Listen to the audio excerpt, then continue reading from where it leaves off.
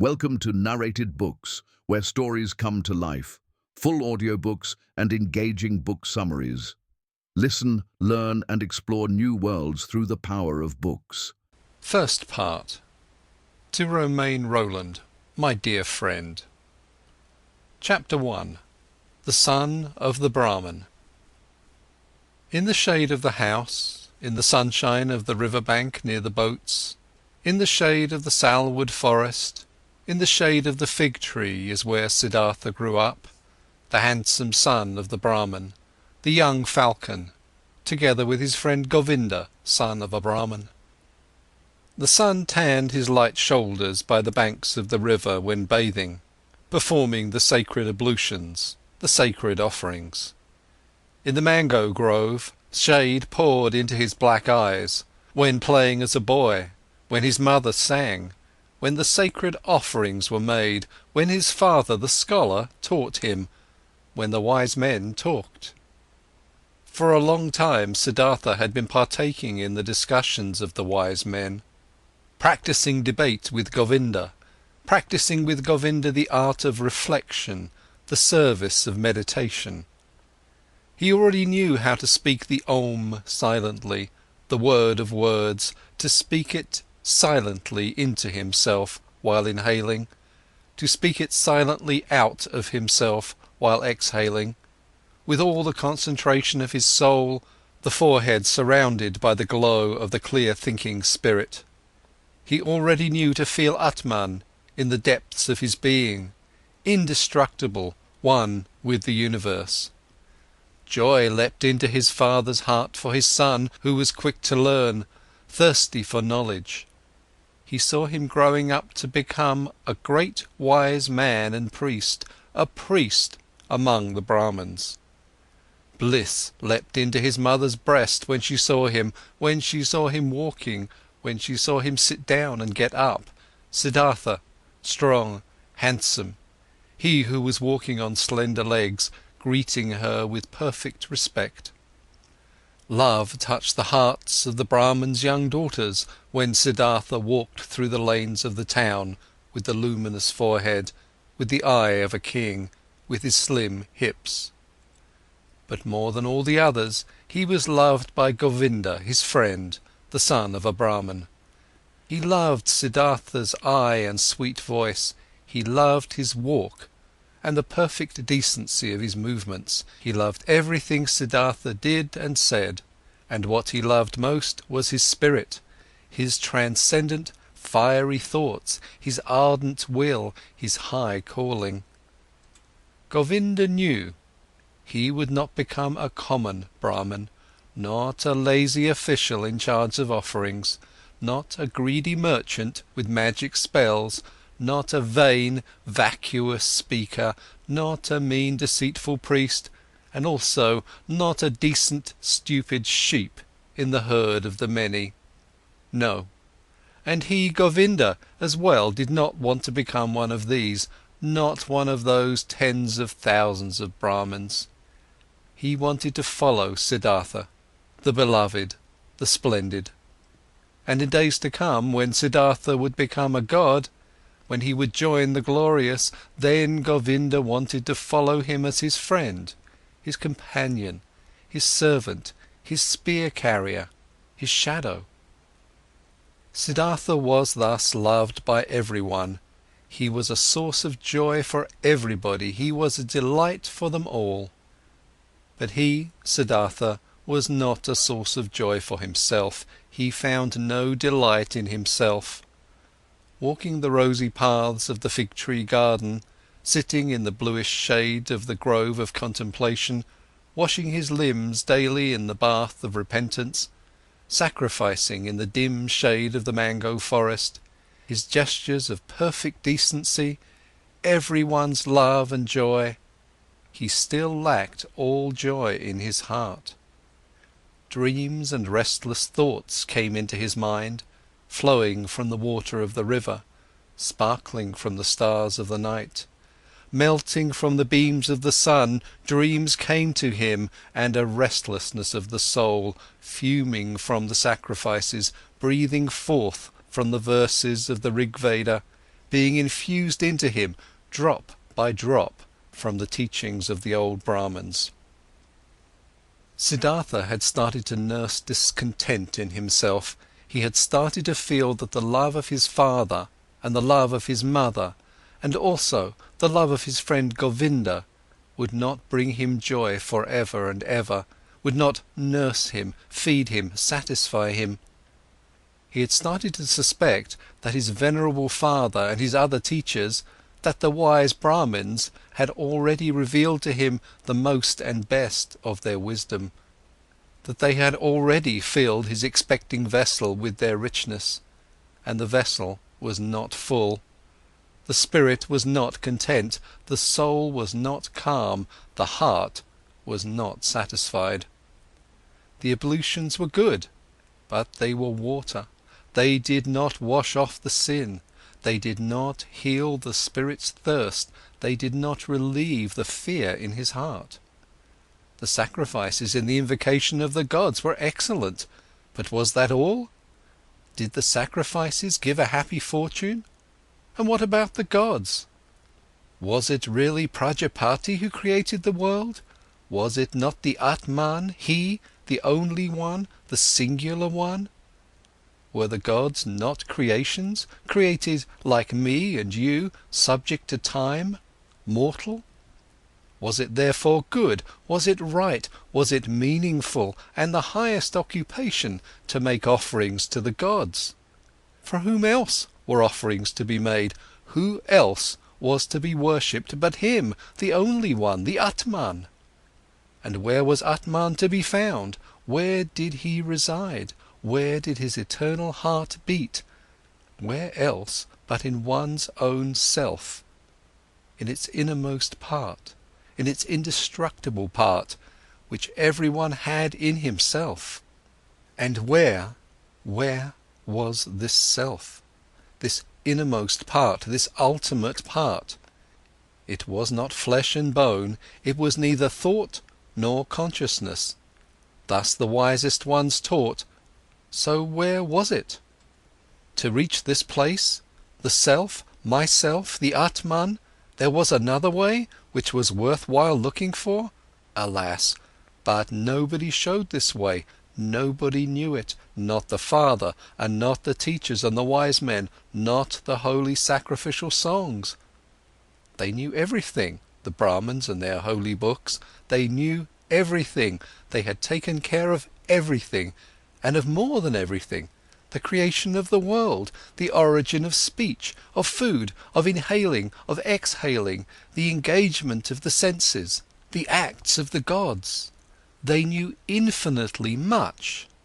But was it valuable to know all this, not knowing that one and only thing, the most important thing, the solely important thing? Surely, many verses of the holy books, particularly in the Upanishads of Samaveda, spoke of this innermost and ultimate thing, wonderful verses. Your soul is the whole world, was written there, and it was written that man in his sleep, in his deep sleep, would meet with his innermost part and would reside in the Atman. Marvelous wisdom was in these verses. All knowledge of the wisest ones had been collected there in magic words, pure as honey collected from bees. No, not to be looked down upon was the tremendous amount of enlightenment which lay here collected and preserved by innumerable generations of wise Brahmins. But where were the Brahmins? Where the priests? Where the wise men or penitents who had succeeded in not just knowing this deepest of all knowledge, but also to live it? Where was the knowledgeable one who wove his spell to bring his familiarity with the Atman out of the sleep, into the state of being awake, into the life, into every step of the way, into word and deed? Siddhartha knew many venerable Brahmins, chiefly his father, the pure one, the scholar, the most venerable one. His father was to be admired. Quiet and noble were his manners, pure his life, Wise his words, delicate and noble thoughts lived behind its brow. But even he, who knew so much, did he live in blissfulness? Did he have peace? Was he not also just a searching man, a thirsty man? Did he not again and again have to drink from holy sources as a thirsty man, from the offerings, from the books, from the disputes of the Brahmins? Why did he, the irreproachable one, have to wash off sins every day, strive for a cleansing every day, over and over every day? Was not Atman in him? Did not the pristine source spring from his heart? It had to be found, the pristine source in one's own self, it had to be possessed. Everything else was searching, was a detour, was getting lost. Thus were Siddhartha's thoughts. This was his thirst. This was his suffering. Thus he spoke to himself from a Chandogya Upanishad the words, "Truly the name of the Brahman is Satyam. Verily, he who knows such a thing will enter the heavenly world every day." Often it seemed near the heavenly world, but never he had reached it completely, never he had quenched the ultimate thirst. And among the wise and wisest men he knew and whose instructions he had received, among all of them, there was no one who had reached it completely, the heavenly world, who had quenched it completely, the eternal thirst. "Govinda," Siddhartha spoke to his friend, "Govinda, my dear, come with me under the banyan tree. Let's practice meditation." They went to the banyan tree. They sat down. Siddhartha right here, Govinda 20 paces away. While putting himself down, ready to speak the Om, Siddhartha repeated, murmuring the verse, "Om is the bow, the arrow is soul. The Brahman is the arrow's target, that one should incessantly hit." After the usual time of the exercise in meditation had passed, Govinda rose. The evening had come, it was time to perform the evening's ablution. He called Siddhartha's name. Siddhartha did not answer. Siddhartha sat there, lost in thought. His eyes were rigidly focused towards a very distant target.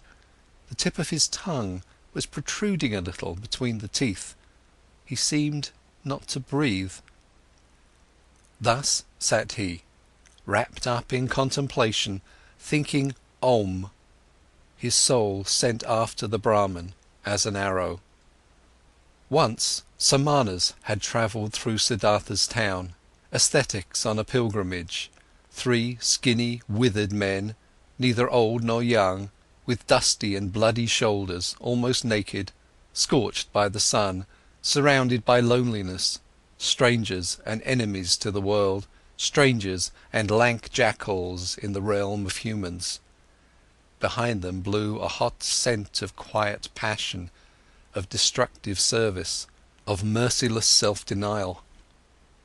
In the evening, after the hour of contemplation, Siddhartha spoke to Govinda. "Early tomorrow morning, my friend, Siddhartha will go to the Samanas. He will become a Samana." Govinda turned pale when he heard these words and read the decision in the motionless face of his friend, unstoppable like the arrow shot from the bow. Soon, and with the first glance, Govinda realized, now it is beginning, now Siddhartha is taking his own way, now his fate is beginning to sprout, and with his, my own. And he turned pale like a dry banana skin. "Oh, Siddhartha," he exclaimed, "will your father permit you to do that?" Siddhartha looked over as if he was just waking up. Arrow fast, he read in Govinda's soul, read the fear, read the submission.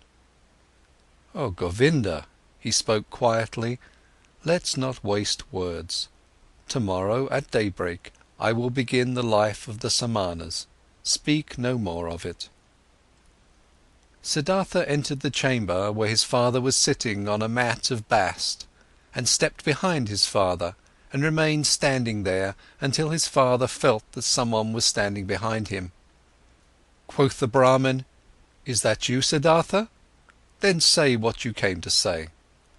Quoth Siddhartha, "With your permission, my father, I came to tell you that it is my longing to leave your house tomorrow and go to the ascetics.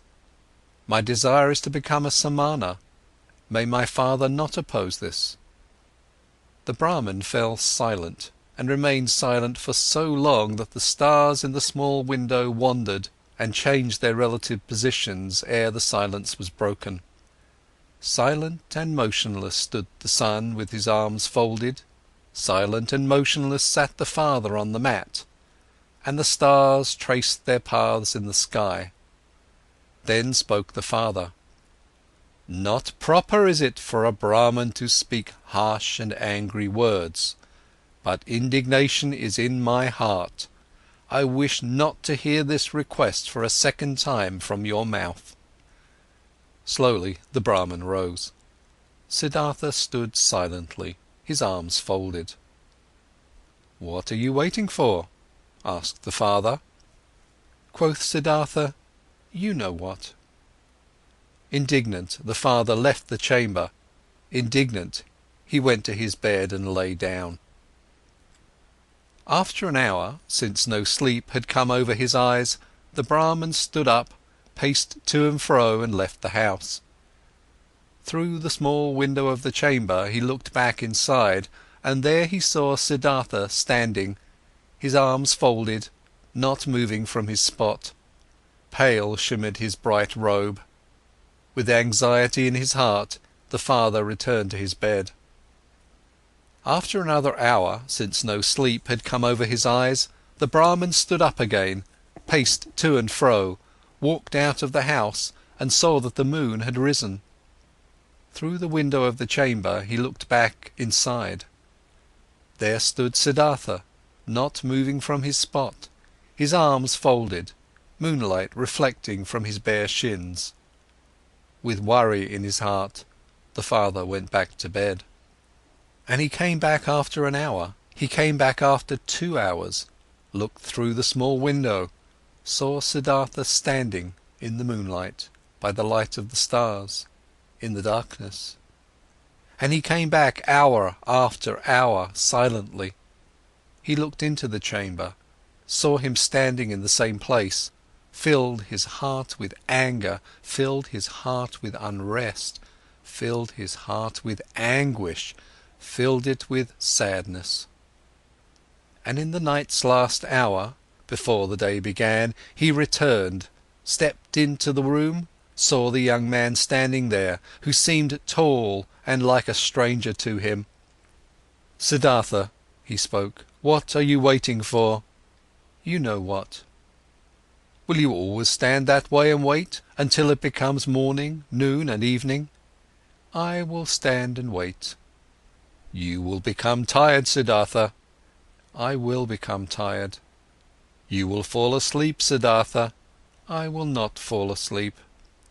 "You will die, Siddhartha." "I will die." "And would you rather die than obey your father?" Siddhartha has always obeyed his father. "So will you abandon your plan?" Siddhartha will do what his father will tell him to do. The first light of day shone into the room. The Brahmin saw that Siddhartha was trembling softly in his knees. In Siddhartha's face he saw no trembling. His eyes were fixed on a distant spot. Then his father realized that even now Siddhartha no longer dwelt with him in his home, that he had already left him. The father touched Siddhartha's shoulder. "You will," he spoke, "go into the forest and be a samana. When you'll have found blissfulness in the forest, then come back and teach me to be blissful. If you'll find disappointment, then return and let us once again make offerings to the gods together. Go now and kiss your mother, tell her where you are going. But for me, it is time to go to the river and to perform the first ablution." He took his hand from the shoulder of his son and went outside. Siddhartha wavered to the side as he tried to walk. He put his limbs back under control, bowed to his father, and went to his mother to do as his father had said. As he slowly left on stiff legs in the first light of day the still quiet town, a shadow rose near the last hut who had crouched there and joined the pilgrim. "Govinda, you have come," said Siddhartha and smiled. "I have come," said Govinda. End of chapter 1. Chapter 2. With the Samanas. In the evening of this day they caught up with the ascetics, the skinny Samanas, and offered them their companionship and obedience. They were accepted. Siddhartha gave his garments to a poor Brahmin in the street. He wore nothing more than the loincloth and the earth-coloured, unsewn cloak. He ate only once a day, and never something cooked. He fasted for 15 days. He fasted for 28 days.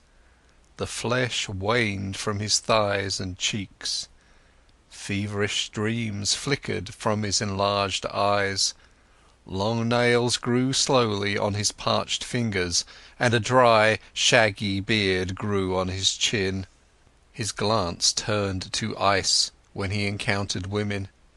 His mouth twitched with contempt when he walked through a city of nicely dressed people.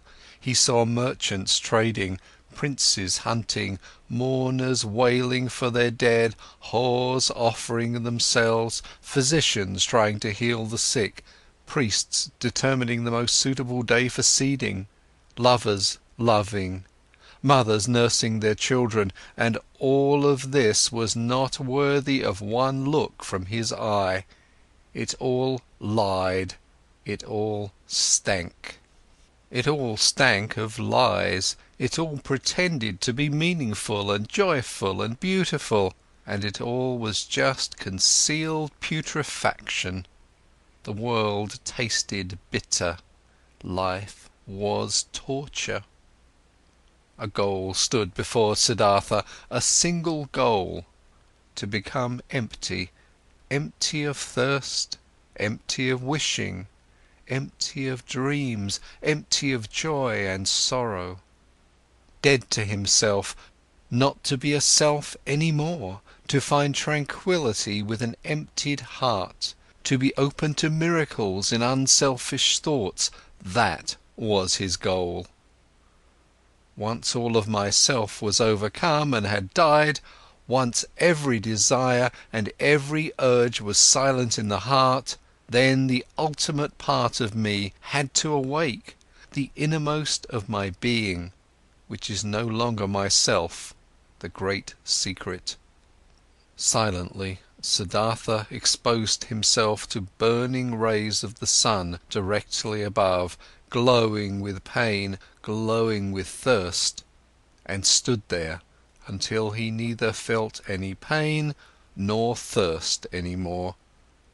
Silently he stood there in the rainy season. From his hair the water was dripping over freezing shoulders, over freezing hips and legs, and the penitent stood there until he could not feel the cold in his shoulders and legs any more, until they were silent, until they were quiet. Silently he cowered in the thorny bushes, blood dripped from the burning skin, from festering wounds dripped pus, and Siddhartha stayed rigidly, stayed motionless, until no blood flowed any more, and nothing stung any more, until nothing burned any more. Siddhartha sat upright and learned to breathe sparingly, learned to get along with only few breaths, learned to stop breathing. He learned, beginning with the breath, to calm the beat of his heart, learned to reduce the beats of his heart, until they were only a few and almost none. Instructed by the oldest of the Samanas, Siddhartha practiced self-denial, practiced meditation according to new Samana rules. A heron flew over the bamboo forest, and Siddhartha accepted the heron into his soul, flew over forest and mountains, was a heron, ate fish, felt the pangs of a heron's hunger, spoke the heron's croak, died a heron's death. A dead jackal was lying on the sandy bank, and Siddhartha's soul slipped inside the body, was the dead jackal, lay on the banks, got bloated, stank, decayed, and was dismembered by hyenas, was skinned by vultures, turned into a skeleton, turned to dust, was blown across the fields. And Siddhartha's soul returned, had died, had decayed, was scattered as dust, had tasted the gloomy intoxication of the cycle, awaited in new thirst like a hunter in the gap, where he could escape from the cycle, where the end of the causes, where an eternity without suffering began. He killed his senses, he killed his memory, he slipped out of his self into thousands of other forms, was an animal, was carrion, was stone, was wood, was water, and awoke every time to find his old self again. Sun shone or moon, was his own self again, turned round in the cycle, felt thirst, overcame the thirst, felt new thirst. Siddhartha learned a lot when he was with the Samanas, many ways leading away from the self he learned to go. He went the way of self-denial by means of pain, through voluntary suffering and overcoming pain, hunger, thirst, tiredness. He went the way of self-denial by means of meditation, through imagining the mind to be void of all conceptions. These and other ways he learned to go, 1,000 times he left his self, for hours and days he remained in the non-self. But though the ways led away from the self, their end nevertheless always led back to the self. Though Siddhartha fled from the self 1,000 times, stayed in nothingness, stayed in the animal, in the stone, the return was inevitable, inescapable was the hour when he found himself back in the sunshine or in the moonlight, in the shade or in the rain, and was once again his self and Siddhartha, and again felt the agony of the cycle which had been forced upon him. By his side lived Govinda, his shadow, walked the same paths, undertook the same efforts. They rarely spoke to one another than the service of the exercises required. Occasionally the two of them went through the villages to beg for food for themselves and their teachers. "How do you think, Govinda?" Siddhartha spoke one day while begging this way. "How do you think we progress? Do we reach any goals?" Govinda answered, "We have learned and will continue learning. You'll be a great Samana, Siddhartha. Quickly you've learned every exercise. Often the old Samanas have admired you.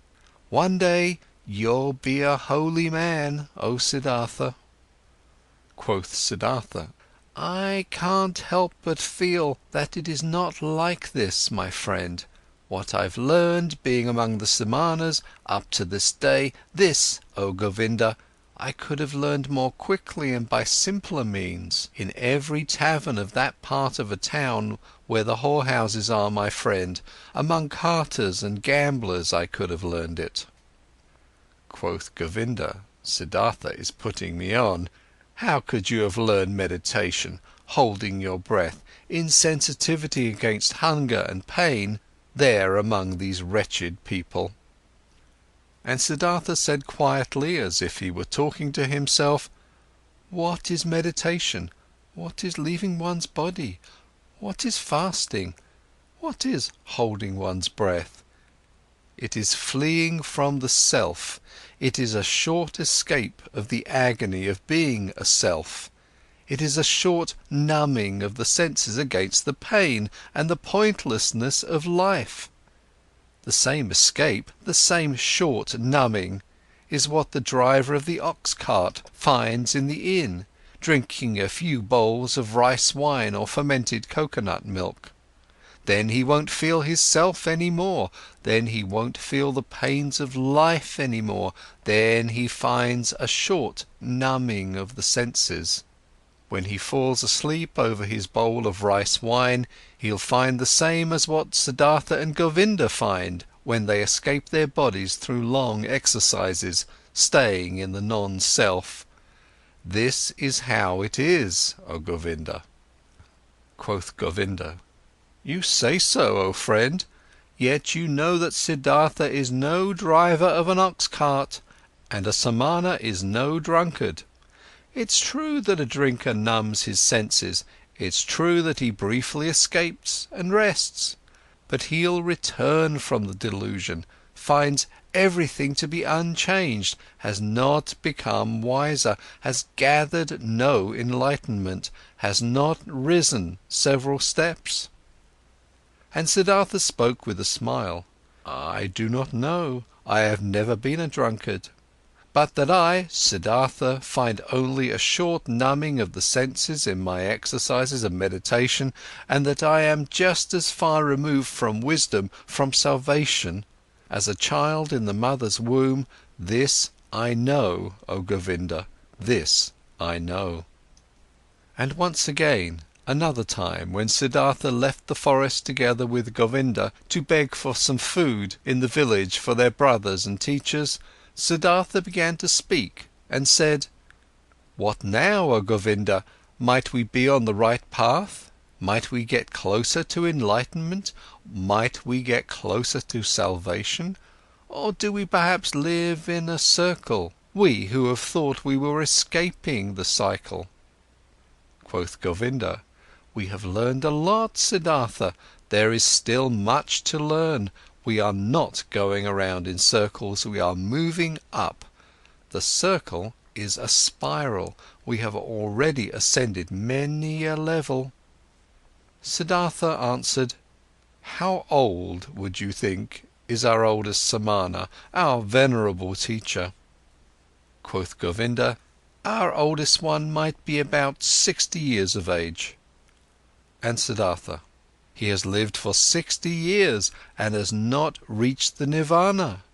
He'll turn 70 and 80, and you and me will grow just as old and will do our exercises and will fast and will meditate, but we will not reach the Nirvana. He won't and we won't. Oh Govinda, I believe out of all the Samanas out there, perhaps not a single one, not a single one will reach the Nirvana. We find comfort, we find numbness, we learn feats to deceive others, but the most important thing, the path of paths, we will not find." "If you only," spoke Govinda, "wouldn't speak such terrible words, Siddhartha! How could it be that among so many learned men, among so many Brahmins, among so many austere and venerable Samanas, among so many who are searching, so many who are eagerly trying, so many holy men, no one will find the path of paths?" But Siddhartha said in a voice which contained just as much sadness as mockery, with a quiet, a slightly sad, a slightly mocking voice: "Soon, Govinda, your friend will leave the path of the Samanas. He has walked along your side for so long. I'm suffering of thirst, O Govinda, and on this long path of a Samana, my thirst has remained as strong as ever. I always thirsted for knowledge, I have always been full of questions, I have asked the Brahmins, year after year I have asked the holy Vedas, year after year, I have asked the devoted Samanas, year after year. Perhaps, O Govinda, it has been just as well, had been just as smart and just as profitable if I had asked the hornbill bird or the chimpanzee. It took me a long time, and I am not finished learning this yet, O Govinda, that there is nothing to be learned. There is indeed no such thing, so I believe, as what we refer to as learning. There is, oh my friend, just one knowledge. This is everywhere, this is Atman, this is within me and within you and within every creature. So I'm starting to believe that this knowledge has no worser enemy than the desire to know it, than learning. At this, Govinda stopped on the path, rose his hands and spoke. If you, Siddhartha, only would not bother your friend with this kind of talk. Truly, your words stir up fear in my heart. And just consider, what would become of the sanctity of prayer? What of the venerability of the Brahman's caste? What of the holiness of the Samanas, if it was as you say, if there was no learning? What, O Siddhartha, would become of all of this what is holy, what is precious, what is venerable on earth? And Govinda mumbled a verse to himself, a verse from an Upanishad. He who ponderingly, of a purified spirit, loses himself in the meditation of Atman, unexpressible by words is his blissfulness of his heart. But Siddhartha remained silent. He thought about the words which Govinda had said to him, and thought the words through to their ends. Yes, he thought, standing there with his head low, what would remain of all that which seemed to us to be holy? What remains? What can stand the test? And he shook his head. At one time, when the two young men had lived among the Samanas for about 3 years and had shared their exercises, some news, a rumour, a myth reached them after being retold many times. A man had appeared, Gautama by name, the exalted one, the Buddha. He had overcome the suffering of the world in himself and had halted the cycle of rebirths. He was said to wander through the land, teaching, surrounded by disciples, without possession, without home, without a wife, in the yellow cloak of an ascetic, but with a cheerful brow, a man of bliss. And Brahmins and princes would bow down before him and would become his students. This myth, this rumour, this legend resounded. Its fragrances rose up here and there. In the towns, the Brahmins spoke of it, and in the forest, the Samanas. Again and again, the name of Gautama, the Buddha, reached the ears of the young men, with good and with bad talk, with praise and with defamation. It was as if the plague had broken out in a country, and news had been spreading around that in one place or another there was a man, a wise man, a knowledgeable one, whose word and breath was enough to heal everyone who had been infected with the pestilence. And as such news would go through the land, and everyone would talk about it, many would believe, many would doubt, but many would get on their way as soon as possible to seek the wise man, the helper. Just like this myth ran through the land, that fragrant myth of Gautama, the Buddha, the wise man of the family of Sakya. He possessed, so the believers said, the highest enlightenment. He remembered his previous lives, he had reached the nirvana and never returned into the cycle, was never again submerged in the murky river of physical forms. Many wonderful and unbelievable things were reported of him. He had performed miracles, had overcome the devil, had spoken to the gods. But his enemies and disbelievers said, "This Gotama was a vain seducer, he would spend his days in luxury, scorned the offerings, was without learning, and knew neither exercises nor self-castigation." The myth of Buddha sounded sweet. The scent of magic flowed from these reports.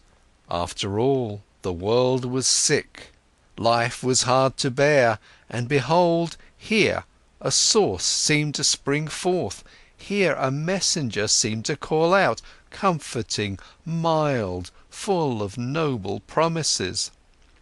Everywhere where the rumour of Buddha was heard, everywhere in the lands of India, the young men listened up, felt a longing, felt hope, and among the Brahmin sons of the towns and villages, every pilgrim and stranger was welcome when he brought news of him, the exalted one, the Sakyamundi. The myth had also reached the Samanas in the forest, and also Siddhartha, and also Govinda, slowly, drop by drop, every drop laden with hope, every drop laden with doubt. They rarely talked about it, because the oldest one of the Samanas did not like this myth. He had heard that this alleged Buddha used to be an ascetic before and had lived in the forest, but had then turned back to luxury and worldly pleasures, and he had no higher opinion of this Gotama. "Oh Siddhartha," Govinda spoke one day to his friend, "today I was in the village and a Brahman invited me into his house, and in his house there was the son of a Brahman from Magadha, who has seen the Buddha with his own eyes and has heard him teach. Verily, this made my chest ache when I breathed, and thought to myself, if only I would too, if only we both would too, Siddhartha and me, live to see the hour when we will hear the teachings from the mouth of this perfected man. Speak, friend, wouldn't we want to go there too and listen to the teachings from the Buddha's mouth?" Quoth Siddhartha, "Always, O Govinda, I had thought Govinda would stay with the Samanas.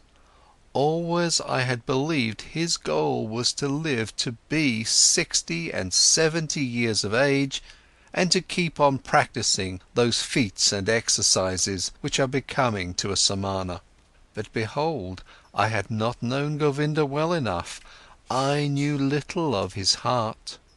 So now you, my faithful friend, want to take a new path and go there, where the Buddha spreads his teachings."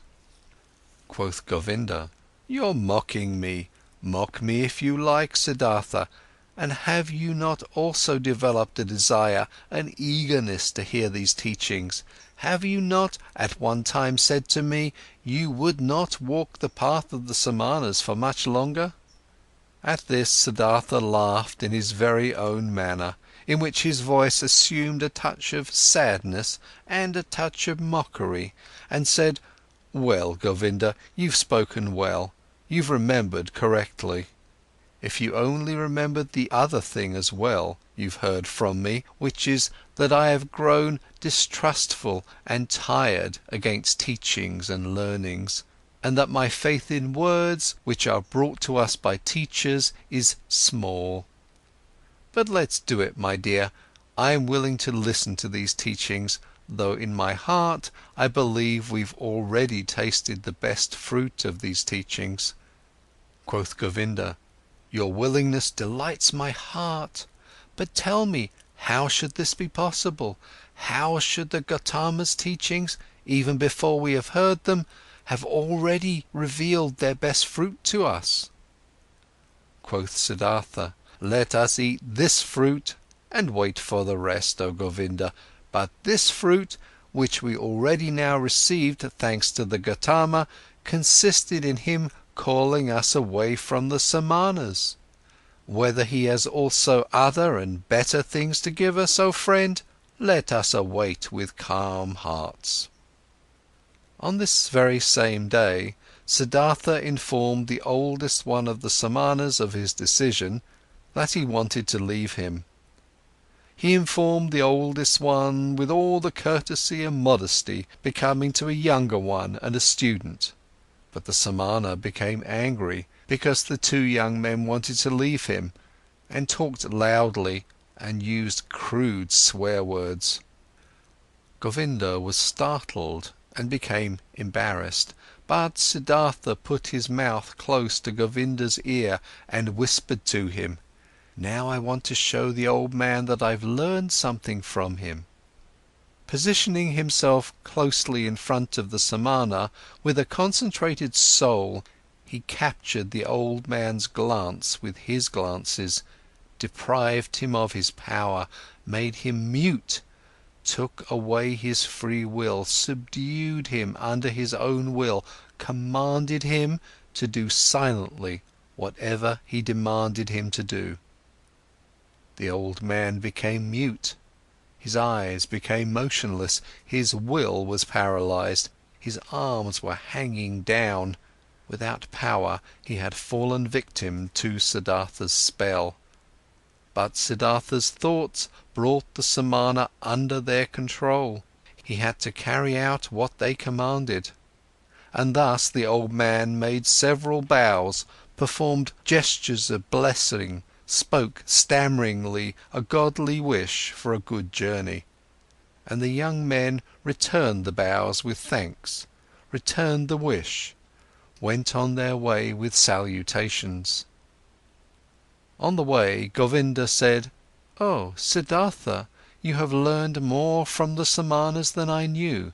It is very hard to cast a spell on an old Samana. Truly, if you had stayed there, you would soon have learned to walk on water." "I do not seek to walk on water," said Siddhartha. "Let old Samanas be content with such feats." End of chapter 2. Chapter 3. Gautama. In the town of Savatthi, every child knew the name of the exalted Buddha, and every house was prepared to fill the alms dish of Gautama's disciples, the silently begging ones. Near the town was Gautama's favourite place to stay, the grove of Jetavana, which the rich merchant Anathapindika, an obedient worshipper of the exalted one, had given him and his people for a gift. All tales and answers, which the two young ascetics had received in their search for Gautama's abode, had pointed them towards this area, and arriving at Savatthi, in the very first house, before the door of which they stopped to beg, food has been offered to them, and they accepted the food, and Siddhartha asked the woman who handed them the food, "We would like to know, O charitable one, where the Buddha dwells, the most venerable one, for we are two Samanas from the forest, and have come to see him, the perfected one, and to hear the teachings from his mouth." Quoth the woman, "Here you have truly come to the right place, you Samanas from the forest.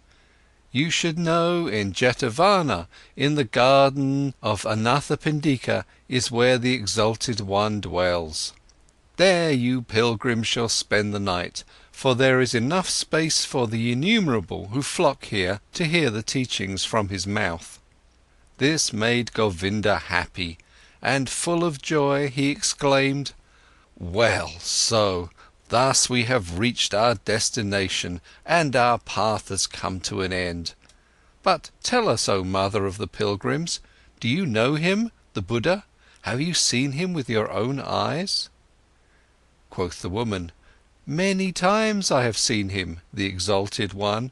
On many days I have seen him walking through the alleys in silence, wearing his yellow cloak, presenting his alms dish in silence at the doors of the houses, leaving with a filled dish." Delightedly Govinda listened, and wanted to ask and hear much more, but Siddhartha urged him to walk on. They thanked and left, and hardly had to ask for directions, for rather many pilgrims and monks as well from Gautama's community were on their way to the Jetavana, and since they reached it at night, there were constant arrivals, shouts and talk of those who sought shelter and got it. The two Samanas, accustomed to life in the forest, found quickly and without making any noise a place to stay, and rested there until the morning. At sunrise they saw with astonishment what a large crowd of believers and curious people had spent the night here.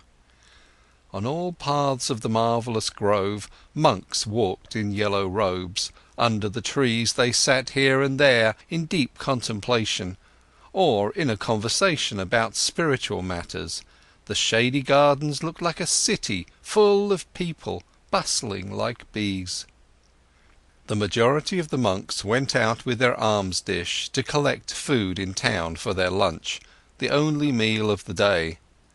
The Buddha himself, the enlightened one, was also in the habit of taking his walk to beg in the morning. Siddhartha saw him, and he instantly recognized him, as if a god had pointed him out to him. He saw him, a simple man in a yellow robe, bearing the alms dish in his hand, walking silently. "Look here," Siddhartha said quietly to Govinda, "this one is the Buddha." Attentively, Govinda looked at the monk in the yellow robe, who seemed to be in no way different from the hundreds of other monks. And soon Govinda also realized, this is the one, and they followed him and observed him. The Buddha went on his way modestly and deep in his thoughts. His calm face was neither happy nor sad. It seemed to smile gently and inwardly. With a hidden smile, quiet, calm, somewhat resembling a healthy child, the Buddha walked, wore the robe, and placed his feet just as all of his monks did, according to a precise rule. But his face and his walk, his quietly lowered glance, his quietly dangling hand, and even every finger of his quietly dangling hand expressed peace, expressed perfection, did not search, did not imitate, breathed softly in an unwithering calm, in an unwithering light, an untouchable peace. Thus Gotama walked toward the town to collect alms, and the two Samanas recognized him solely by the perfection of his calm, by the quietness of his appearance, in which there was no searching, no desire, no imitation, no effort to be seen, only light and peace. "Today we'll hear the teachings from his mouth," said Govinda. Siddhartha did not answer. He felt little curiosity for the teachings. He did not believe that they would teach him anything new, but he had, just as Govinda had, heard the contents of this Buddha's teachings again and again, though these reports only represented second or third-hand information. But attentively he looked at Gotama's head, his shoulders, his feet, his quietly dangling hand, and it seemed to him as if every joint of every finger of this hand was of these teachings, spoke of, breathed of, inhaled the fragrance of, glistened of the truth. This man, this Buddha, was truthful down to the gesture of his last finger. This man was holy. Never before Siddhartha had venerated a person so much, never before he had loved a person as much as this one. They both followed the Buddha until they reached the town, and then returned in silence, for they themselves intended to abstain from food on this day. They saw Gotama returning. What he ate could not even have satisfied a bird's appetite, and they saw him retiring into the shade of the mango trees. But in the evening, when the heat cooled down, and everyone in the camp started to bustle about and gathered around, they heard the Buddha teaching. They heard his voice, and it was also perfected, was of perfect calmness, was full of peace. Gotama taught the teachings of suffering, of the origin of suffering, of the way to relieve suffering. Calmly and clearly, his quiet speech flowed on. Suffering was life, full of suffering was the world, but salvation from suffering had been found. Salvation was obtained by him who would walk the path of the Buddha. With a soft yet firm voice, the Exalted One spoke, taught the four main doctrines, taught the eightfold path. Patiently he went the usual path of the teachings, of the examples, of the repetitions. Brightly and quietly his voice hovered over the listeners, like a light, like a starry night. When the Buddha, night had already fallen, ended his speech, many a pilgrim stepped forward and asked to be accepted into the community, sought refuge in the teachings. And Gautama accepted them by saying, "You have heard the teachings well, it has come to you well. Thus join us and walk in holiness to put an end to all suffering." Behold then Govinda, the shy one, also stepped forward and spoke. "I also take my refuge in the Exalted One and his teachings."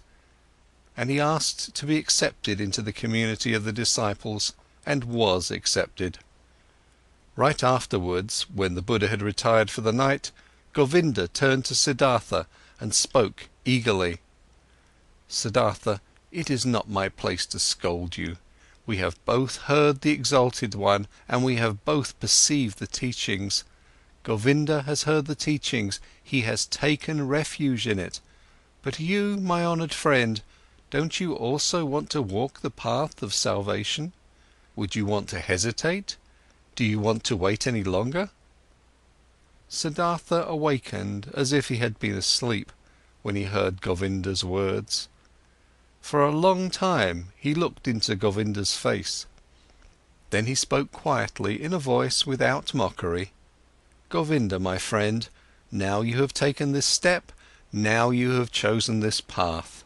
Always, oh Govinda, you've been my friend, you've always walked one step behind me. Often I have thought, won't Govinda for once also take a step by himself, without me, out of his own soul? Behold, now you've turned into a man and are choosing your path for yourself. I wish that you would go it up to its end, oh my friend, that you shall find salvation." Govinda, not completely understanding it yet, repeated his question in an impatient tone. "Speak up, I beg you, my dear. Tell me, since it could not be any other way, that you also, my learned friend, will take your refuge with the exalted Buddha." Siddhartha placed his hand on Govinda's shoulder. "You failed to hear my good wish for you, oh Govinda. I am repeating it. I wish that you would go this path up to its end, that you shall find salvation." In this moment, Govinda realized that his friend had left him, and he started to weep. "Siddhartha!" he exclaimed lamentingly. Siddhartha kindly spoke to him. "Don't forget, Govinda, that you are now one of the Samanas of the Buddha. You have renounced your home and your parents, renounced your birth and possessions, renounced your free will, renounced all friendship. This is what the teachings require, this is what the Exalted One wants, this is what you wanted for yourself. Tomorrow, oh Govinda, I'll leave you." For a long time the friends continued walking in the grove. For a long time they lay there and found no sleep. And over again Govinda urged his friend, he should tell him why he would not want to seek refuge in Gautama's teachings. What fault he would find in these teachings? But Siddhartha turned him away every time and said, "Be content, Govinda. Very good are the teachings of the Exalted One. How could I find a fault in them?" Very early in the morning, a follower of Buddha, one of his oldest monks, went through the garden and called all those to him who had as novices taken their refuge in the teachings, to dress them up in the yellow robe and to instruct them in the first teachings and duties of their position. Then Govinda broke loose, embraced once again his childhood friend, and left with the novices. But Siddhartha walked through the grove, lost in thought.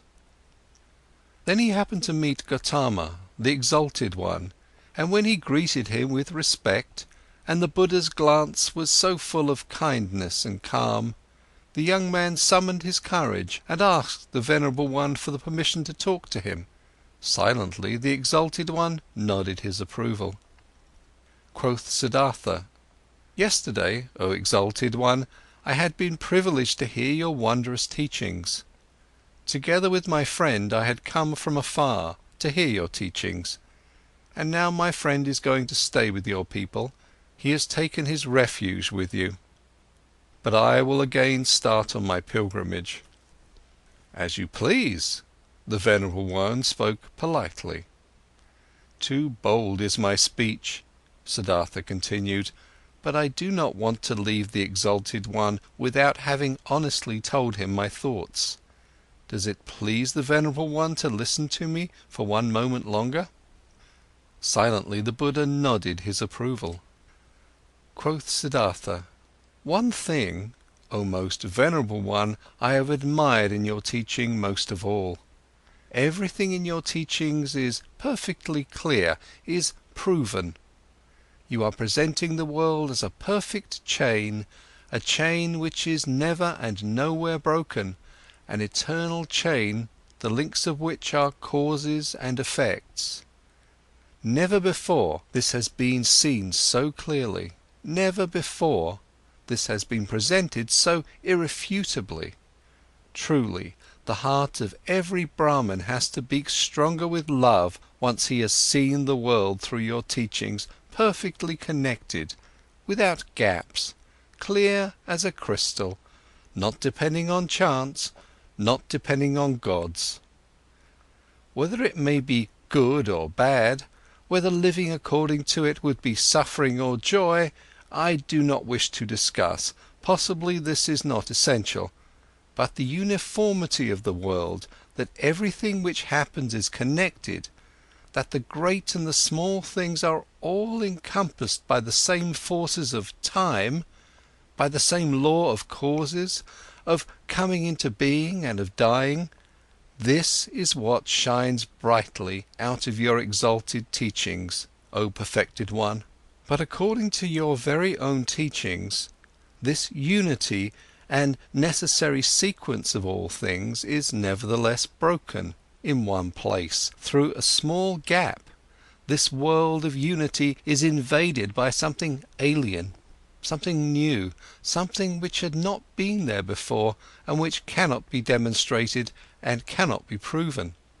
These are your teachings of overcoming the world, of salvation. But with this small gap, with this small breach, the entire eternal and uniform law of the world is breaking apart again and becomes void. Please forgive me for expressing this objection." Quietly, Gautama had listened to him, unmoved.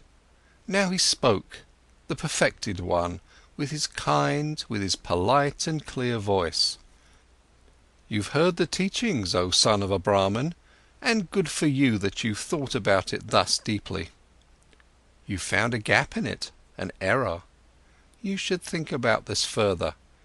But be warned, O seeker of knowledge, of the thicket of opinions and of arguing about words. There is nothing to opinions. They may be beautiful or ugly, smart or foolish. Everyone can support them or discard them. But the teachings you've heard from me are no opinion, and their goal is not to explain the world to those who seek knowledge. They have a different goal. Their goal is salvation from suffering. This is what Gautama teaches, nothing else. I wish that you, O exalted one, would not be angry with me," said the young man. I have not spoken to you like this to argue with you, to argue about words. You are truly right, there is little to opinions. But let me say this one more thing. I have not doubted in you for a single moment. I have not doubted for a single moment that you are Buddha, that you have reached the goal, the highest goal towards which so many thousands of Brahmins and the sons of Brahmins are on their way. You have found salvation from death. It has come to you in the course of your own search, on your own path, through thoughts, through meditation, through realizations, through enlightenment. It has not come to you by means of teachings. And, thus is my thought, O exalted one, nobody will obtain salvation by means of teachings. You will not be able to convey and say to anybody, O venerable one, in words and through teachings, what has happened to you in the hour of enlightenment. The teachings of the enlightened Buddha contain much. It teaches many to live righteously, to avoid evil. But there is one thing that these so clear, these so venerable teachings do not contain. They do not contain the mystery of what the exalted one has experienced for himself, he alone among hundreds of thousands. This is what I have thought and realized when I have heard the teachings. This is why I am continuing my travels, not to seek other better teachings, for I know there are none, but to depart from all teachings and all teachers, and to reach my goal by myself or to die. But often I'll think of this day, O exalted one, and of this hour when my eyes beheld a holy man. The Buddha's eyes quietly looked to the ground. Quietly, in perfect equanimity, his inscrutable face was smiling. I wish, the venerable one spoke slowly, that your thoughts shall not be in error, that you shall reach the goal. But tell me, have you seen the multitude of my Samanas, my many brothers, who have taken refuge in the teachings? And do you believe, O stranger, O Samana, do you believe that it would be better for them to abandon the teachings and to return into the life of the world and of desires? Far is such a thought from my mind, exclaimed Siddhartha. I wish that they shall stay with the teachings, that they shall reach their goal. It is not my place to judge another person's life. Only for myself alone, I must decide, I must choose, I must refuse. Salvation from the self is what we Samanas search for, O exalted one. If I merely were one of your disciples, O venerable one, I'd fear that it might happen to me that only seemingly, only deceptively myself would be calmed and be redeemed, but that in truth it would live on and grow. For then I had replaced myself with the teachings, my duty to follow you, my love for you and the community of the monks. With half of a smile, with an unwavering openness and kindness, Gautama looked into the stranger's eyes and bid him to leave with a hardly noticeable gesture. You are wise, O Samana, the venerable one spoke. You know how to talk wisely, my friend, but be aware of too much wisdom. The Buddha turned away, and his glance and half of a smile remained forever etched in Siddhartha's memory. I have never before seen such a person glance and smile, sit and walk this way, he thought. Truly, I wish to be able to glance and smile, sit and walk this way too. Thus free, thus venerable, thus concealed, thus open, thus childlike and mysterious. Truly, only a person who has succeeded in reaching the innermost part of his self would glance and walk this way. Well, so, I also will seek to reach the innermost part of myself. I saw a man, Siddhartha thought, a single man, before whom I would have to lower my glance. I do not want to lower my glance before any other, not before any other. No teachings will entice me any more, since this man's teachings have not enticed me. I am deprived by the Buddha, thought Siddhartha. I am deprived, and even more, he has given to me. He has deprived me of my friend, the one who had believed in me and now believes in him, who had been my shadow and is now Gautama's shadow. But he has given me Siddhartha, myself. End of chapter 3. Chapter 4. Awakening. When Siddhartha left the grove, where the Buddha, the perfected one, stayed behind, where Govinda stayed behind, then he felt that in this grove his past life also stayed behind and parted from him. He pondered about the sensation which filled him completely as he was slowly walking along. He pondered deeply, like diving into a deep water. He let himself sink down to the ground of the sensation, down to the place where the causes lie, because to identify the causes, so it seemed to him, is the very essence of thinking. And by this alone sensations turn into realizations and are not lost, but become entities and start to emit like rays of light what is inside of them. Slowly walking along, Siddhartha pondered. He realized that he was no youth anymore, but had turned into a man. He realized that one thing had left him, as a snake is left by its old skin. That one thing no longer existed in him, which had accompanied him throughout his youth and used to be a part of him, the wish to have teachers and to listen to teachings. He had also left the last teacher who had appeared on his path, even him, the highest and wisest teacher, the most holy one, Buddha. He had left him, had to part with him, was not able to accept his teachings. Slower, he walked along in his thoughts and asked himself, what is all this, what you have sought to learn from teachings and from teachers, and what they, who have taught you much, were still unable to teach you? And he found, it was the self, the purpose and essence of which I sought to learn.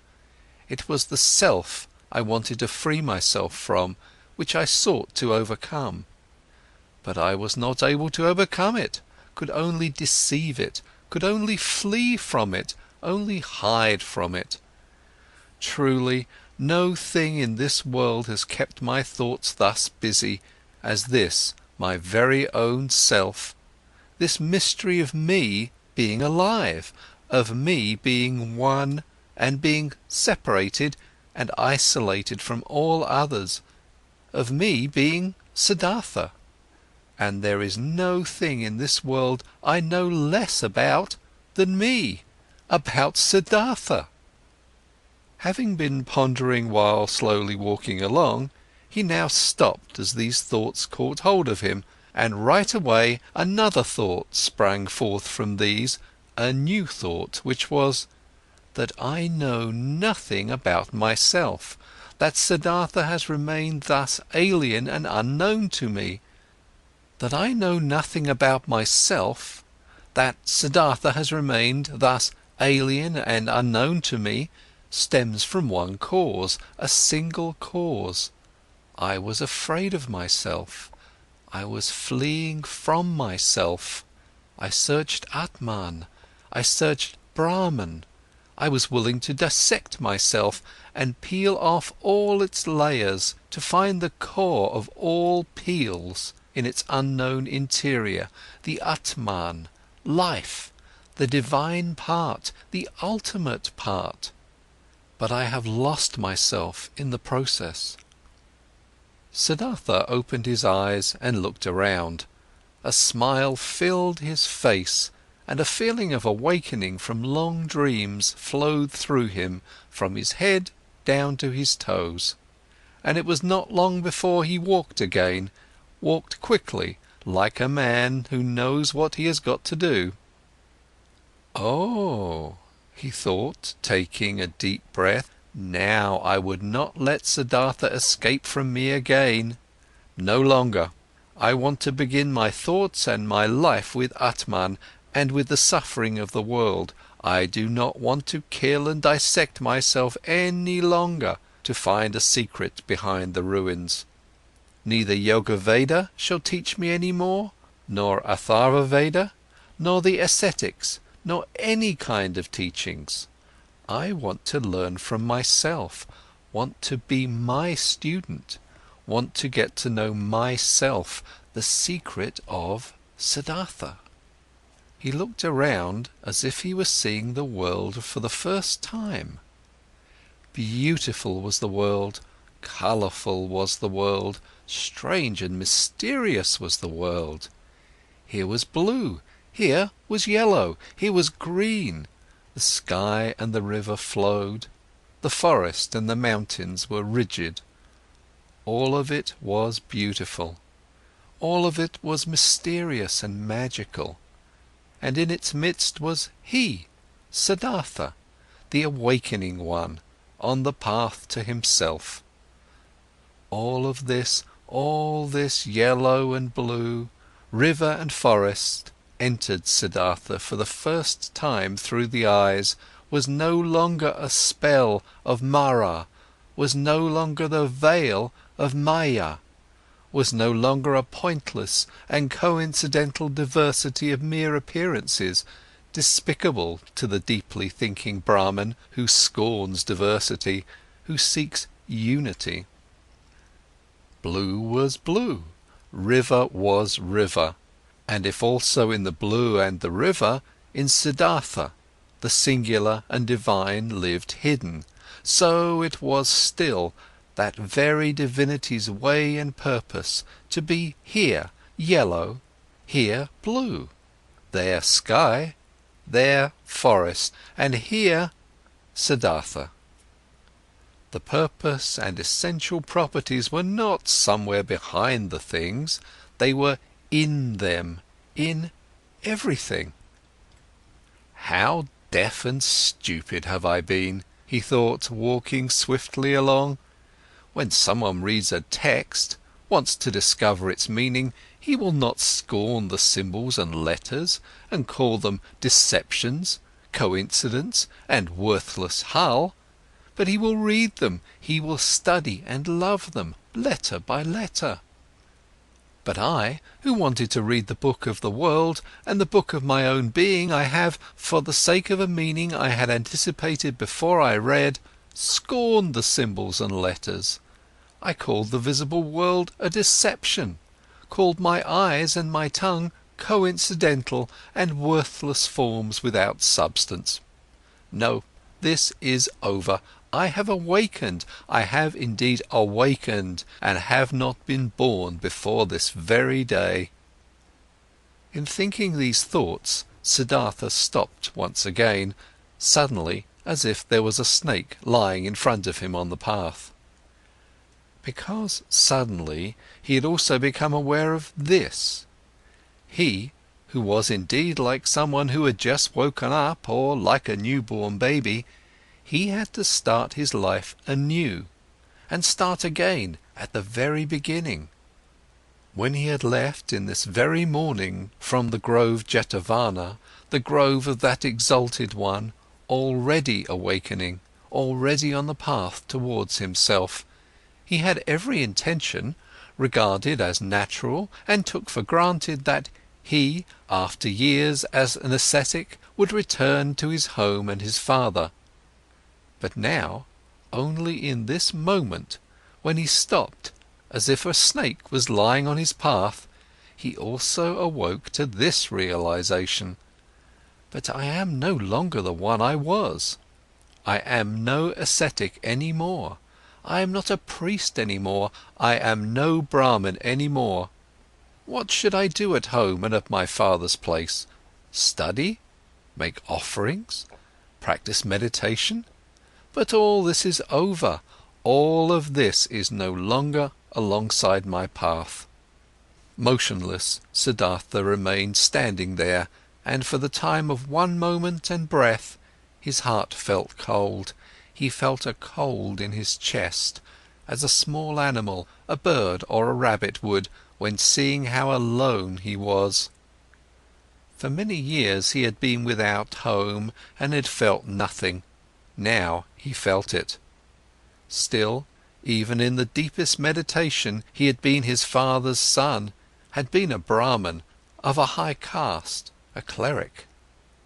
Now he was nothing but Siddhartha, the awoken one, nothing else was left.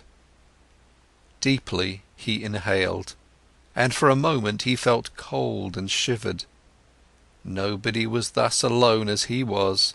There was no nobleman who did not belong to the noblemen, no worker that did not belong to the workers, and found refuge with them, shared their life, spoke their language.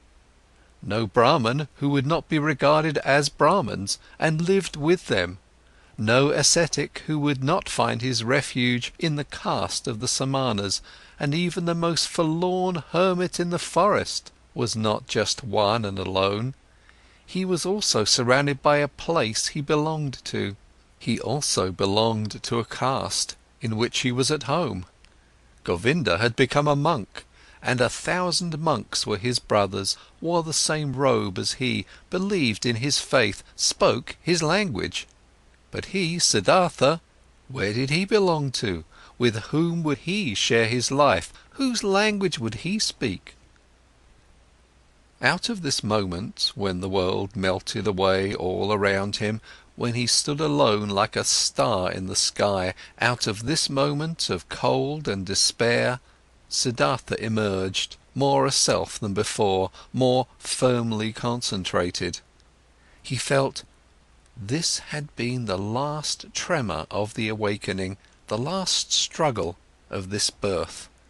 And it was not long until he walked again in long strides, started to proceed swiftly and impatiently, heading no longer for home, no longer to see his father, no longer back. End of chapter 4. Chapter 5. Dedicated to Wilhelm Gundert, my cousin in Japan. Chapter 5. Kamala. Siddhartha learned something new on every step of his path, for the world was transformed, and his heart was enchanted. He saw the sun rising over the mountains with their forests, and setting over the distant beach with its palm trees. At night he saw the stars in the sky, in their fixed positions, and the crescent of the moon floating like a boat in the blue. He saw trees, stars, animals, clouds, rainbows, rocks, herbs, flowers, stream and river, the glistening dew in the bushes in the morning, distant high mountains which were blue and pale, birds sang and bees, wind silverishly blew through the rice field. All of this, 1,000-fold and colourful, had always been there. Always the sun and the moon had shone, always the rivers had roared and the bees had buzzed, but in former times all of this had been nothing more to Siddhartha than a fleeting, deceptive veil before his eyes, looked upon in distrust, destined to be penetrated and destroyed by thought, since it was not the essential existence, since this essence lay beyond, on the other side of the visible. But now, his liberated eyes stayed on this side, he saw and became aware of the visible, sought to be at home in this world, did not seek for the true essence, did not aim at a world beyond. Beautiful was this world, looking at it thus, without searching, thus simply, thus childlike. Beautiful were the moon and the stars, beautiful was the stream and the banks, the forest and the rocks, the goat and the gold beetle, the flower and the butterfly, beautiful and lovely it was thus to walk through the world, thus childlike, thus awoken, thus open to what is near, thus without distrust. Differently the sun burnt the head, differently the shade of the forest cooled him down, differently the stream and the cistern, the pumpkin and the banana tasted. Short were the days, short the nights, every hour sped away like a sail on the sea, and under the sail was a ship of treasures, full of joy. Siddhartha saw a group of apes moving through the high canopy of the forest, high in the branches, and heard their savage, greedy song. Siddhartha saw a male sheep following a female one and mating with her. In a lake of reeds, he saw the pike hungrily hunting for its dinner, propelling themselves away from it, in fear, wriggling and sparkling. The young fish jumped in droves out of the water. The scent of strength and passion came forcefully out of the hasty eddies of the water, which the pike stirred up, impetuously hunting. All of this had always existed, and he had not seen it, he had not been with it. Now he was with it, he was part of it. Light and shadow ran through his eyes, stars and moon ran through his heart. On the way, Siddhartha also remembered everything he had experienced in the garden Jetavana, the teaching he had heard there, the divine Buddha, the farewell to Govinda, the conversation with the exalted one. Again, he remembered his own words he had spoken to the exalted one, every word, and with astonishment he became aware of the fact that there he had said things which he had not really known yet at this time. What he had said to Gautama, his, the Buddha's treasure and secret, was not the teaching, but the unexpressible and not teachable, which he had experienced in the hour of his enlightenment. It was nothing but this very thing, what he now began to experience. Now he had to experience his self.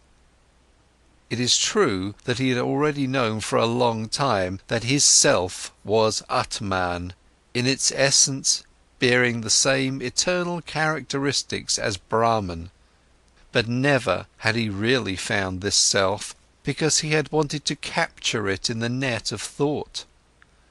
With the body definitely not being the self, and not the spectacle of the senses, so it also was not the thought, not the rational mind, not the learned wisdom, not the learned ability to draw conclusions and to develop previous thoughts into new ones. No, this world of thought was also still on this side, and nothing could be achieved by killing the random self of the senses, if the random self of the thoughts and learned knowledge was fattened on the other hand. Both the thoughts as well as the senses were pretty things. The ultimate meaning was hidden behind both of them. Both had to be listened to, both had to be played with, both neither had to be scorned nor overestimated. From both, the secret voices of the innermost truth had to be attentively perceived. He wanted to strive for nothing, except for what the voice commanded him to strive for, dwell on nothing, except where the voice would advise him to do so. Why had Gautama, at that time, in the hour of all hours, sat down under the bo tree where the enlightenment hit him?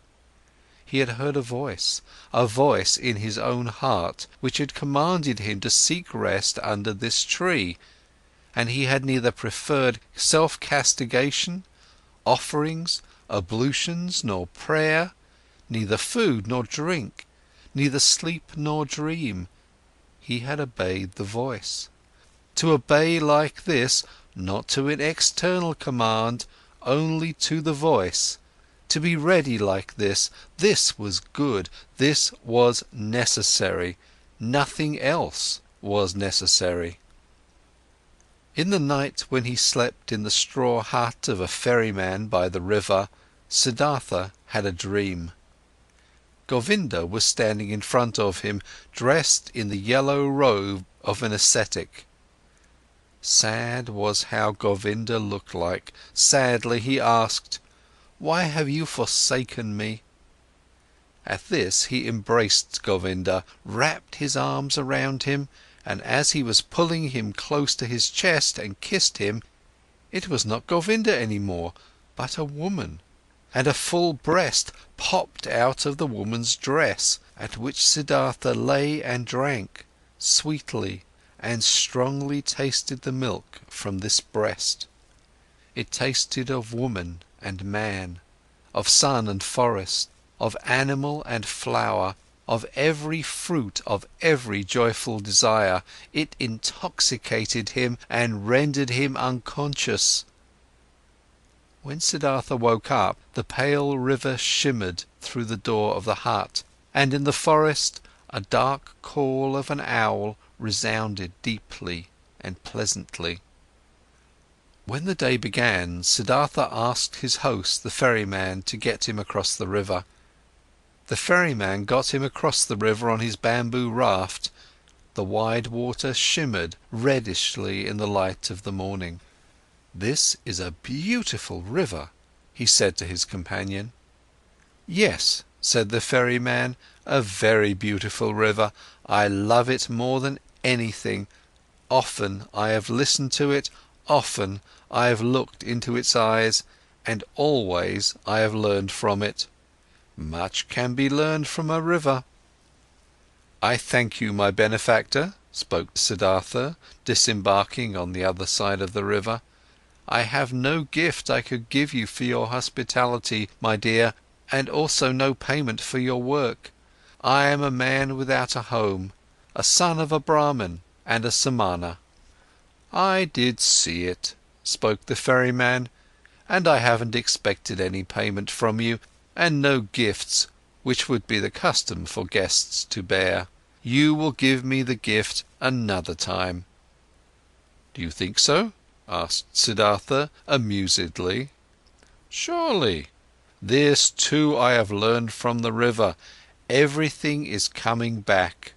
You too, Samana, will come back. Now, farewell. Let your friendship be my reward. Commemorate me when you'll make your offerings to the gods." Smiling, they parted. Smiling, Siddhartha was happy about the friendship and the kindness of the ferryman. He is like Govinda, he thought with a smile. All I meet on my path are like Govinda. All are thankful, though they are the ones who would have a right to receive thanks. All are submissive. All would like to be friends, like to obey, think little. Like children are all people. At about noon, he came through a village. In front of the mud cottages, children were rolling about in the street, were playing with pumpkin seeds and seashells, screamed and wrestled, but they all timidly fled from the unknown Samana. In the end of the village, the path led through a stream, and by the side of the stream, a young woman was kneeling and washing clothes. When Siddhartha greeted her, she lifted her head and looked up to him with a smile, so that he saw the white in her eyes glistening. He called out a blessing to her, as is the custom among travellers, and asked how far he still had to go to reach the large city. Then she got up and came to him. Beautifully her wet mouth was shimmering in her young face. She exchanged humorous banter with him, asked whether he had eaten already, and whether it was true that the Samanas slept alone in the forest at night and were not allowed to have any women with them. While talking, she put her left foot on his right one, and made a movement as a woman does, who would want to initiate that kind of sexual pleasure with a man which the textbooks call climbing a tree. Siddhartha felt his blood heating up, and since in this moment he had to think of his dream again, he bent slightly down to the woman and kissed with his lips the brown nipple of her breast. Looking up, he saw her face smiling, full of lust, and her eyes with contracted pupils, begging with desire. Siddhartha also felt desire, and felt the source of his sexuality moving. But since he had never touched a woman before, he hesitated for a moment, while his hands were already prepared to reach out for her. And in this moment he heard, shuddering with awe, the voice of his innermost self, and this voice said no. Then all charms disappeared from the young woman's smiling face. He no longer saw anything else but the damp glance of a female animal in heat. Politely he petted her cheek, turned away from her and disappeared from the disappointed woman with light steps into the bamboo wood. On this day he reached the large city before the evening and was happy, for he felt the need to be among people. For a long time he had lived in the forest, and the straw hut of the ferryman, in which he had slept that night, had been the first roof for a long time he had had over his head. Before the city, in a beautifully fenced grove, the traveller came across a small group of servants, both male and female, carrying baskets. In their midst, carried by 4 servants in an ornamental sedan chair, sat a woman, the mistress, on red pillows under a colourful canopy. Siddhartha stopped at the entrance to the pleasure garden and watched the parade, saw the servants, the maids, the baskets, saw the sedan chair, and saw the lady in it. Under black hair, which made to tower high on her head, he saw a very fair, very delicate, very smart face, a brightly red mouth, like a freshly cracked fig, eyebrows which were well tended and painted in a high arch, smart and watchful dark eyes, a clear, tall neck rising from a green and golden garment, resting fair hands, long and thin, with wide golden bracelets over the wrists. Siddhartha saw how beautiful she was, and his heart rejoiced. He bowed deeply when the sedan chair came closer, and straightening up again, he looked at the fair, charming face, read for a moment in the smart eyes with the high arcs above, breathed in a slight fragrance he did not know. With a smile, the beautiful woman nodded for a moment and disappeared into the grove, and then the servant as well. Thus I am entering this city, Siddhartha thought, with a charming omen. He instantly felt drawn into the grove, and he thought about it, and only now he became aware of how the servants and maids had looked at him at the entrance, how despicable, how distrustful, how rejecting. I am still a Samana, he thought, I am still an ascetic and beggar. I must not remain like this, I will not be able to enter the grove like this. And he laughed. The next person who came along this path, he asked about the grove and for the name of the woman, and was told that this was the grove of Kamala, the famous courtesan, and that, aside from the grove, she owned a house in the city. Then he entered the city. Now he had a goal. Pursuing his goal, he allowed the city to suck him in, drifted through the flow of the streets, stood still on the squares, rested on the stairs of stone by the river. When the evening came, he made friends with a barber's assistant, whom he had seen working in the shade of an arch in a building, whom he had found again praying in a temple of Vishnu, whom he had told about stories of Vishnu and the Lakshmi. Among the boats by the river he slept this night, and early in the morning, before the first customers came into his shop, he had the barber's assistant shave his beard and cut his hair, comb his hair and anoint it with fine oil.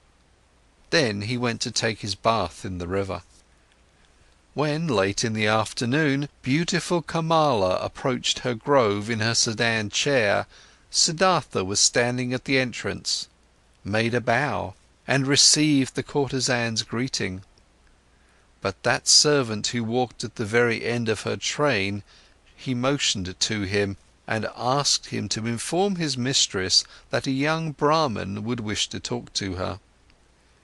After a while the servant returned, asked him, who had been waiting, to follow him, conducted him, who was following him, without a word into a pavilion where Kamala was lying on a couch, and left him alone with her. "Weren't you already standing out there yesterday, greeting me?" asked Kamala. "It's true that I've already seen and greeted you yesterday." "And didn't you yesterday wear a beard and long hair, and dust in your hair?" "You have observed well. You have seen everything. You have seen Siddhartha, the son of a Brahmin, who has left his home to become a Samana, and who has been a Samana for 3 years. But now I have left that path and came into this city, and the first one I met, even before I had entered the city, was you. To say this, I have come to you, O Kamala. You are the first woman whom Siddhartha is not addressing with his eyes turned to the ground. Never again I want to turn my eyes to the ground when I am coming across a beautiful woman." Kamala smiled and played with her fan of peacock's feathers, and asked, "And only to tell me this, Siddhartha has come to me?" "To tell you this, and to thank you for being so beautiful. And if it doesn't displease you, Kamala, I would like to ask you to be my friend and teacher, for I know nothing yet of that art which you have mastered in the highest degree." At this, Kamala laughed aloud. "Never before this has happened to me, my friend, that a Samana from the forest came to me and wanted to learn from me. Never before this has happened to me, that a Samana came to me with long hair and an old torn loincloth. Many young men come to me, and there are also sons of Brahmins among them, but they come in beautiful clothes, they come in fine shoes, they have perfume in their hair and money in their pouches. This is, O Samana, how the young men are like who come to me." Quoth Siddhartha, "Already I am starting to learn from you. Even yesterday I was already learning. I have already taken off my beard, have combed the hair, have oil in my hair. There is little which is still missing in me, O excellent one: fine clothes, fine shoes, money in my pouch. You shall know, Siddhartha has set harder goals for himself than such trifles, and he has reached them. How shouldn't I reach that goal, which I have set for myself yesterday, to be your friend and to learn the joys of love from you? You'll see that I'll learn quickly, Kamala. I have already learned harder things than what you're supposed to teach me. And now, let's get to it. You aren't satisfied with Siddhartha as he is, with oil in his hair, but without clothes, without shoes, without money." Laughing, Kamala exclaimed, "No, my dear, he doesn't satisfy me yet. Clothes are what he must have, pretty clothes, and shoes, pretty shoes, and lots of money in his pouch, and gifts for Kamala. Do you know it now, Samana from the forest? Do you mark my words?" Yes, I have marked your words, Siddhartha exclaimed. How should I not mark words which are coming from such a mouth? Your mouth is like a freshly cracked fig, Kamala. My mouth is red and fresh as well. It will be a suitable match for yours, you'll see. But tell me, beautiful Kamala, aren't you at all afraid of the Samana from the forest, who has come to learn how to make love? Whatever should I be afraid of a Samana, a stupid Samana from the forest, who is coming from the jackals and doesn't even know yet what women are? Oh, he's strong, the Samana, and he isn't afraid of anything. He could force you, beautiful girl, he could kidnap you, he could hurt you. No, Samana, I am not afraid of this. Did any Samana or Brahmin ever fear someone might come and grab him and steal his learning and his religious devotion and his depth of thought? No, for they are his very own, and he would only give away from those whatever he is willing to give and to whomever he is willing to give. Like this it is, precisely like this, it is also with Kamala and with the pleasures of love. Beautiful and red is Kamala's mouth, but just try to kiss it against Kamala's will, and you will not obtain a single drop of sweetness from it, which knows how to give so many sweet things. You are learning easily, Siddhartha, thus you should also learn this. Love can be obtained by begging, buying, receiving it as a gift, finding it in the street, but it cannot be stolen. In this you have come up with the wrong path. No, it would be a pity if a pretty young man like you would want to tackle it in such a wrong manner. Siddhartha bowed with a smile. It would be a pity, Kamala, you are so right, it would be such a great pity. No, I shall not lose a single drop of sweetness from your mouth, nor you from mine. So it is settled. Siddhartha will return once he has what he still lacks: clothes, shoes, money. But speak, lovely Kamala, couldn't you still give me one small advice? An advice? Why not? Who wouldn't like to give an advice to a poor ignorant Samana who is coming from the jackals of the forest? Dear Kamala, thus advise me where I should go, that I'll find these three things most quickly. Friend, many would like to know this. You must do what you've learned and ask for money, clothes and shoes in return. There is no other way for a poor man to obtain money. What might you be able to do? I can think, I can wait, I can fast. Nothing else? Nothing. But yes, I can also write poetry. Would you like to give me a kiss for a poem? I would like to, if I like your poem. What would be its title? Siddhartha spoke, after he had thought about it for a moment, these verses. Into her shady grove stepped the pretty Kamala. At the grove's entrance stood the brown Samana. Deeply seeing the lotus's blossom, bowed that man and smiling Kamala thanked. More lovely, thought the young man, than offerings for gods, more lovely is offering to pretty Kamala. Kamala loudly clapped her hands, so that the golden bracelets clanged. Beautiful are your verses, O brown Samana. I'm losing nothing when I am giving you a kiss for them. She beckoned him with her eyes. He tilted his head so that his face touched hers and placed his mouth on that mouth, which was like a freshly cracked fig.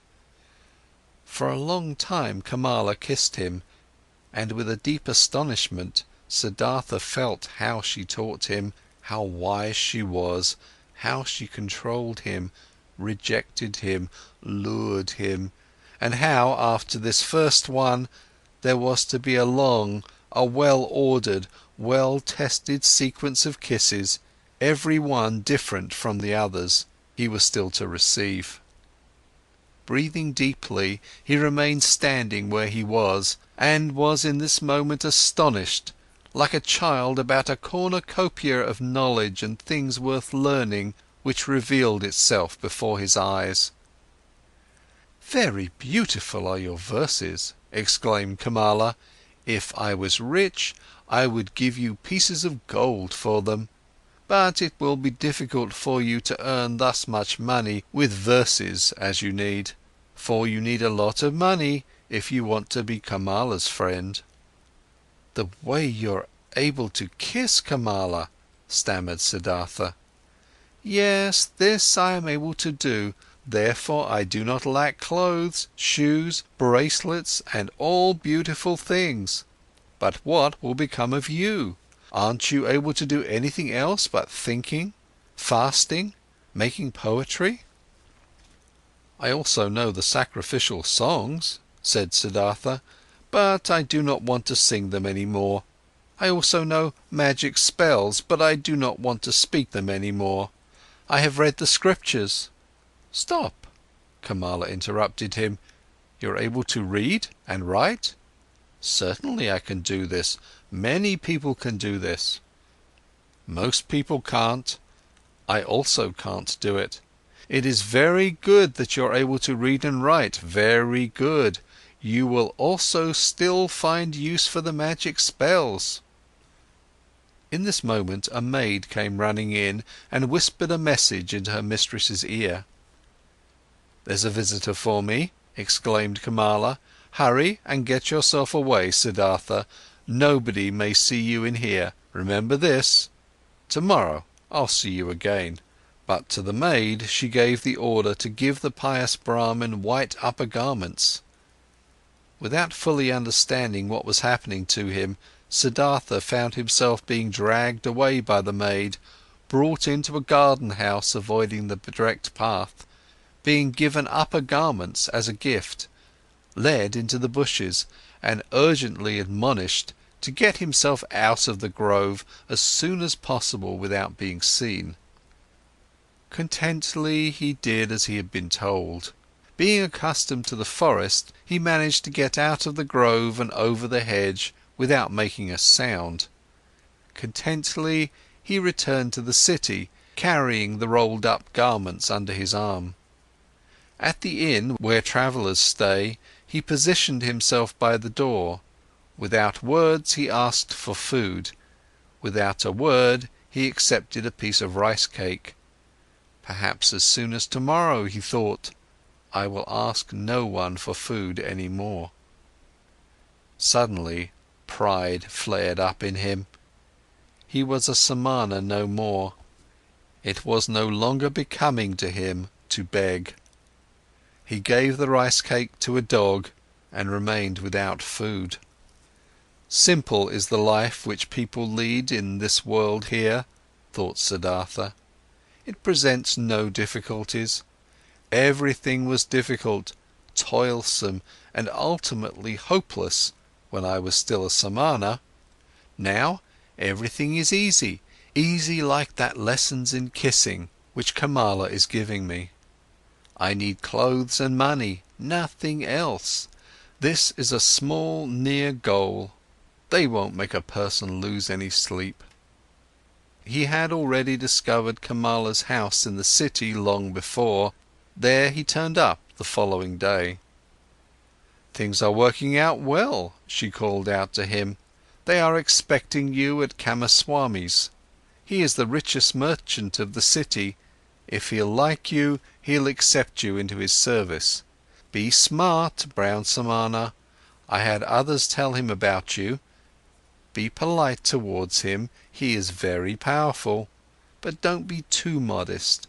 I do not want you to become his servant. You shall become his equal, or else I won't be satisfied with you.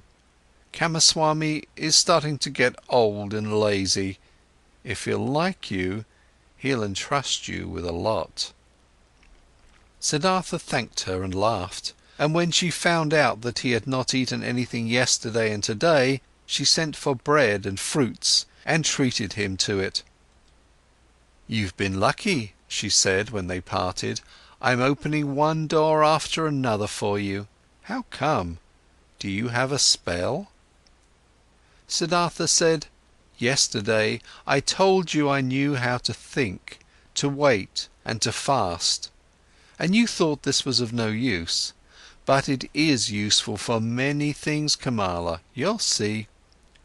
You'll see that the stupid Samanas are learning and able to do many pretty things in the forest, which the likes of you aren't capable of. The day before yesterday, I was still a shaggy beggar. As soon as yesterday, I have kissed Kamala, and soon I'll be a merchant and have money and all those things you insist upon." "Well, yes," she admitted, "but where would you be without me? What would you be if Kamala wasn't helping you?" "Dear Kamala," said Siddhartha, and straightened up to his full height.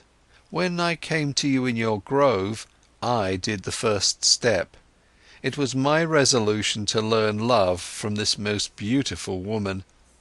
From that moment on, when I made this resolution, I also knew that I would carry it out. I knew that you would help me. At your first glance at the entrance to the grove, I already knew it." "But what if I hadn't been willing?" "You were willing. Look, Kamala, when you throw a rock into the water, it will speed on the fastest course to the bottom of the water. This is how it is when Siddhartha has a goal, a resolution. Siddhartha does nothing. He waits, he thinks, he fasts, but he passes through the things of the world like a rock through water, without doing anything, without stirring. He is drawn, he lets himself fall. His goal attracts him, because he doesn't let anything enter his soul which might oppose the goal. This is what Siddhartha has learned among the Samanas. This is what fools call magic, and of which they think it would be affected by means of the demons. Nothing is affected by demons. There are no demons. Everyone can perform magic. Everyone can reach his goals, if he is able to think, if he is able to wait, if he is able to fast." Kamala listened to him. She loved his voice, she loved the look of his eyes. "Perhaps it is so," she said quietly, "as you say, friend. But perhaps it is also like this, that Siddhartha is a handsome man, that his glance pleases the women, and that therefore good fortune is coming towards him." With one kiss, Siddhartha bid his farewell. "I wish that it should be this way, my teacher, that my glance shall please you, that always good fortune shall come to me out of your direction." End of chapter 5. Chapter 6. With the childlike people. Siddhartha went to Kamaswami the merchant. He was directed into a rich house. Servants led him between precious carpets into a chamber where he awaited the master of the house. Kamaswami entered, a swiftly, smoothly moving man with very grey hair, with very intelligent, cautious eyes, with a greedy mouth. Politely, the host and the guest greeted one another. "I have been told," the merchant began, "that you are a Brahmin, a learned man, but that you seek to be in the service of a merchant. Might you have become destitute, Brahmin, so that you seek to serve?" "No," said Siddhartha, "I have not become destitute, and have never been destitute. You should know that I am coming from the Samanas, with whom I have lived for a long time." "If you're coming from the Samanas, how could you be anything but destitute? Aren't the Samanas entirely without possessions?" "I am without possessions," said Siddhartha, "if this is what you mean. Surely I am without possessions, But I am so voluntarily, and therefore I am not destitute." "But what are you planning to live of, being without possessions?" "I haven't thought of this yet, sir. For more than 3 years I have been without possessions, and have never thought of what I should live." "So you've lived of the possessions of others?"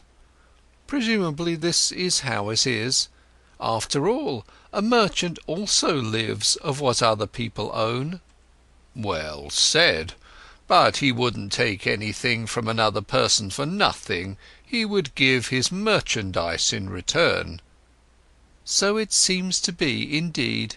Everyone takes, everyone gives. Such is life." "But if you don't mind me asking, being without possessions, what would you like to give?" "Everyone gives what he has. A warrior gives strength. The merchant gives merchandise, the teacher teachings, the farmer rice, the fisher fish." "Yes, indeed. And what is it now that you've got to give? What is it that you've learned? What you're able to do?"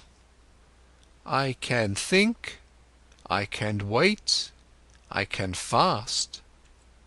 "That's everything?" "I believe that's everything." "And what's the use of that? For example, the fasting. What is it good for?" "It is very good, sir. When a person has nothing to eat, fasting is the smartest thing he could do. When, for example, Siddhartha hadn't learned to fast, he would have to accept any kind of service before this day is up, whether it may be with you or wherever, because hunger would force him to do so. But like this, Siddhartha can wait calmly. He knows no impatience, he knows no emergency. For a long time he can allow hunger to besiege him, and can laugh about it. This, sir, is what fasting is good for." "You're right, Samana. Wait for a moment." Kamaswami left the room and returned with a scroll which he handed to his guest, while asking, "Can you read this?" Siddhartha looked at the scroll, on which a sales contract had been written down, and began to read out its contents. "Excellent," said Kamaswami. "And would you write something for me on this piece of paper?" He handed him a piece of paper and a pen, and Siddhartha wrote and returned the paper. Kamaswami read: "Writing is good, thinking is better, being smart is good, being patient is better." "It is excellent how you're able to write," the merchant praised him. "Many a thing we will still have to discuss with one another. For today I'm asking you to be my guest and to live in this house." Siddhartha thanked and accepted, and lived in the dealer's house from now on. Clothes were brought to him, and shoes, and every day a servant prepared a bath for him. Twice a day a plentiful meal was served, but Siddhartha only ate once a day, and ate neither meat nor did he drink wine. Kamaswami told him about his trade, showed him the merchandise and storage rooms, showed him calculations. Siddhartha got to know many new things, he heard a lot and spoke little. And thinking of Kamala's words, he was never subservient to the merchant, forced him to treat him as an equal, yes, even more than an equal. Kamaswami conducted his business with care and often with passion, but Siddhartha looked upon all this as if it was a game, the rules of which he tried hard to learn precisely, but the contents of which did not touch his heart. He was not in Kamaswami's house for long when he already took part in his landlord's business. But daily, at the hour appointed by her, he visited beautiful Kamala, wearing pretty clothes, fine shoes, and soon he brought her gifts as well. Much he learned from her red, smart mouth. Much he learned from her tender, supple hand.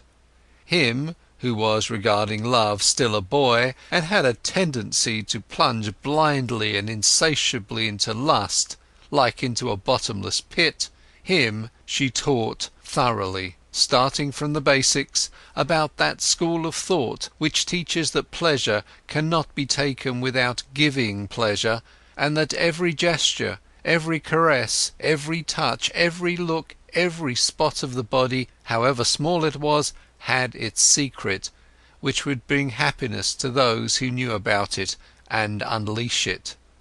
She taught him that lovers must not part from one another after celebrating love without one admiring the other, without being just as defeated as they have been victorious, so that with none of them should start feeling fed up or bored or get that evil feeling of having abused or having been abused. Wonderful hours he spent with the beautiful and smart artist, became her student, her lover, her friend. Here with Kamala was the worth and purpose of his present life, knit with the business of Kamaswami. The merchant passed to duties of writing important letters and contracts on to him, and got into the habit of discussing all important affairs with him. He soon saw that Siddhartha knew little about rice and wool, shipping and trade, but that he acted in a fortunate manner, and that Siddhartha surpassed him, the merchant, in calmness and equanimity, and in the art of listening and deeply understanding previously unknown people. "This Brahman," he said to a friend, "is no proper merchant, and will never be one. There is never any passion in his soul when he conducts our business, but he has that mysterious quality of those people to whom success comes all by itself. Whether this may be a good star of his birth, magic, or something he has learned among Samanas. He always seems to be merely playing with our business affairs. They never fully become a part of him. They never rule over him. He is never afraid of failure. He is never upset by a loss."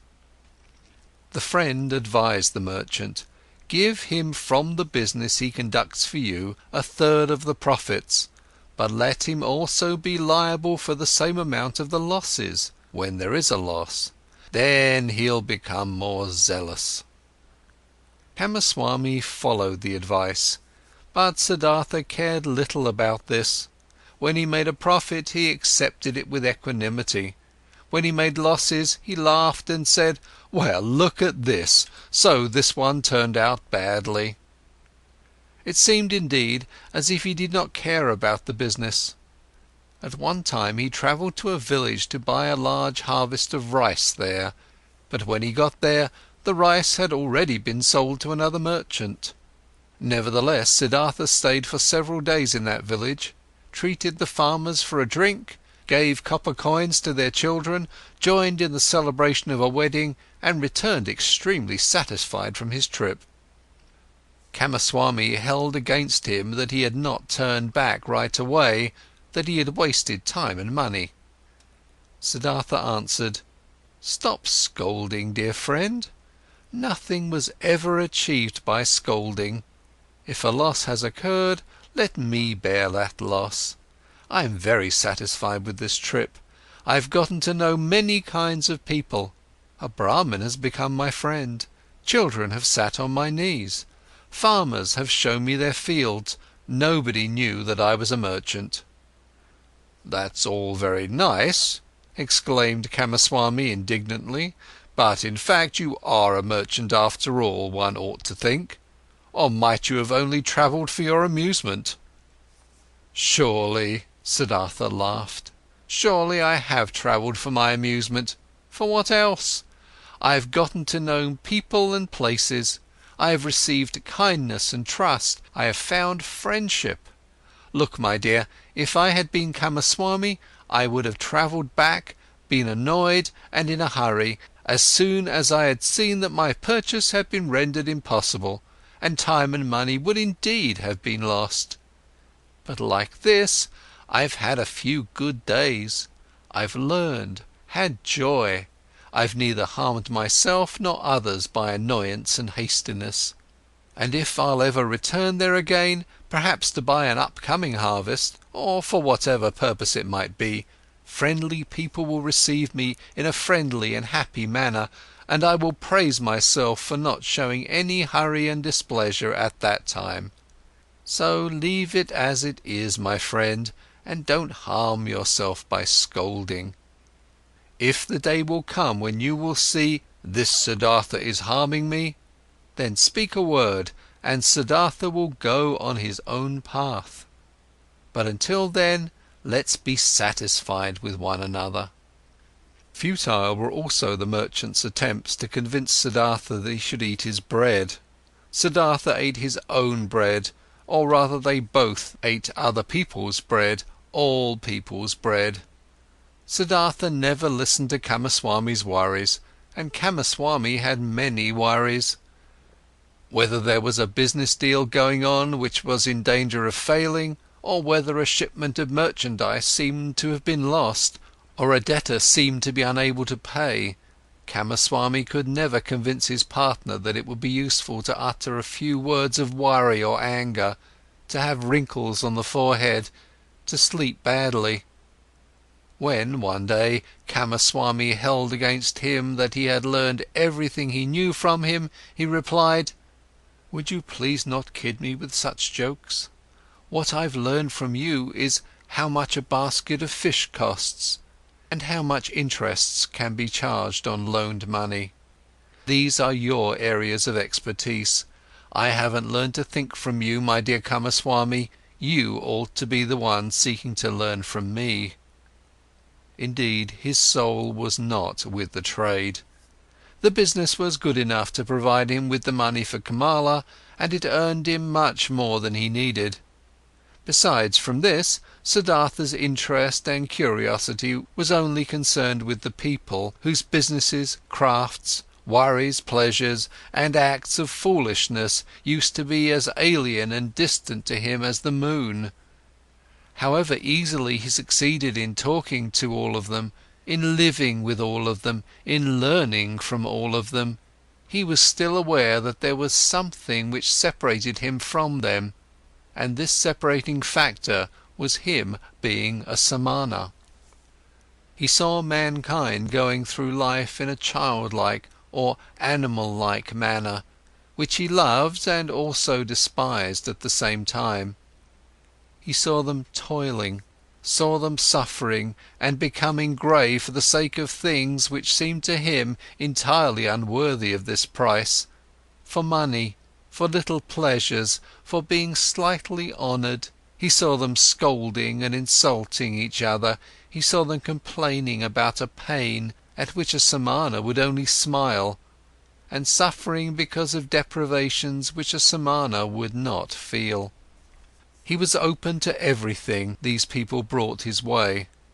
Welcome was the merchant who offered him linen for sale, welcome was the debtor who sought another loan, welcome was the beggar who told him for 1 hour the story of his poverty and who was not half as poor as any given Samana. He did not treat the rich foreign merchant any different than the servant who shaved him, and the street vendor whom he let cheat him out of some small change when buying bananas. When Kamaswami came to him to complain about his worries or to reproach him concerning his business, he listened curiously and happily, was puzzled by him, tried to understand him, consented that he was a little bit right, only as much as he considered indispensable, and turned away from him towards the next person who would ask for him. And there were many who came to him, many to do business with him, many to cheat him, many to draw some secret out of him, many to appeal to his sympathy, many to get his advice. He gave advice, he pitied, he made gifts, he let them cheat him a bit. And this entire game and the passion with which all people played this game occupied his thoughts just as much as the gods and Brahmins used to occupy them. At times he felt, deep in his chest, a dying, quiet voice which admonished him quietly, lamented quietly. He hardly perceived it. And then for an hour he became aware of the strange life he was leading, of him doing lots of things which were only a game, of though being happy and feeling joy at times, real life still passing him by and not touching him. As a ball player plays with his balls, he played with his business deals, with the people around him, watched them, found amusement in them. With his heart, with the source of his being, he was not with them. The source ran somewhere, far away from him, ran and ran invisibly, had nothing to do with his life any more. And at several times he suddenly became scared on account of such thoughts, and wished that he would also be gifted with the ability to participate in all of this childlike, naive occupations of the daytime with passion and with his heart, really to live, really to act, really to enjoy and to live, instead of just standing by as a spectator. But again and again he came back to beautiful Kamala, learned the art of love, practiced the cult of lust, in which more than anything else giving and taking becomes one, chatted with her, learned from her, gave her advice, received advice. She understood him better than Govinda used to understand him. She was more similar to him. Once he said to her, "You are like me, you are different from most people, you are Kamala, nothing else, and inside you there is a peace and refuge to which you can go at every hour of the day and be at home at yourself, as I can also do. Few people have this, and yet all could have it." "Not all people are smart," said Kamala. "No," said Siddhartha, "that's not the reason why. Kamaswami is just as smart as I, and still has no refuge in himself. Others have it who are small children with respect to their mind. Most people, Kamala, are like a falling leaf, which is blown and is turning around through the air and wavers and tumbles to the ground. But others, a few, are like stars. They go on a fixed course, no wind reaches them, in themselves they have their law and their course. Among all the learned men and samanas, of which I knew many, there was one of this kind, a perfected one. I'll never be able to forget him. It is that Gautama, the exalted one, who is spreading that teachings. Thousands of followers are listening to his teachings every day, follow his instructions every hour. But they are all falling leaves. Not in themselves they have teachings and a law." Kamala looked at him with a smile. "Again you're talking about him," she said. "Again you're having a samana's thoughts." Siddhartha said nothing, and they played the game of love, one of the 30 or 40 different games Kamala knew. Her body was flexible like that of a jaguar, and like the bow of a hunter. He, who had learned from her how to make love, was knowledgeable of many forms of lust, many secrets. For a long time she played with Siddhartha, enticed him, rejected him, forced him, embraced him, enjoyed his masterful skills, until he was defeated and rested exhausted by her side. The courtesan bent over him, took a long look at his face, at his eyes which had grown tired. "You are the best lover," she said thoughtfully, "I ever saw. You're stronger than others, more supple, more willing. You've learned my art well, Siddhartha. At some time, when I'll be older, I'll want to bear your child. And yet, my dear, you've remained a samana, and yet you do not love me, you love nobody. Isn't it so?" "It might very well be so," Siddhartha said tiredly. "I am like you. You also do not love. How else could you practice love as a craft? Perhaps people of our kind can't love. The childlike people can. That's their secret." End of chapter 6. Chapter 7. Sansara. For a long time Siddhartha had lived the life of the world and of lust, though without being a part of it. His senses, which he had killed off in hot years as a samana, had awoken again. He had tasted riches, had tasted lust, had tasted power. Nevertheless, he had still remained in his heart for a long time a samana. Kamala, being smart, had realized this quite right. It was still the art of thinking, of waiting, of fasting, which guided his life. Still, the people of the world, the childlike people, had remained alien to him, as he was alien to them. Years passed. Surrounded by the good life, Siddhartha hardly felt them fading away. He had become rich. For quite a while he possessed a house of his own and his own servants, and a garden before the city by the river. The people liked him. They came to him whenever they needed money or advice, but there was no one close to him except Kamala.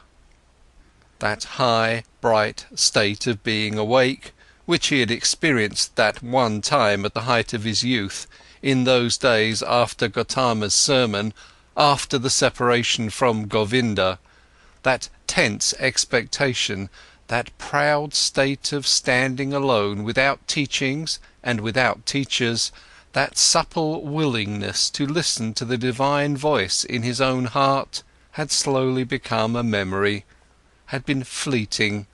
Distant and quiet the holy source murmured, which used to be near, which used to murmur within himself.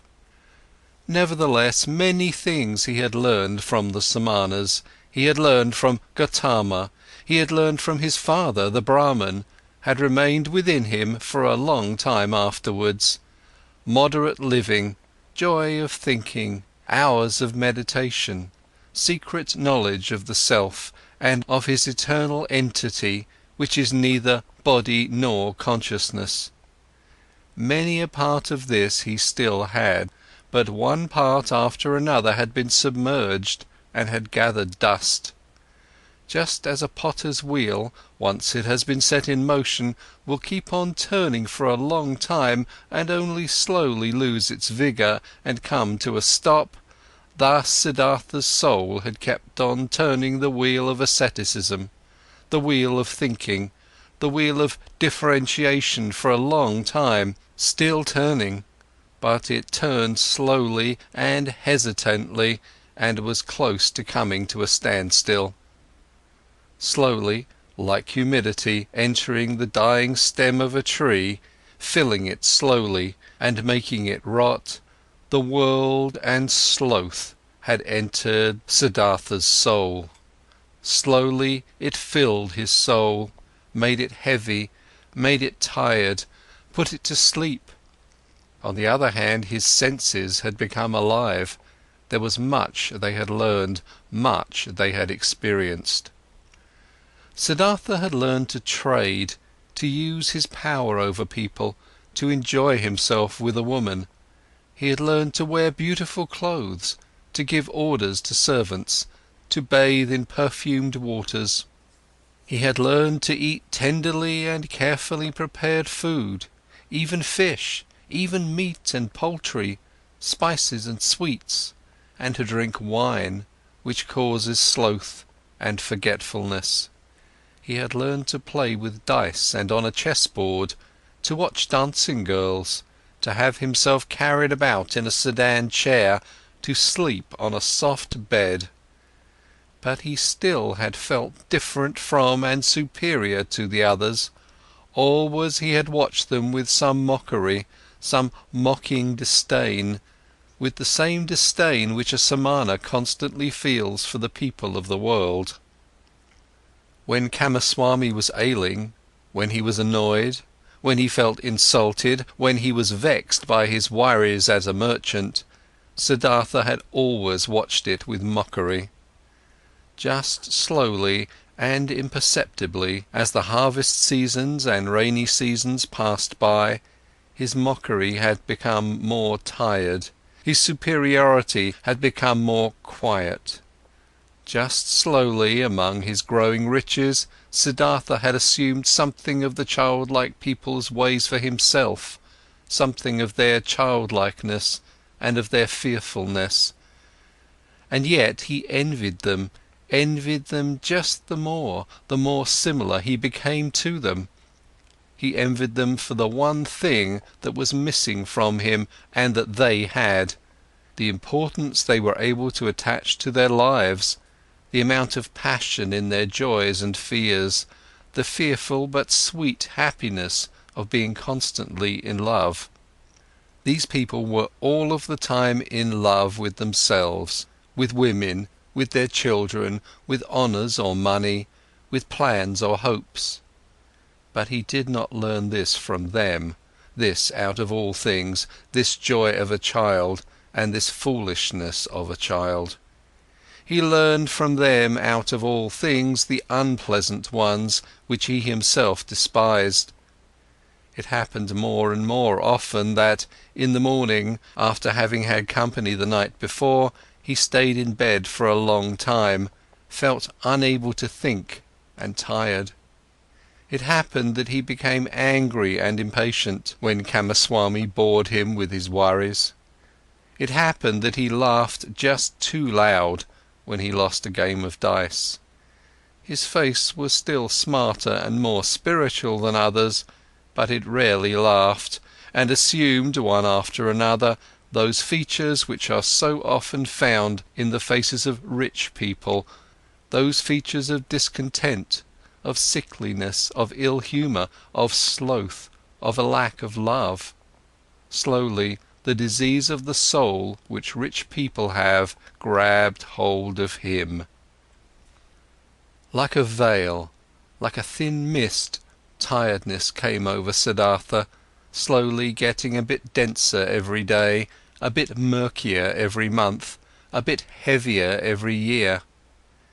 As a new dress becomes old in time, loses its beautiful colour in time, gets stains, gets wrinkles, gets worn off at the seams and starts to show threadbare spots here and there, thus Siddhartha's new life, which he had started after his separation from Govinda, had grown old, lost colour and splendour as the years passed by, was gathering wrinkles and stains, and hidden at bottom, already showing its ugliness here and there, disappointment and disgust were waiting. And hidden at bottom, already showing its ugliness here and there, disappointment and disgust were waiting. Siddhartha did not notice it. He only noticed that this bright and reliable voice inside of him, which had awoken in him at that time and had ever guided him in his best times, had become silent. He had been captured by the world, by lust, covetousness, sloth, and finally also by that vice which he had used to despise and mock the most as the most foolish one of all vices: greed. Property, possessions and riches also had finally captured him. They were no longer a game and trifles to him, had become a shackle and a burden. In a strange and devious way, Siddhartha had gotten into this final and most base of all dependencies by means of the game of dice. It was since that time, when he had stopped being a Samana in his heart, that Siddhartha began to play the game for money and precious things, which he, at other times, only joined with a smile and casually as a custom of the childlike people, with an increasing rage and passion. He was a feared gambler. Few dared to take him on, so high and audacious were his stakes. He played the game due to a pain of his heart, losing and wasting his wretched money in the game that brought him an angry joy.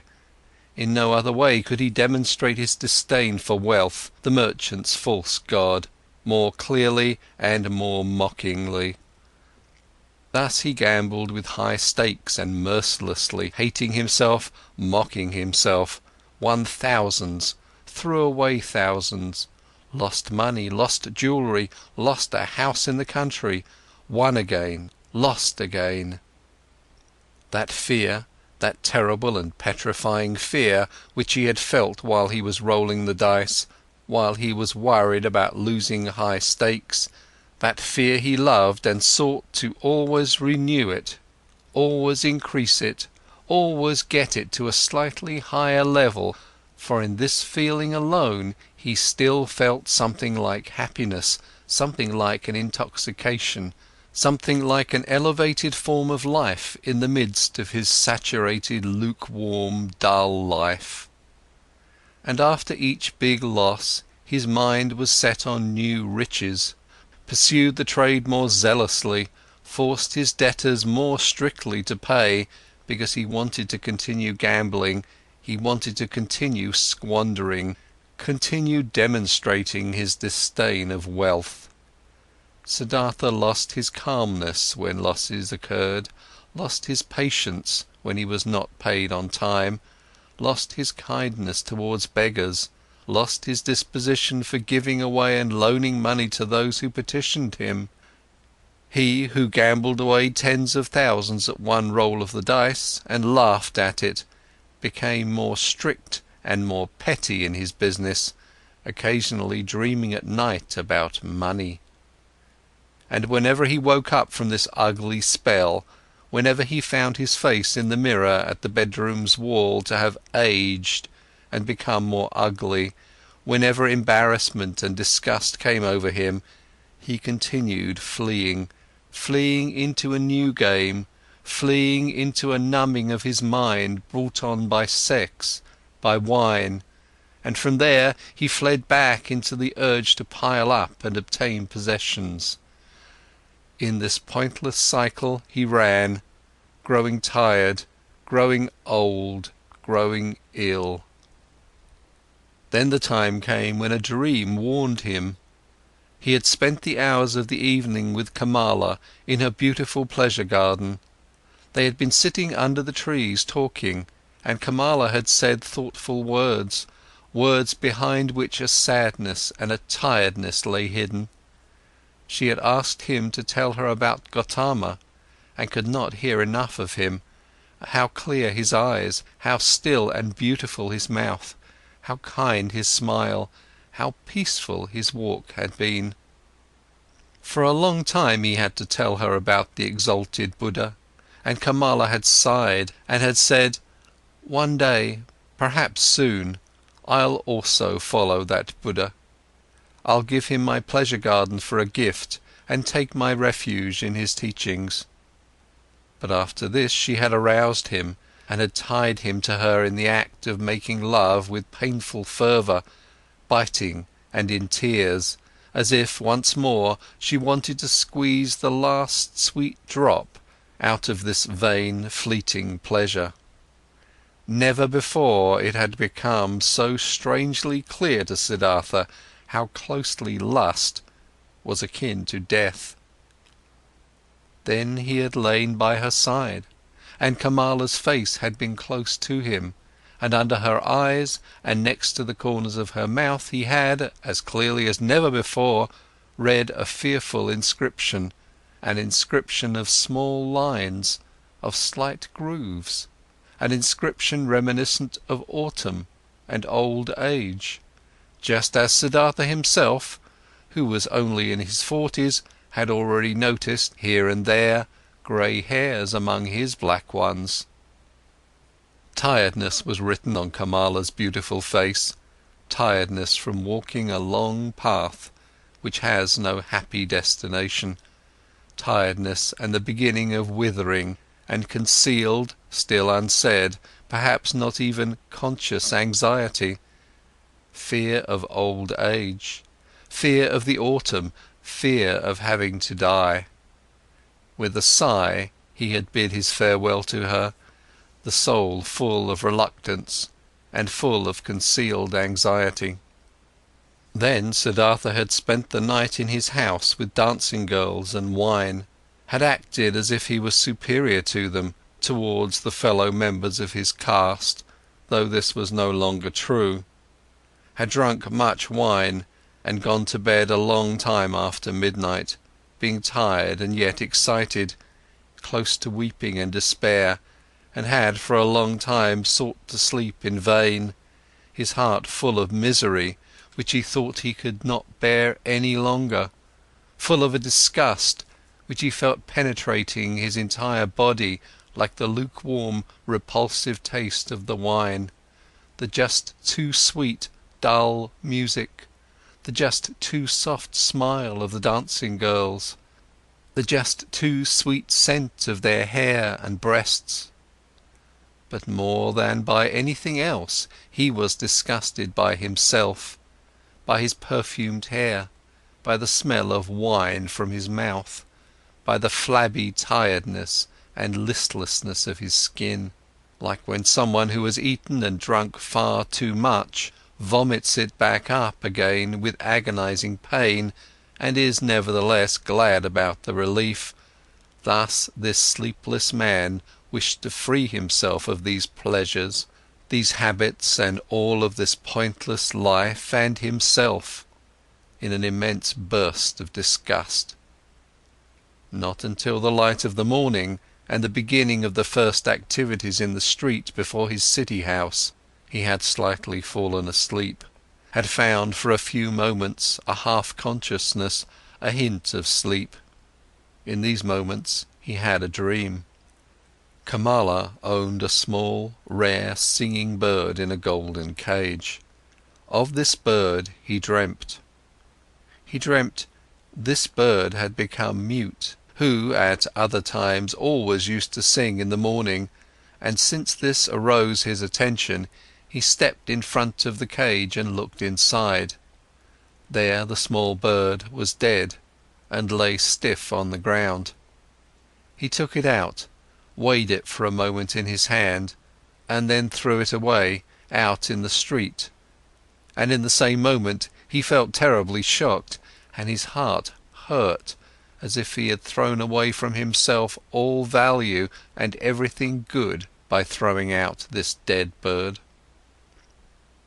Starting up from this dream, he felt encompassed by a deep sadness. Worthless, so it seemed to him, worthless and pointless was the way he had been going through life. Nothing which was alive, nothing which was in some way delicious or worth keeping, he had left in his hands. Alone he stood there, and empty like a castaway on the shore. With a gloomy mind, Siddhartha went to the pleasure garden he owned, locked the gate, sat down under a mango tree, felt death in his heart and horror in his chest, sat and sensed how everything died in him, withered in him, came to an end in him. By and by he gathered his thoughts, and in his mind he once again went the entire path of his life, starting with the first days he could remember. When was there ever a time when he had experienced happiness, felt a true bliss? Oh yes, several times he had experienced such a thing. In his years as a boy, he has had a taste of it. When he had obtained praise from the Brahmins, he had felt it in his heart. There is a path in front of the one who has distinguished himself in the recitation of the holy verses, in the dispute with the learned ones, as an assistant in the offerings. Then he had felt it in his heart. There is a path in front of you, you are destined for, the gods are awaiting you.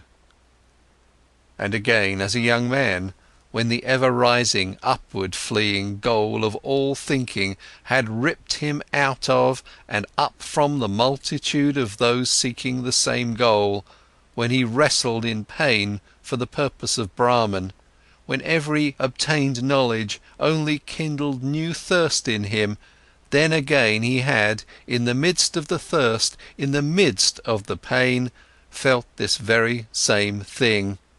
Go on, you are called upon. He had heard this voice when he had left his home and had chosen the life of a samana, and again when he had gone away from the samanas to that perfected one, and also when he had gone away from him to the uncertain. For how long had he not heard this voice any more? For how long had he reached no height any more?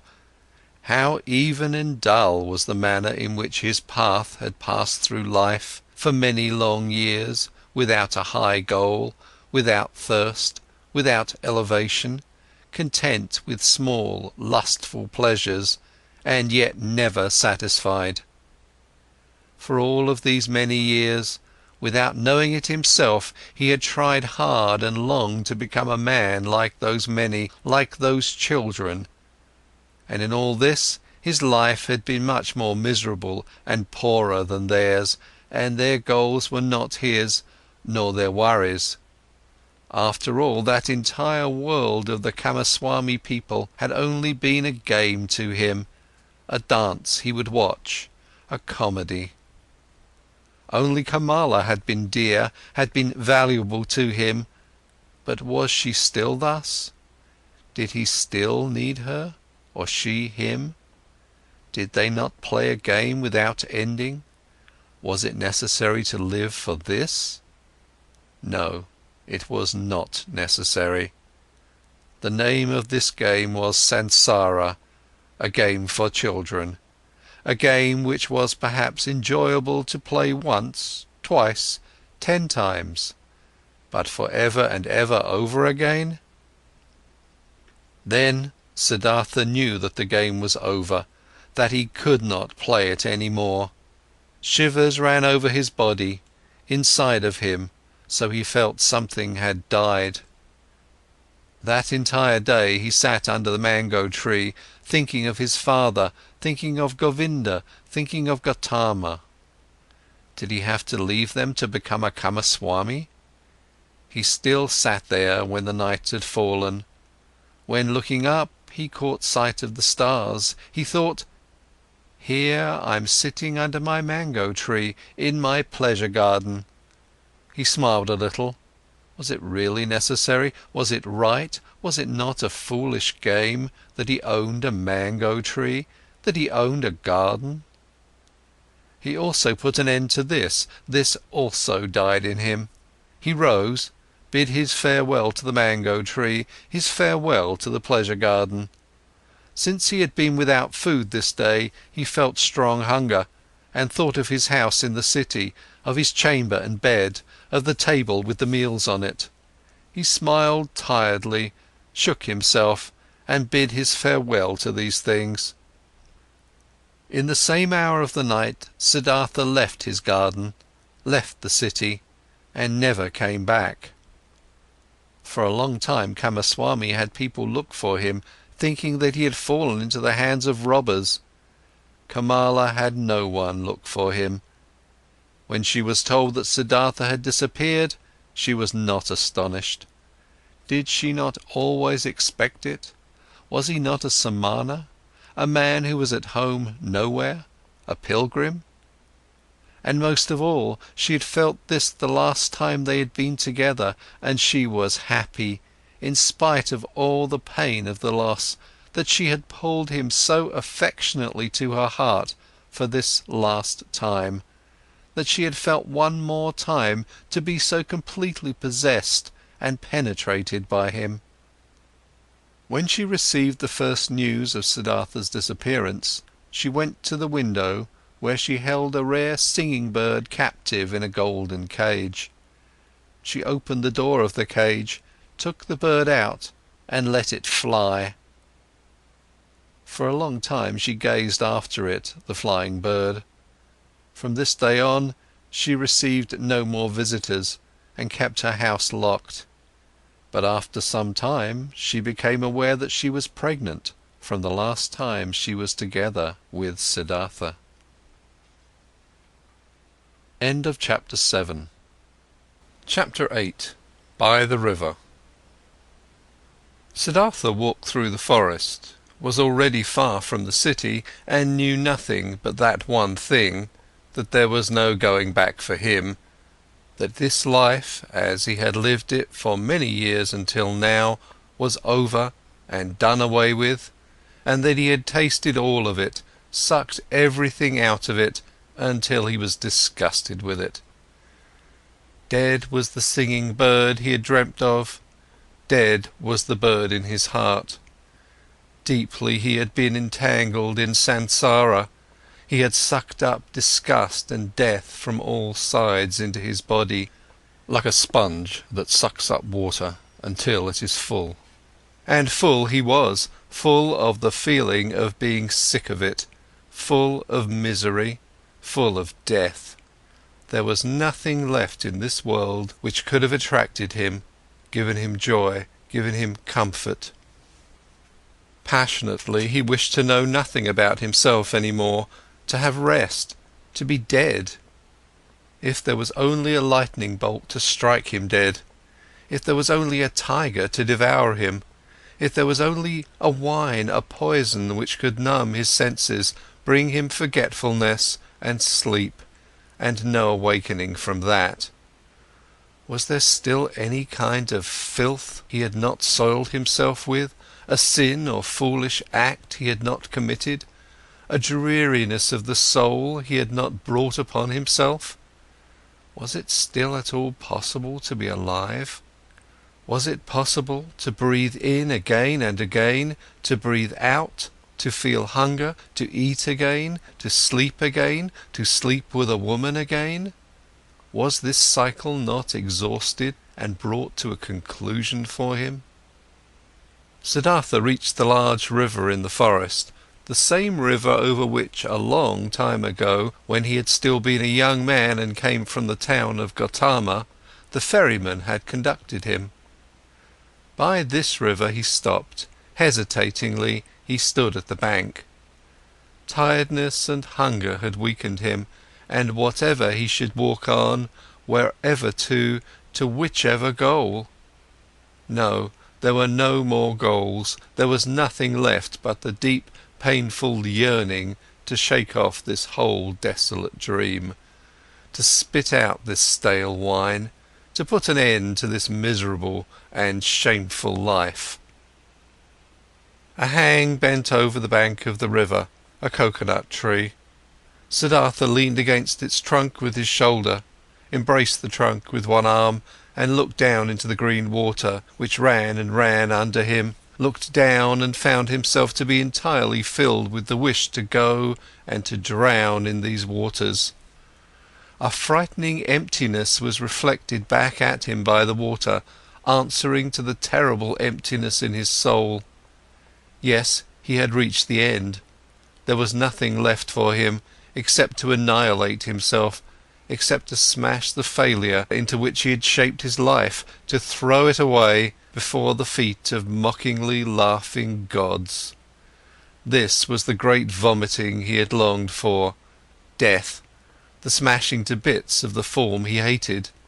Let him be food for fishes, this dog Siddhartha, this lunatic, this depraved and rotten body, this weakened and abused soul. Let him be food for fishes and crocodiles, let him be chopped to bits by the demons. With a distorted face he stared into the water, saw the reflection of his face and spit at it.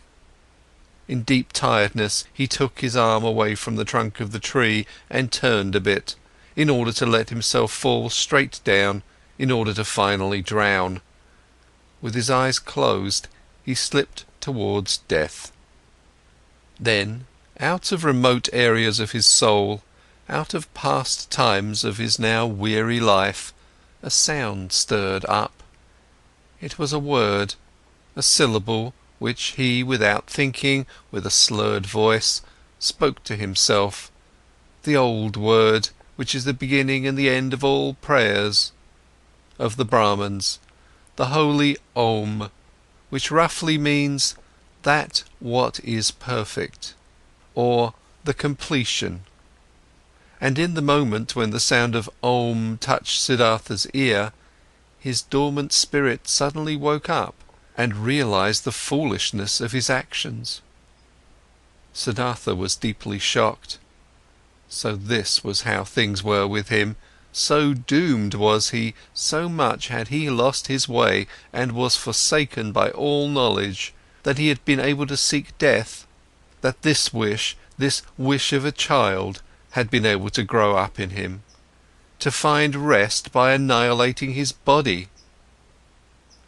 What all agony of these recent times, all sobering realizations, all desperation had not brought about, this was brought on by this moment, when the Om entered his consciousness. He became aware of himself in his misery and in his error. Om, he spoke to himself, Om. And again he knew about Brahman, knew about the indestructibility of life, knew about all that is divine, which he had forgotten. But this was only a moment, flash.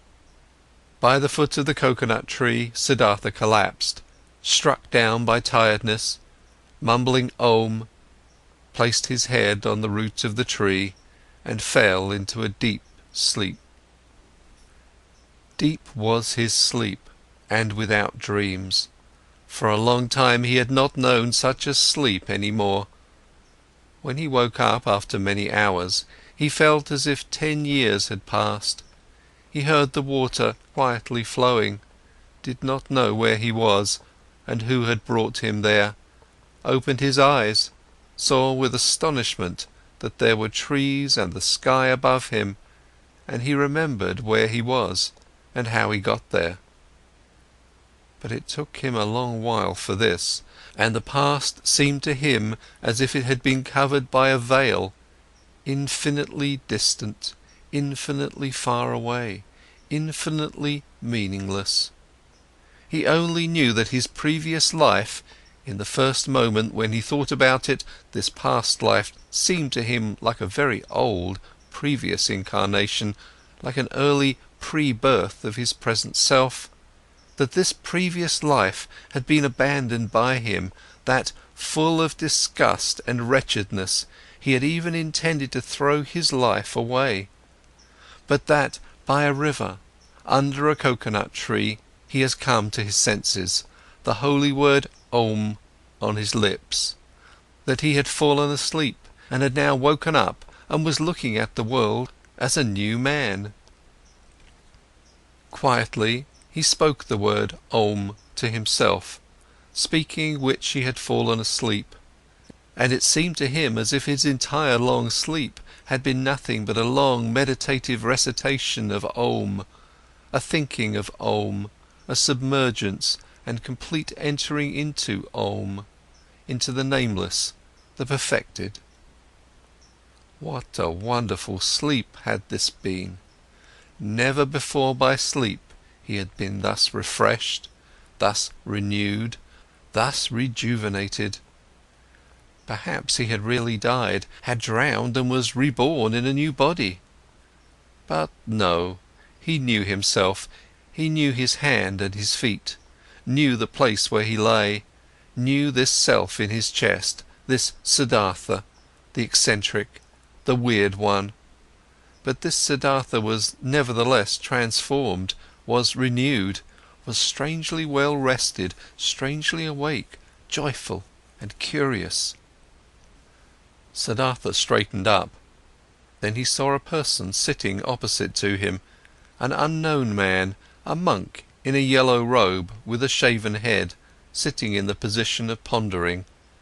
He observed the man, who had neither hair on his head nor a beard, and he had not observed him for long when he recognized this monk as Govinda, the friend of his youth, Govinda, who had taken his refuge with the exalted Buddha.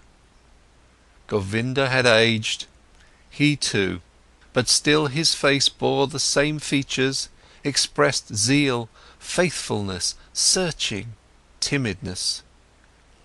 But when Govinda now, sensing his gaze, opened his eyes and looked at him, Siddhartha saw that Govinda did not recognize him.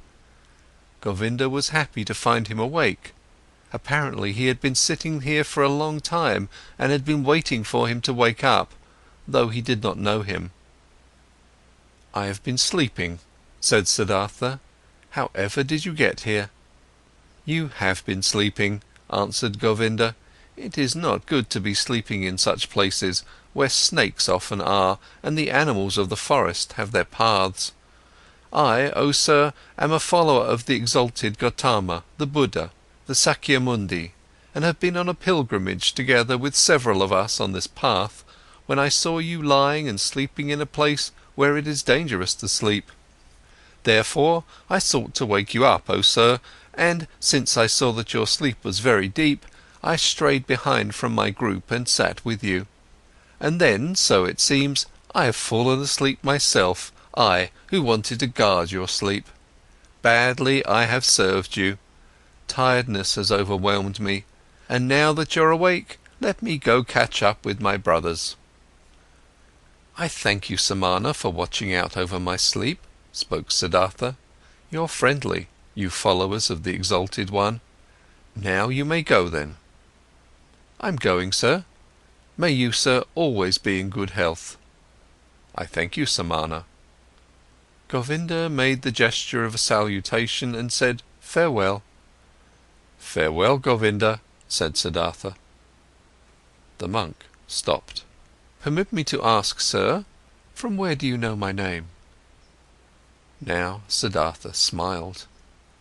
"I know you, O Govinda, from your father's hut, and from the school of the Brahmins, and from the offerings, and from our walk to the Samanas, and from that hour when you took your refuge with the exalted one in the grove Jetavana." "You're Siddhartha!" Govinda exclaimed loudly. "Now I'm recognizing you, and don't comprehend any more how I couldn't recognize you right away. Be welcome, Siddhartha, my joy is great to see you again." "It also gives me joy to see you again. You've been the guard of my sleep. Again, I thank you for this, though I wouldn't have required any guard. Where are you going to, O friend?" "I am going nowhere. We monks are always travelling. Whenever it is not the rainy season, we always move from one place to another, live according to the rules of the teachings passed on to us, accept alms, move on. It is always like this. But you, Siddhartha, where are you going to?" Quoth Siddhartha, "It is as it is with you. I am going nowhere. I'm just travelling. I'm on a pilgrimage." Govinda spoke. "You're saying you're on a pilgrimage, and I believe in you. But forgive me, O Siddhartha, you do not look like a pilgrim. You're wearing a rich man's garments, you're wearing the shoes of a distinguished gentleman, and your hair and the fragrance of perfume is not a pilgrim's hair, nor the hair of a Samana." "Right so, my dear, you have observed well, your keen eyes see everything. But I haven't said to you that I was a Samana. I said, I'm on a pilgrimage, and so it is, I'm on a pilgrimage." "You're on a pilgrimage," said Govinda, "but few would go on a pilgrimage in such clothes, few in such shoes, few with such hair. Never I have met such a pilgrim, being a pilgrim myself for many years." "I believe you, my dear Govinda, but now, today, you've met a pilgrim just like this, wearing such shoes, such a garment. Remember, my dear, not eternal is the world of appearances, not eternal. Anything but eternal are our garments and the style of our hair and our bodies themselves. I'm wearing a rich man's clothes, you've seen this quite right. I'm wearing them because I have been a rich man, and I'm wearing my hair like the worldly and lustful people because I have been one of them." "And now, Siddhartha, what are you now?" "I don't know it. I don't know it just like you. I'm travelling. I was a rich man and am no rich man anymore, and what I'll be tomorrow, I don't know." "You've lost your riches?" I've lost them, or they me. They somehow happen to slip away from me. The wheel of physical manifestations is turning quickly, Govinda. Where is Siddhartha the Brahman? Where is Siddhartha the Samana? Where is Siddhartha the rich man? Non-eternal things change quickly, Govinda, you know it. Govinda looked at the friend of his youth for a long time, with doubt in his eyes. After that, he gave him the salutation which one would use on a gentleman, and went on his way. With a smiling face, Siddhartha watched him leave. He loved him still, this faithful man, this fearful man. And how could he not have loved everybody and everything in this moment, in the glorious hour after his wonderful sleep, filled with Om? The enchantment which had happened inside of him in his sleep and by means of the Om was this very thing that he loved everything, that he was full of joyful love for everything he saw. And it was this very thing, so it seemed to him now, which had been his sickness before, that he was not able to love anybody or anything. With a smiling face, Siddhartha watched the leaving monk. The sleep had strengthened him much, but hunger gave him much pain, for now he had not eaten for 2 days, and the times were long past when he had been tough against hunger. With sadness and yet also with a smile, he thought of that time. In those days, so he remembered, he had boasted of 3 things to Kamala, had been able to do 3 noble and undefeatable feats. Fasting, waiting, thinking. These had been his possession, his power and strength, his solid staff. In the busy, laborious years of his youth, he had learned these 3 feats, nothing else. And now they had abandoned him. None of them was his any more, neither fasting, nor waiting, nor thinking. For the most wretched things he had given them up, for what fades most quickly, for sensual lust, for the good life, for riches. His life had indeed been strange, and now, so it seemed, now he had really become a childlike person. Siddhartha thought about his situation. Thinking was hard on him, he did not really feel like it, but he forced himself. Now, he thought, since all these most easily perishing things have slipped from me again, now I'm standing here under the sun again, just as I have been standing here a little child. Nothing is mine, I have no abilities, there is nothing I could bring about, I have learned nothing. How wondrous is this! Now that I am no longer young, that my hair is already half grey, that my strength is fading, now I'm starting again at the beginning, and as a child. Again he had to smile. Yes, his fate had been strange. Things were going downhill with him, and now he was again facing the world, void and naked and stupid. But he could not feel sad about this. No, he even felt a great urge to laugh about himself, to laugh about this strange, foolish world. Things are going downhill with you, he said to himself, and laughed about it. And as he was saying it, he happened to glance at the river, and he also saw the river was going downhill, all was moving on downhill, and singing and being happy through it all. He liked this well. Kindly he smiled at the river. Was this not the river in which he had intended to drown himself, in past times, 100 years ago, or had he dreamed this? Wondrous indeed was my life, so he thought, wondrous detours has it taken. As a boy I had only to do with gods and offerings. As a youth I had only to do with asceticism, with thinking and meditation, was searching for Brahman, worshipped the eternal in the Atman. But as a young man I followed the penitents, lived in the forest, suffered of heat and frost, learned to hunger, taught my body to become dead. Wonderfully, soon afterwards, insight came towards me in the form of the great Buddha's teachings.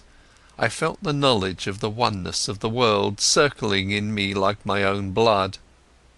But I also had to leave Buddha and the great knowledge. I went and learned the art of love with Kamala, learned trading with Kamaswami, piled up money, wasted money, learned to love my stomach, learned to please my senses. I had to spend many years losing my spirit, to unlearn thinking again, to forget the oneness. Isn't it just as if I had turned, slowly, and on a long detour, from a man into a child, from a thinker into a childlike person? And yet this path has been very good, and yet the bird in my chest has not died. But what a path has this been!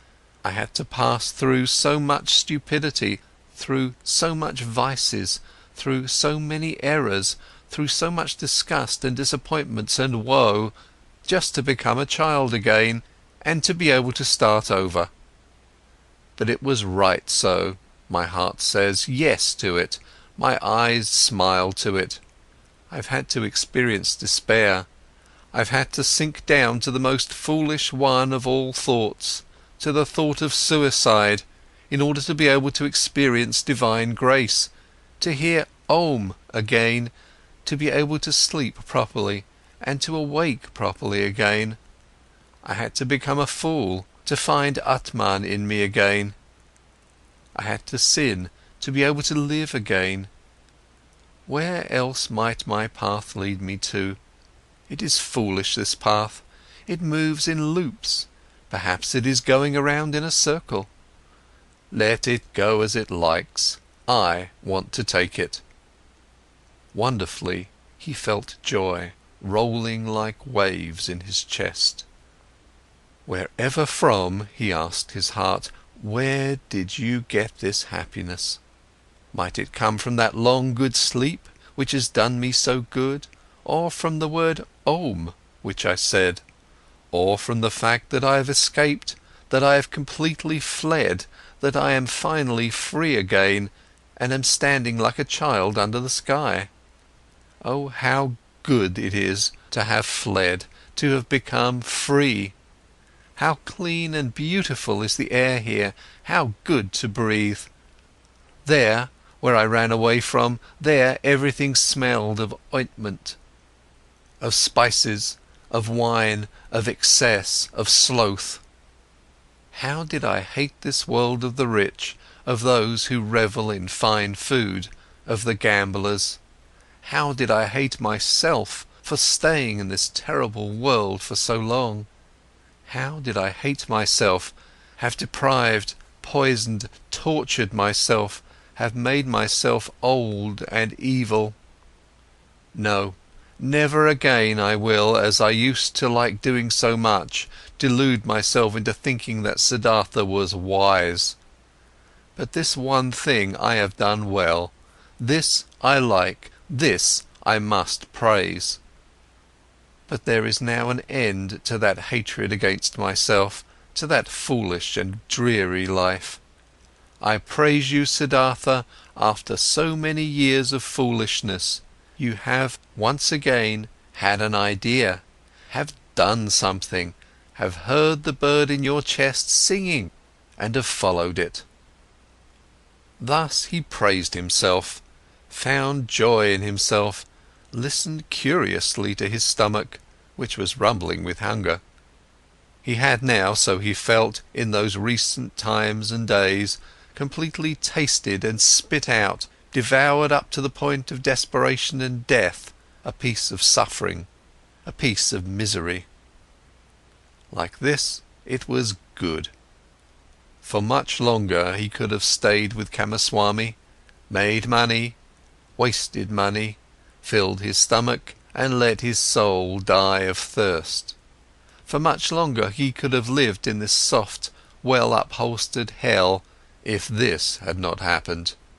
The moment of complete hopelessness and despair, that most extreme moment when he hung over the rushing waters and was ready to destroy himself, that he had felt this despair, this deep disgust, that he had not succumbed to it, that the bird, the joyful source and voice in him, was still alive after all. This was why he felt joy. This was why he laughed. This was why his face was smiling brightly under his hair, which had turned grey. It is good, he thought, to get a taste of everything for oneself which one needs to know. That lust for the world and riches do not belong to the good things I have already learned as a child. I have known it for a long time, but I have experienced only now. And now I know it. Don't just know it in my memory, but in my eyes, in my heart, in my stomach. Good for me to know this. For a long time he pondered his transformation, listened to the bird as it sang for joy. Had not this bird died in him? Had he not felt his death? No, something else from within him had died, something which already for a long time had yearned to die. Was it not this, what he intended to kill in his ardent years as a penitent? Was it not his self, his small, frightened and proud self he had wrestled with for so many years, which had defeated him again and again, which was back again after every killing, prohibited joy, felt fear? Was it not this which today had finally come to its death, here in the forest, by this lovely river? Was it not due to this death that he was now like a child, so full of trust, so without fear, so full of joy? Now Siddhartha also got some idea of why he had fought this self in vain as a Brahmin, as a penitent. Too much knowledge had held him back, too many holy verses, too many sacrificial rules, too much self-castigation, so much doing and striving for that goal. Full of arrogance he had been, always the smartest, always working the most, always one step ahead of all others, always the knowing and spiritual one, always the priest or wise one. Into being a priest, into this arrogance, into this spirituality, his self had retreated. There it sat firmly and grew, while he thought he would kill it by fasting and penance. Now he saw it, and saw the secret voice had been right, that no teacher would ever have been able to bring about his salvation. Therefore he had to go out into the world, lose himself to lust and power, to women and money, had to become a merchant, a dice gambler, a drinker and a greedy person, until the priest and samana in him was dead. Therefore he had to continue bearing these ugly years, bearing the disgust, the teachings, the pointlessness of a dreary and wasted life up to the end, up to bitter despair, until Siddhartha the lustful, Siddhartha the greedy, could also die. He had died. A new Siddhartha had woken up from the sleep. He would also grow old. He would also eventually have to die. Mortal was Siddhartha. Mortal was every physical form. But today he was young, was a child, the new Siddhartha, and was full of joy. He thought these thoughts, listened with a smile to his stomach, listened gratefully to a buzzing bee. Cheerfully he looked into the rushing river. Never before he had liked a water so well as this one. Never before he had perceived the voice and the parable of the moving water thus strongly and beautifully. It seemed to him as if the river had something special to tell him, something he did not know yet, which was still awaiting him. In this river Siddhartha had intended to drown himself. In it the old, tired, desperate Siddhartha had drowned today. But the new Siddhartha felt a deep love for this rushing water and decided for himself not to leave it very soon. End of Chapter 8. Chapter 9. The Ferryman. By this river I want to stay, thought Siddhartha. It is the same which I have crossed a long time ago on my way to the childlike people. A friendly ferryman had guided me then. He is the one I want to go to. Starting out from his hut, my path had led me at that time into a new life, which had now grown old and is dead. My present path, my present new life, shall also take its start there. Tenderly he looked into the rushing water, into the transparent green, into the crystal lines of its drawing, so rich in secrets.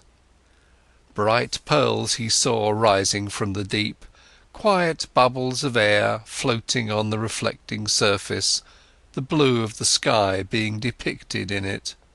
With 1,000 eyes the river looked at him, with green ones, with white ones, with crystal ones, with sky-blue ones. How did he love this water? How did it delight him? How grateful was he to it? In his heart he heard the water talking, which was newly awakening, and it told him, love this water, stay near it, learn from it. Oh yes, he wanted to learn from it, he wanted to listen to it. He, who would understand this water and its secrets, so it seemed to him, would also understand many other things, many secrets, all secrets. But out of all secrets of the river, he today only saw one. This one touched his soul. He saw, this water ran and ran, incessantly it ran, and was nevertheless always there, was always at all times the same, and yet new in every moment. Great be he who would grasp this, understand this.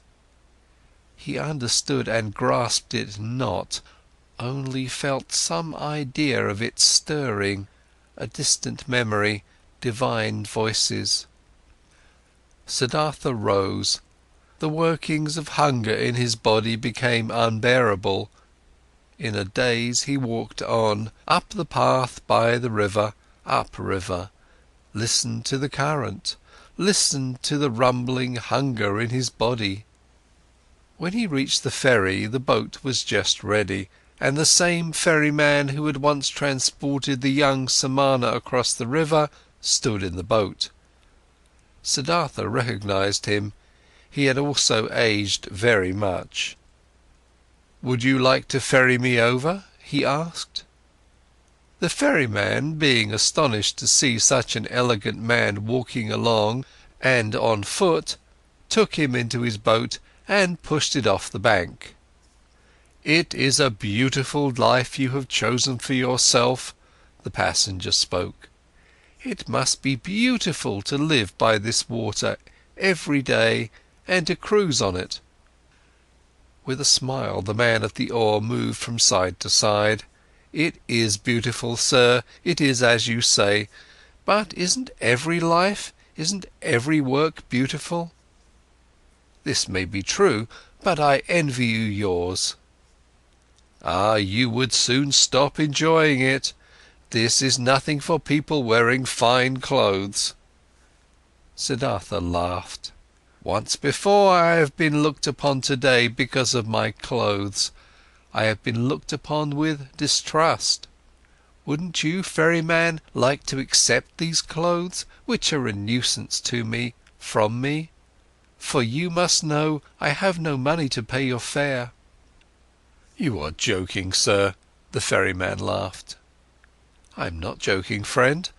Behold, once before you have ferried me across this water in your boat for the immaterial reward of a good deed. Thus, do it today as well, and accept my clothes for it."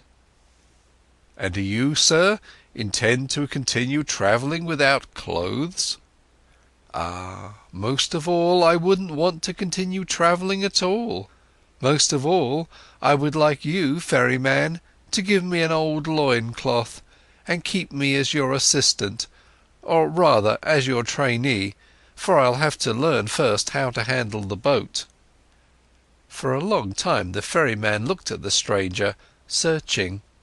"Now I recognize you," he finally said. "At one time you slept in my hut. This was a long time ago, possibly more than 20 years ago. And you've been ferried across the river by me, and we parted like good friends. Haven't you been a Samana? I can't think of your name any more." "My name is Siddhartha, and I was a Samana when you last saw me." "So be welcome, Siddhartha. My name is Vasudeva. You will, so I hope, be my guest today as well and sleep in my hut, and tell me where you're coming from and why these beautiful clothes are such a nuisance to you." They had reached the middle of the river, and Vasudeva pushed the oar with more strength in order to overcome the current. He worked calmly, his eyes fixed on the front of the boat with brawny arms. Siddhartha sat and watched him, and remembered how once before, on that last day of his time as a Samana, love for this man had stirred in his heart. Gratefully he accepted Vasudeva's invitation. When they had reached the bank, he helped him to tie the boat to the stakes. After this, the ferryman asked him to enter the hut, offered him bread and water, and Siddhartha ate with eager pleasure, and also ate with eager pleasure of the mango fruits Vasudeva offered him. Afterwards, it was almost the time of the sunset. They sat on a log by the bank, and Siddhartha told the ferryman about where he originally had come from and about his life as he had seen it before his eyes today in that hour of despair. Until late at night lasted his tale. Vasudeva listened with great attention, listened carefully. He let everything enter his mind, birthplace and childhood, all that learning, all that searching, all joy, all distress. This was among the ferryman's virtues one of the greatest. Like only a few, he knew how to listen. Without him having spoken a word, the speaker sensed how Vasudeva let his words enter his mind, quiet, open, waiting, how he did not lose a single word, awaited not a single one with impatience, did not add his phrase or rebuke, was just listening. Siddhartha felt, what a happy fortune it is to confess to such a listener, to bury in his heart his own life, his own search, his own suffering. But in the end of Siddhartha's tale, when he spoke of the tree by the river, and of his deep fall, of the holy Om, and how he had felt such a love for the river after his slumber, the ferryman listened with twice the attention, entirely and completely absorbed by it, with his eyes closed. And when Siddhartha fell silent, and a long silence had occurred, then Vasudeva said, "It is as I thought. The river has spoken to you. It is your friend as well. It speaks to you as well. That is good, that is very good. Stay with me, Siddhartha, my friend. I used to have a wife. Her bed was next to mine, but she has died a long time ago. For a long time I have lived alone. Now you shall live with me. There is space and food for both." "I thank you," said Siddhartha. "I thank you and accept. And I also thank you for this, Vasudeva, for listening to me so well. These people are rare who know how to listen, and I did not meet a single one who knew it as well as you did. I will also learn in this respect from you." "You will learn it," spoke Vasudeva, "but not from me. The river has taught me to listen. From it you will learn it as well. It knows everything, the river, everything can be learned from it. See, you've already learned this from the river too, that it is good to strive downwards, to sink, to seek depth. The rich and elegant Siddhartha is becoming an oarsman's servant. The learned Brahman Siddhartha becomes a ferryman. This has also been told to you by the river. You'll learn that other thing from it as well." Quoth Siddhartha, after a long pause, "What other thing, Vasudeva?" Vasudeva rose. "It is late," he said. "Let's go to sleep. I can't tell you that other thing, oh friend. You'll learn it, or perhaps you already know it. See, I'm no learned man, I have no special skill in speaking. I also have no special skill in thinking. All I'm able to do is to listen and to be godly. I have learned nothing else. If I was able to say and to teach it, I might be a wise man, but like this, I am only a ferryman, and it is my task to ferry people across the river. I have transported many, thousands, and to all of them my river has been nothing but an obstacle on their travels. They travelled to seek money and business, and for weddings and on pilgrimages, and the river was obstructing their path, and the ferryman's job was to get them quickly across that obstacle. But for some among the thousands, a few, 4 or 5, the river has stopped being an obstacle. They have heard its voice, they have listened to it, and the river has become sacred to them, as it has become sacred to me.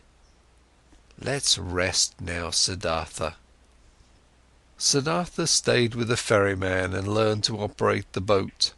And when there was nothing to do at the ferry, he worked with Vasudeva in the rice field, gathered wood, plucked the fruit off the banana trees.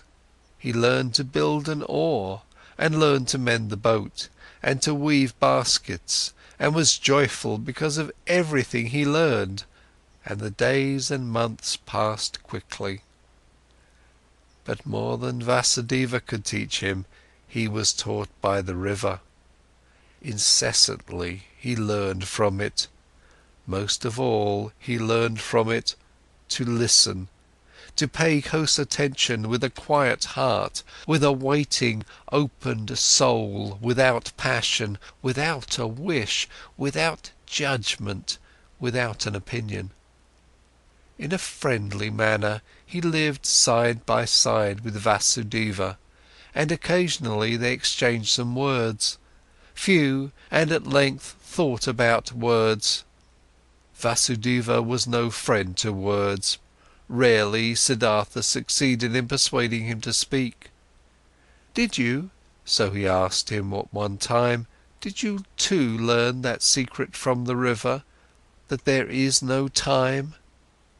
Vasudeva's face was filled with a bright smile. "Yes, Siddhartha," he spoke, "it is this what you mean, isn't it? That the river is everywhere at once, at the source and at the mouth, at the waterfall, at the ferry, at the rapids, in the sea, in the mountains, everywhere at once, and that there is only the present for it, not the shadow of the past, not the shadow of the future." "This it is," said Siddhartha, "and when I had learned it, I looked at my life, and it was also a river, and the boy Siddhartha was only separated from the man Siddhartha and from the old man Siddhartha by a shadow, not something real." Also, Siddhartha's previous births were no past, and his death and his return to Brahma was no future. Nothing was, nothing will be, everything is, everything has existence and is present. Siddhartha spoke with ecstasy. Deeply this enlightenment had delighted him. Oh, was not all suffering time? Were not all forms of tormenting oneself and being afraid time? Was not everything hard, everything hostile in the world gone and overcome as soon as one had overcome time, as soon as time would have been put out of existence by one's thoughts? In ecstatic delight he had spoken, but Vasudeva smiled at him brightly and nodded in confirmation. Silently he nodded, brushed his hand over Siddhartha's shoulder, turned back to his work. And once again, when the river had just increased its flow in the rainy season and made a powerful noise, then said Siddhartha, "Isn't it so, O friend? The river has many voices, many, many voices. Hasn't it the voice of a king, and of a warrior, and of a bull, and of a bird of the night, and of a woman giving birth, and of a sighing man, and 1,000 other voices more?" "So it is," Vasudeva nodded. "All voices of the creature are in its voice. And do you know," Siddhartha continued, "what word it speaks when you succeed in hearing all of its 10,000 voices at once?" Happily, Vasudeva's face was smiling. He bent over to Siddhartha and spoke the holy Om in his ear, and this had been the very thing which Siddhartha had also been hearing. And time after time, his smile became more similar to the ferryman's, became almost just as bright, almost just as thoughtfully glowing with bliss, just as shining out of 1,000 small wrinkles, just as alike to a child's, just as alike to an old man's. Many travellers, seeing the two ferrymen, thought they were brothers. Often they sat in the evening together by the bank on the log, said nothing, and both listened to the water, which was no water to them, but the voice of life, the voice of what exists, of what is eternally taking shape. And it happened from time to time that both, when listening to the water, thought of the same things, of a conversation from the day before yesterday, of one of their travellers, the face and fate of whom had occupied their thoughts, of death, of their childhood, and that they both in the same moment, when the river had been saying something good to them, looked at each other, both thinking precisely the same thing, both delighted about the same answer to the same question. There was something about this ferry and the two ferrymen which was transmitted to others, which many of the travellers felt. It happened occasionally that a traveller, after having looked at the face of one of the ferrymen, started to tell the story of his life, told about pains, confessed evil things, asked for comfort and advice. It happened occasionally that someone asked for permission to stay for a night with them, to listen to the river. It also happened that curious people came who had been told that there were two wise men or sorcerers or holy men living by that ferry. The curious people asked many questions, but they got no answers, and they found neither sorcerers nor wise men. They only found two friendly little old men who seemed to be mute and to have become a bit strange and gaga. And the curious people laughed and were discussing how foolishly and gullibly the common people were spreading such empty rumours. The years passed by, and nobody counted them. Then, at one time, monks came by on a pilgrimage, followers of Gautama the Buddha, who were asking to be ferried across the river, and by them the ferrymen were told that they were most hurriedly walking back to their great teacher, for the news had spread, the exalted one was deadly sick, and would soon die his last human death, in order to become one with the salvation. It was not long until a new flock of monks came along on their pilgrimage, and another one, and the monks as well as most of the other travellers and people walking through the land spoke of nothing else than of Gautama and his impending death. And as people are flocking from everywhere and from all sides, when they are going to war or to the coronation of a king, and are gathering like ants in droves, thus they flocked, like being drawn on by a magic spell to where the great Buddha was awaiting his death, where the huge event was to take place, and the great perfected one of an era was to become one with the glory. Often Siddhartha thought in those days of the dying wise man, the great teacher, whose voice had admonished nations and had awoken hundreds of thousands, whose voice he had also once heard, whose holy face he had also once seen with respect. Kindly he thought of him, saw his path to perfection before his eyes, and remembered with a smile those words which he had once as a young man said to him, the exalted one. They had been, so it seemed to him, proud and precocious words, with a smile he remembered them. For a long time he knew that there was nothing standing between Gautama and him any more, though he was still unable to accept his teachings. No, there was no teaching a truly searching person, someone who truly wanted to find, could accept. But he who had found, he could approve of any teachings, every path, every goal. There was nothing standing between him and all the other 1,000 any more, who lived in that what is eternal, who breathed what is divine. On one of these days, when so many went on a pilgrimage to the dying Buddha, Kamala also went to him, who used to be one of the most beautiful of the courtesans. A long time ago she had retired from her previous life, had given her garden to the monks of Gautama as a gift, had taken her refuge in the teachings, was among the friends and benefactors of the pilgrims. Together with Siddhartha the boy, her son, she had gone on her way due to the news of the near death of Gautama, in simple clothes, on foot.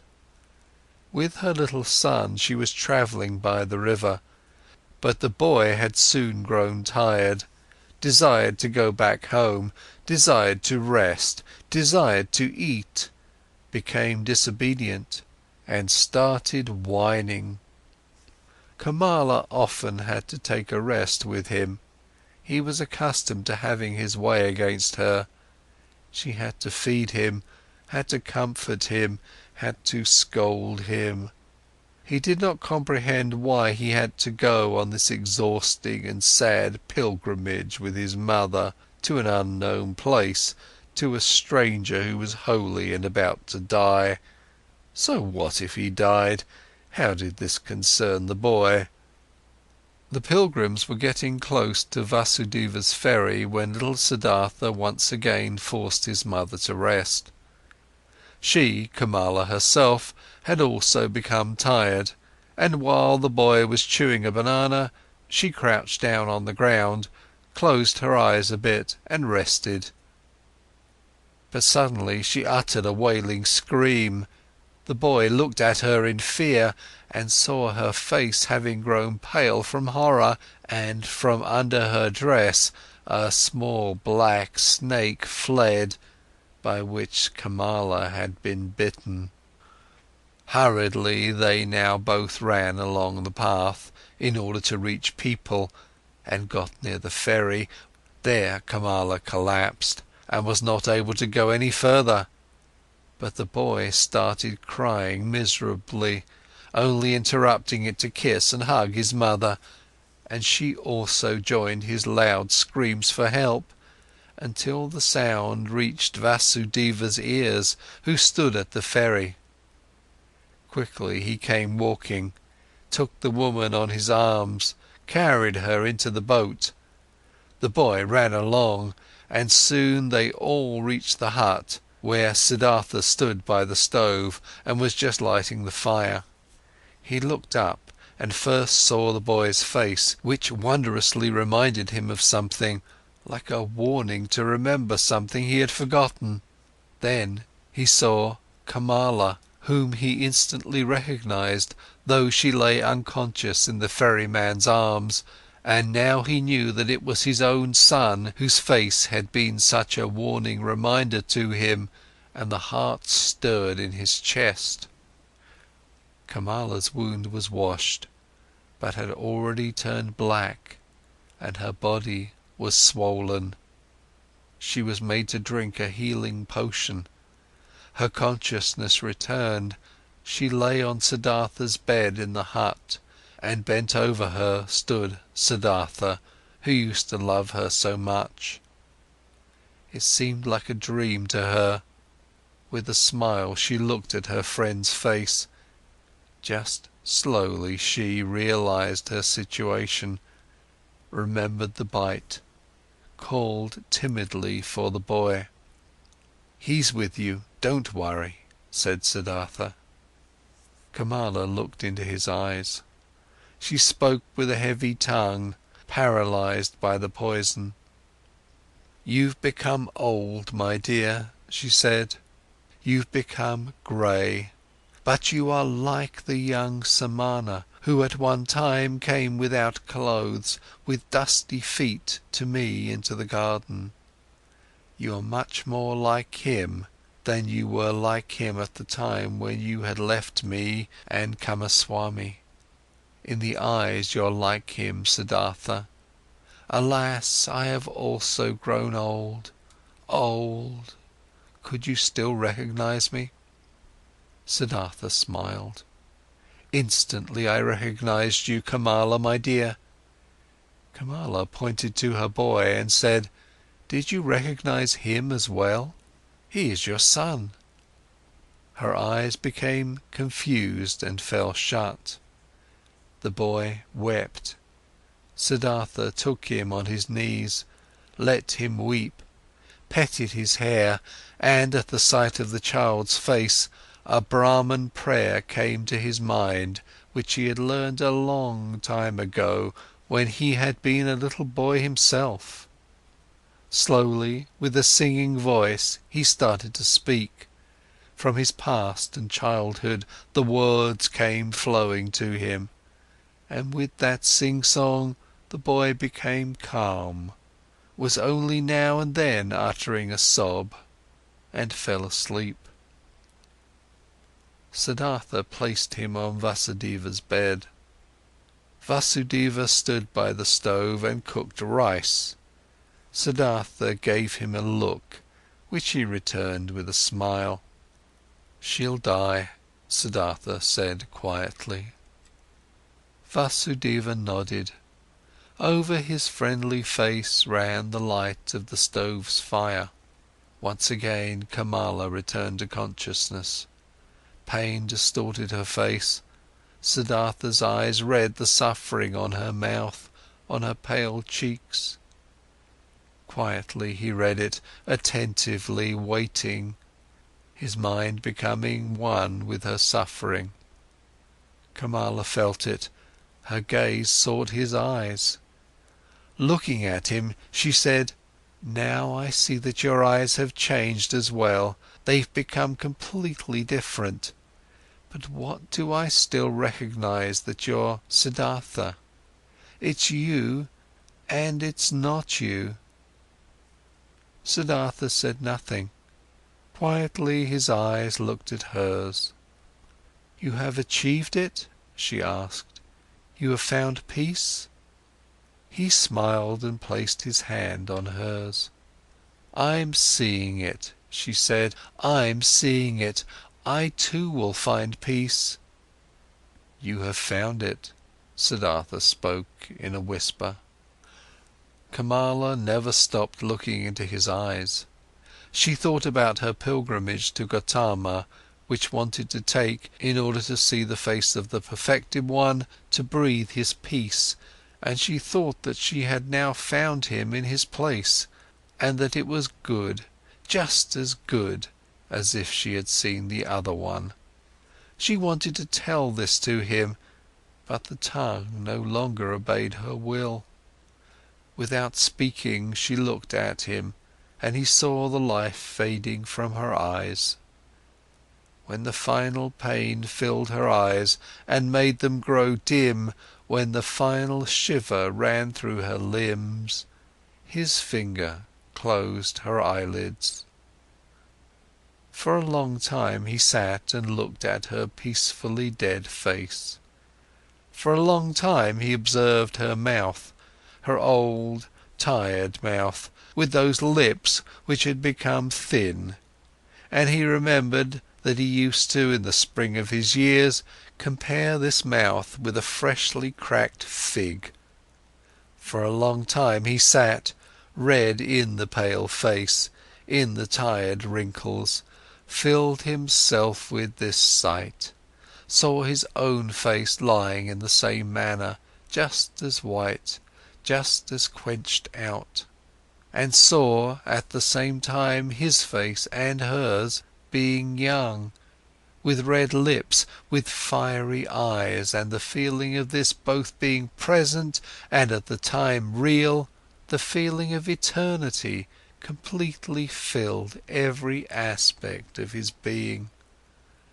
Deeply he felt, more deeply than ever before, in this hour, the indestructibility of every life, the eternity of every moment.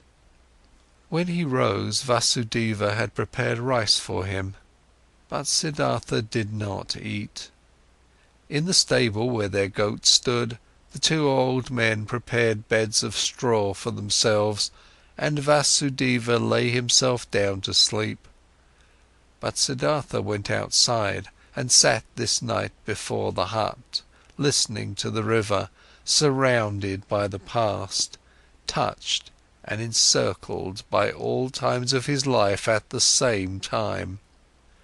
But occasionally he rose, stepped to the door of the hut and listened whether the boy was sleeping.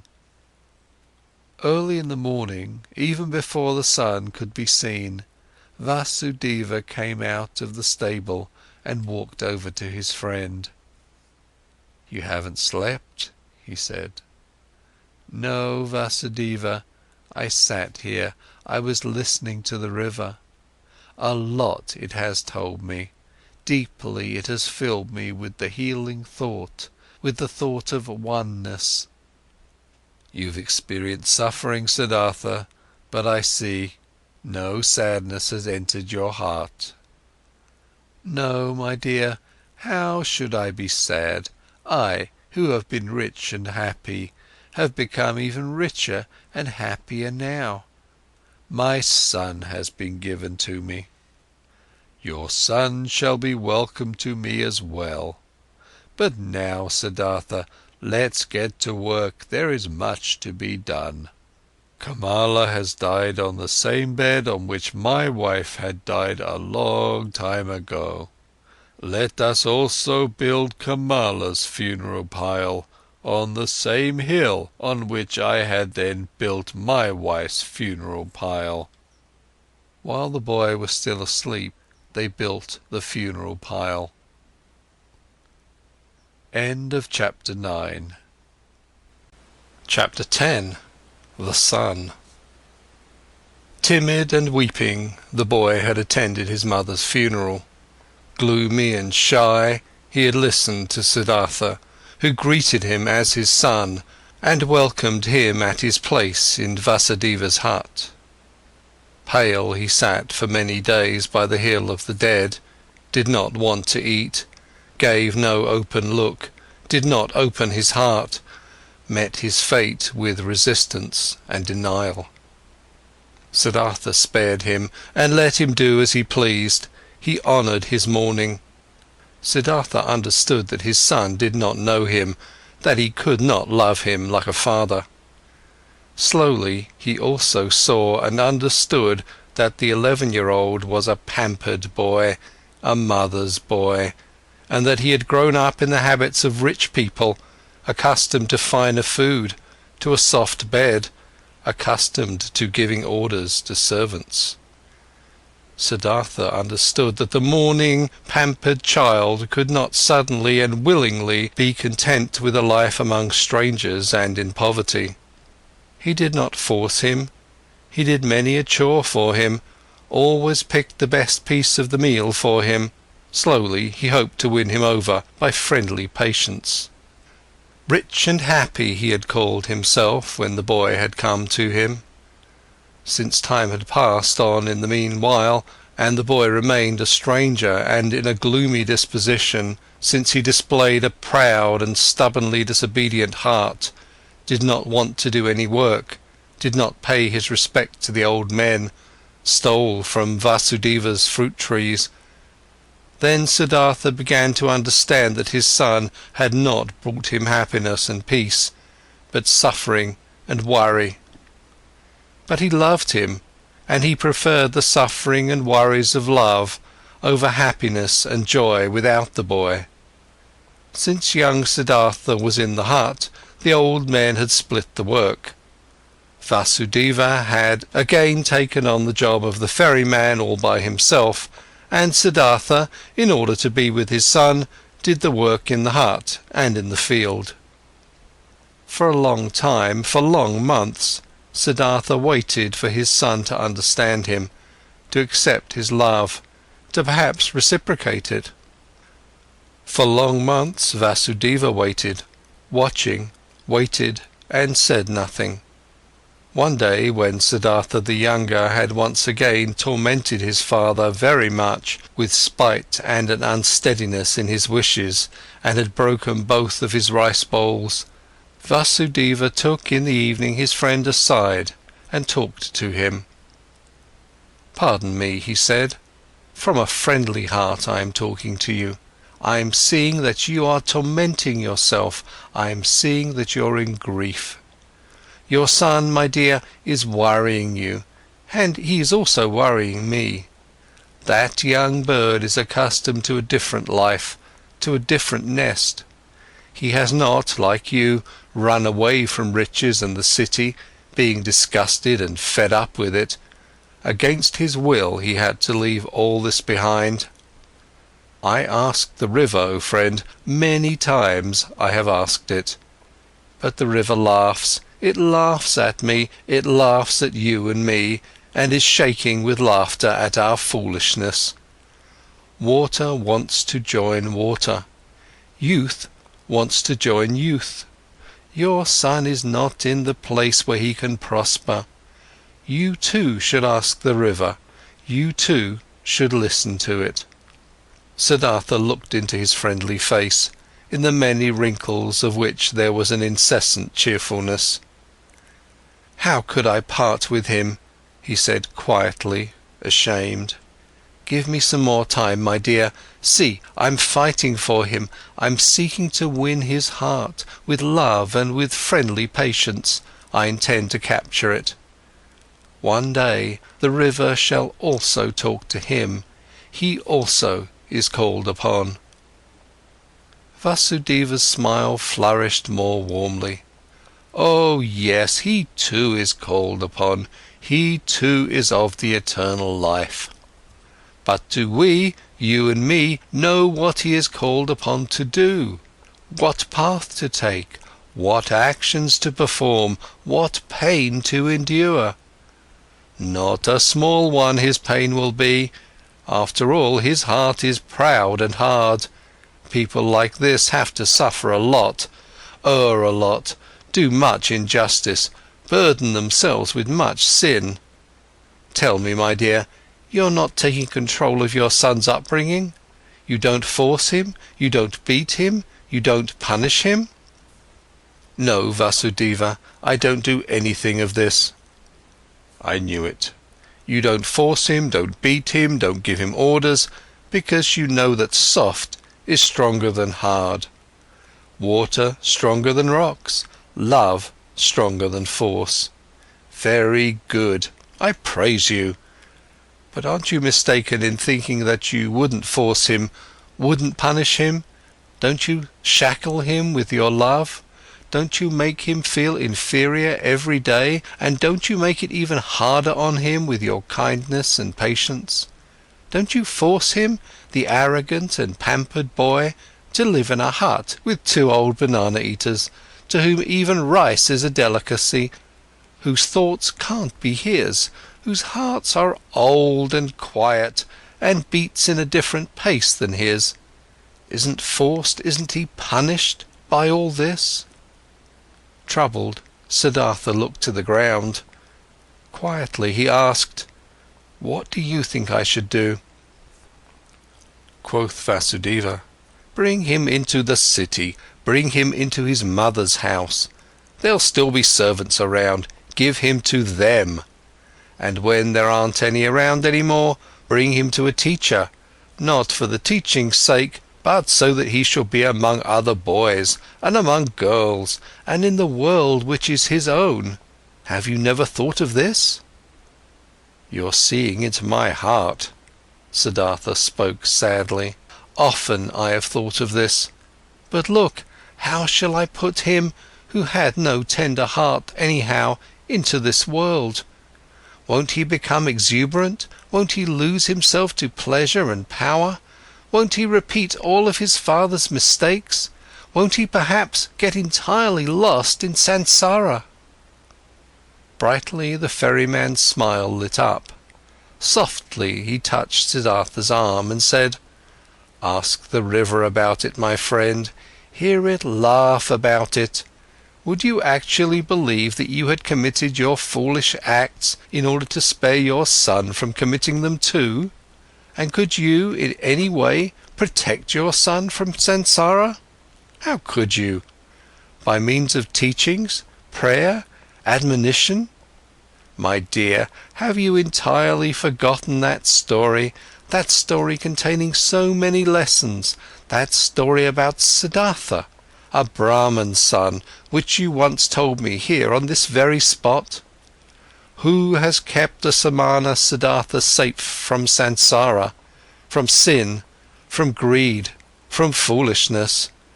Were his father's religious devotion, his teacher's warnings, his own knowledge, his own search able to keep him safe? Which father, which teacher had been able to protect him from living his life for himself, from soiling himself with life, from burdening himself with guilt, from drinking the bitter drink for himself, from finding his path for himself? Would you think, my dear, anybody might perhaps be spared from taking this path? That perhaps your little son would be spared, because you love him, because you would like to keep him safe, because you would like to keep him from suffering and pain and disappointment? But even if you would die 10 times for him, you would not be able to take the slightest part of his destiny upon yourself." Never before Vasudeva had spoken so many words. Kindly Siddhartha thanked him, went troubled into the hut, could not sleep for a long time. Vasudeva had told him nothing he had not already thought and known for himself. But this was a knowledge he could not act upon. Stronger than the knowledge was his love for the boy. Stronger was his tenderness, his fear to lose him. Had he ever lost his heart so much to something? Had he ever loved any person thus blindly, thus sufferingly, thus unsuccessfully, and yet thus happily. Siddhartha could not heed his friend's advice. He could not give up the boy. He let the boy give him orders. He let him disregard him. He said nothing and waited. Daily he began the mute struggle of friendliness, the silent war of patience. Vasudeva said nothing and waited, friendly, knowing, patient. They were both masters of patience. At one time, when the boy's face reminded him very much of Kamala, Siddhartha suddenly had to think of a line which Kamala, a long time ago, in the days of their youth, had once said to him. "You cannot love," she had said to him, and he had agreed with her and had compared himself to a star, while comparing the childlike people with falling leaves. And nevertheless he had also sensed an accusation in that line. Indeed, he had never been able to lose or devote himself completely to another person, to forget himself, to commit foolish acts for the love of another person. Never he had been able to do this, and this was, as it seemed to him at that time, the great distinction which set him apart from the childlike people. But now, since his son was here, now he, Siddhartha, had become completely a childlike person, suffering for the sake of another person, loving another person, lost to a love, having become a fool on account of love. Now he too felt, late, once in his lifetime, this strongest and strangest of all passions, suffered from it, suffered miserably, and was nevertheless in bliss, was nevertheless renewed in one respect, enriched by the one thing. He did sense very well that his love, this blind love for his son, was a passion, something very human, that it was samsara, a murky source, dark waters. Nevertheless, he felt at the same time it was not worthless, it was necessary, came from the essence of his own being. This pleasure also had to be atoned for, this pain also had to be endured, these foolish acts also had to be committed. Through all this the son let him commit his foolish acts, let him court for his affection, let him humiliate himself every day by giving in to his moods. This father had nothing which could have delighted him, and nothing which he would have feared. He was a good man, this father, a good, kind, soft man, perhaps a very devout man, perhaps a saint. All these were no attributes which could win the boy over. He was bored by his father, who kept him prisoner here in this miserable hut of his. He was bored by him, and for him to answer every naughtiness with a smile, every insult with friendliness, every viciousness with kindness, this very thing was the hated trick of this old sneak. Much more the boy would have liked it if he had been threatened by him, if he had been abused by him. A day came when what young Siddhartha had on his mind came bursting forth, and he openly turned against his father. The latter had given him a task. He had told him to gather brushwood, but the boy did not leave the hut. In stubborn disobedience and rage he stayed where he was, thumped on the ground with his feet, clenched his fists, and screamed in a powerful outburst his hatred and contempt into his father's face. "Get the brushwood for yourself," he shouted, foaming at the mouth. "I'm not your servant. I do know that you won't hit me, you don't dare. I do know that you constantly want to punish me and put me down with your religious devotion and your indulgence. You want me to become like you, just as devout, just as soft, just as wise. But I, listen up, just to make you suffer, I rather want to become a highway robber and a murderer and to go to hell than to become like you. I hate you, you're not my father, and if you've been 10 times my mother's fornicator." Rage and grief boiled over in him, foamed at the father in 100 savage and evil words. Then the boy ran away, and only returned late at night. But the next morning he had disappeared. What had also disappeared was a small basket, woven out of bast of 2 colours, in which the ferrymen kept those copper and silver coins which they received as a fare. The boat had also disappeared. Siddhartha saw it lying by the opposite bank. The boy had run away. "I must follow him," said Siddhartha, who had been shivering with grief since those ranting speeches the boy had made yesterday. "A child can't go through the forest all alone. He'll perish. We must build a raft, Vasudeva, to get over the water." "We will build a raft," said Vasudeva, "to get our boat back, which the boy has taken away. But him you shall let run along, my friend. He is no child any more. He knows how to get around. He's looking for the path to the city, and he is right, don't forget that. He's doing what you've failed to do yourself. He's taking care of himself, he's taking his course. Alas, Siddhartha, I see you suffering, but you're suffering a pain at which one would like to laugh, at which you'll soon laugh for yourself." Siddhartha did not answer. He already held the axe in his hands and began to make a raft of bamboo, and Vasudeva helped him to tie the canes together with ropes of grass. Then they crossed over, drifted far off their course, pulled the raft upriver on the opposite bank. "Why did you take the axe along?" asked Siddhartha. Vasudeva said, "It might have been possible that the oar of our boat got lost." But Siddhartha knew what his friend was thinking. He thought the boy would have thrown away or broken the oar in order to get even and in order to keep them from following him. And in fact there was no oar left in the boat.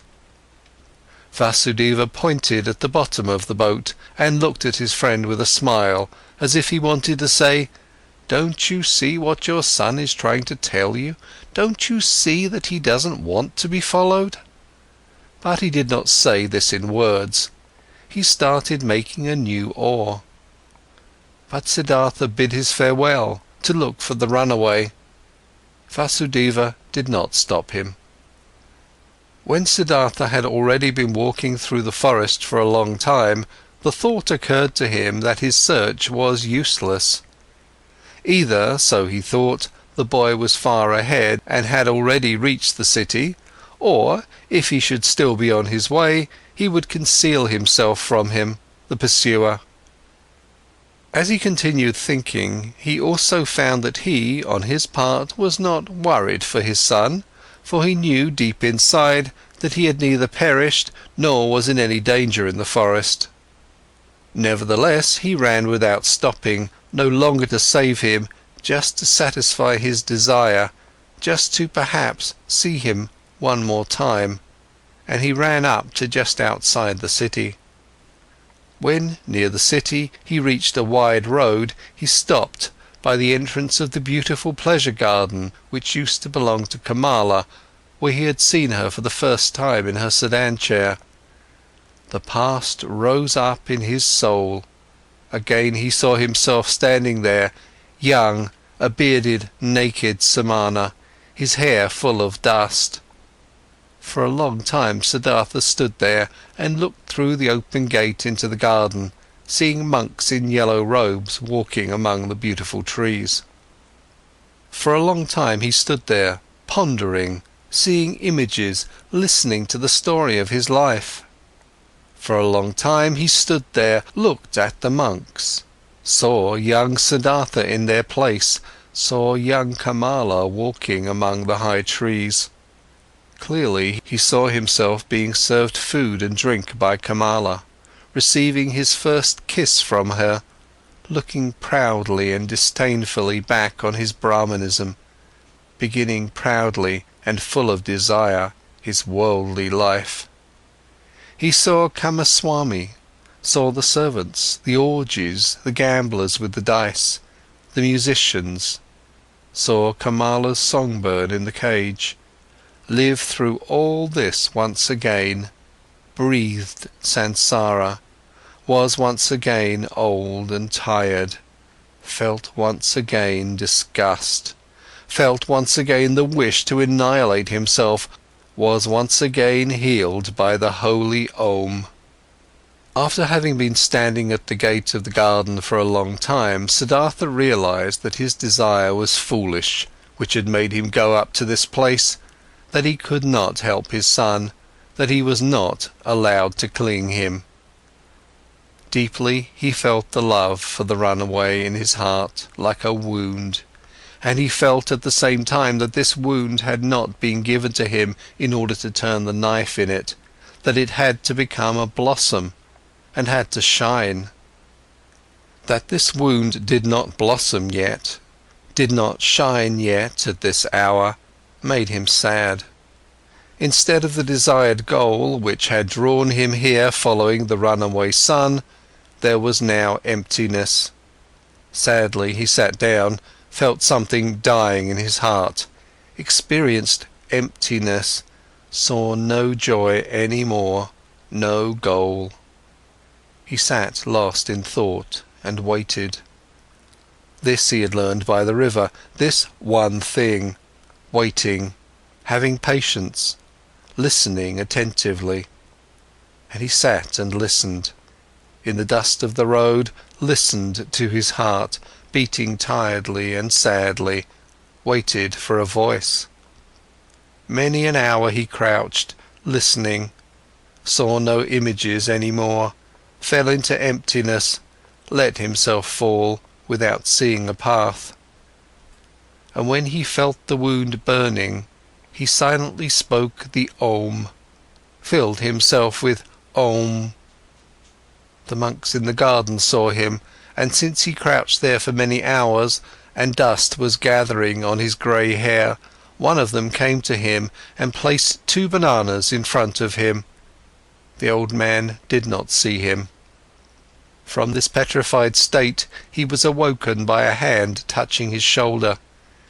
Instantly he recognized this touch, this tender, bashful touch, and regained his senses.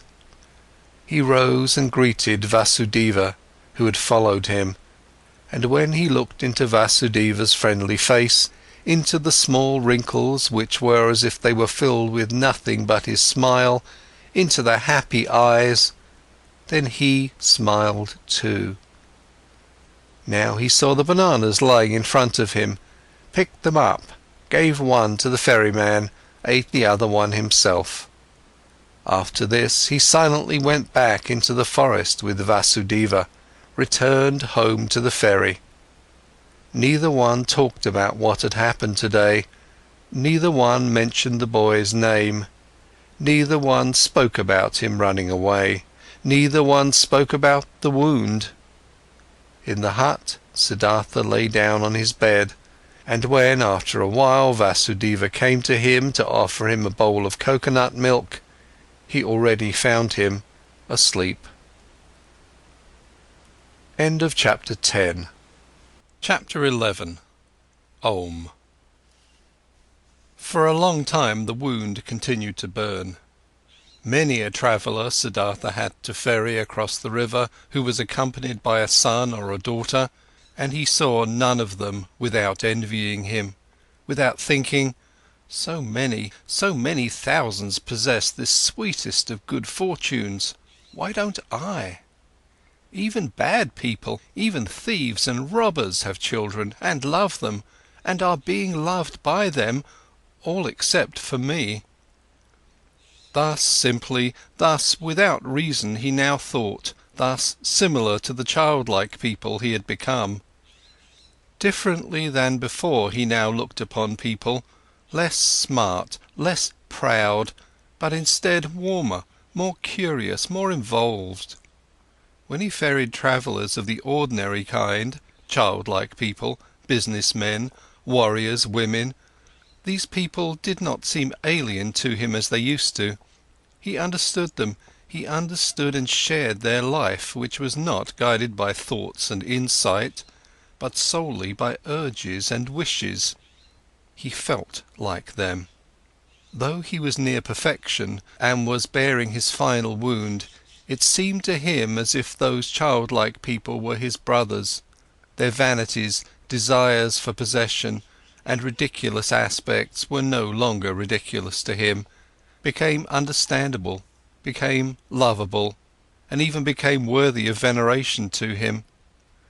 The blind love of a mother for her child, the stupid, blind pride of a conceited father for his only son, the blind, wild desire of a young, vain woman for jewellery and admiring glances from men, all of these urges, all of this childish stuff, all of these simple, foolish, but immensely strong, strongly living, strongly prevailing urges and desires were now no childish notions for Siddhartha any more. He saw people living for their sake, saw them achieving infinitely much for their sake, travelling, conducting wars, suffering infinitely much, bearing infinitely much, and he could love them for it. He saw life, that what is alive, the indestructible, the Brahman in each of their passions, each of their acts. Worthy of love and admiration were these people in their blind loyalty, their blind strength and tenacity. They lacked nothing, there was nothing the knowledgeable one, the thinker, had put himself above them except for one thing. A single, tiny, small thing. The consciousness, the conscious thought of the oneness of all life. And Siddhartha even doubted in many an hour whether this knowledge, this thought was to be valued thus highly, whether it might also perhaps be a childish idea of the thinking people, of the thinking and childlike people. In all other respects the worldly people were of equal rank to the wise men, were often far superior to them, just as animals too can after in some moments seem to be superior to humans in their tough, unrelenting performance of what is necessary. Slowly blossomed, slowly ripened in Siddhartha the realization, the knowledge, what wisdom actually was, what the goal of his long search was. It was nothing but a readiness of the soul, an ability, a secret art, to think every moment while living his life the thought of oneness, to be able to feel and inhale the oneness. Slowly this blossomed in him, was shining back at him from Vasudeva's old childlike face. Harmony, knowledge of the eternal perfection of the world, smiling oneness. But the wound still burned. Longingly and bitterly Siddhartha thought of his son, nurtured his love and tenderness in his heart, allowed the pain to gnaw at him, committed all foolish acts of love. Not by itself this flame would go out. And one day, when the wound burned violently, Siddhartha ferried across the river, driven by a yearning, got off the boat and was willing to go to the city and to look for his son. The river flowed softly and quietly, it was the dry season, but its voice sounded strange. It laughed clearly. The river laughed, it laughed brightly and clearly at the old ferryman. Siddhartha stopped. He bent over the water in order to hear even better, and he saw his face reflected in the quietly moving waters, and in this reflected face there was something which reminded him, something he had forgotten, and as he thought about it, he found it. His face resembled another face, which he used to know and love and also fear. It resembled his father's face, the Brahman, and he remembered how he, a long time ago, as a young man, had forced his father to let him go to the penitents, how he had bade his farewell to him, how he had gone and had never come back. Had his father not also suffered the same pain for him which he now suffered for his son? Had his father not long since died, alone, without having seen his son again? Did he not have to expect the same fate for himself? Was it not a comedy, a strange and stupid matter, this repetition, this running around in a fateful circle? The river laughed. Yes, so it was. Everything came back which had not been suffered and solved up to its end. The same pain was suffered over and over again. But Siddhartha went back into the boat and ferried back to the hut, thinking of his father, thinking of his son, laughed at by the river, at odds with himself, tending towards despair, and not less tending towards laughing along at himself and the entire world. Alas, the wound was not blossoming again, his heart was still fighting his fate, cheerfulness and victory were not yet shining from his suffering. Nevertheless, he felt hope, and once he had returned to the hut, he felt an undefeatable desire to open up to Vasudeva, to show him everything, the master of listening, to say everything. Vasudeva was sitting in the hut and weaving a basket. He no longer used the ferry boat. His eyes were starting to get weak, and not just his eyes, his arms and hands as well. Unchanging and flourishing was only the joy and the cheerful benevolence of his face. Siddhartha sat down next to the old man. Slowly he started talking. What they had never talked about he now told him of his walk to the city at that time, of the burning wound, of his envy at the sight of happy fathers, of his knowledge of the foolishness of such wishes, of his futile fight against them. He reported everything. He was able to say everything, even the most embarrassing parts.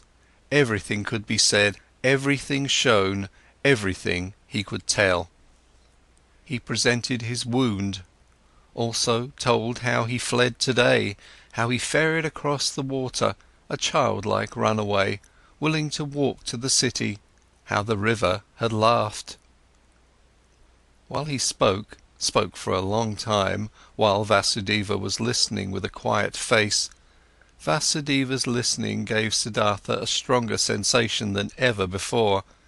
He sensed how his pain, his fears flowed over to him, how his secret hope flowed over, came back at him from his counterpart.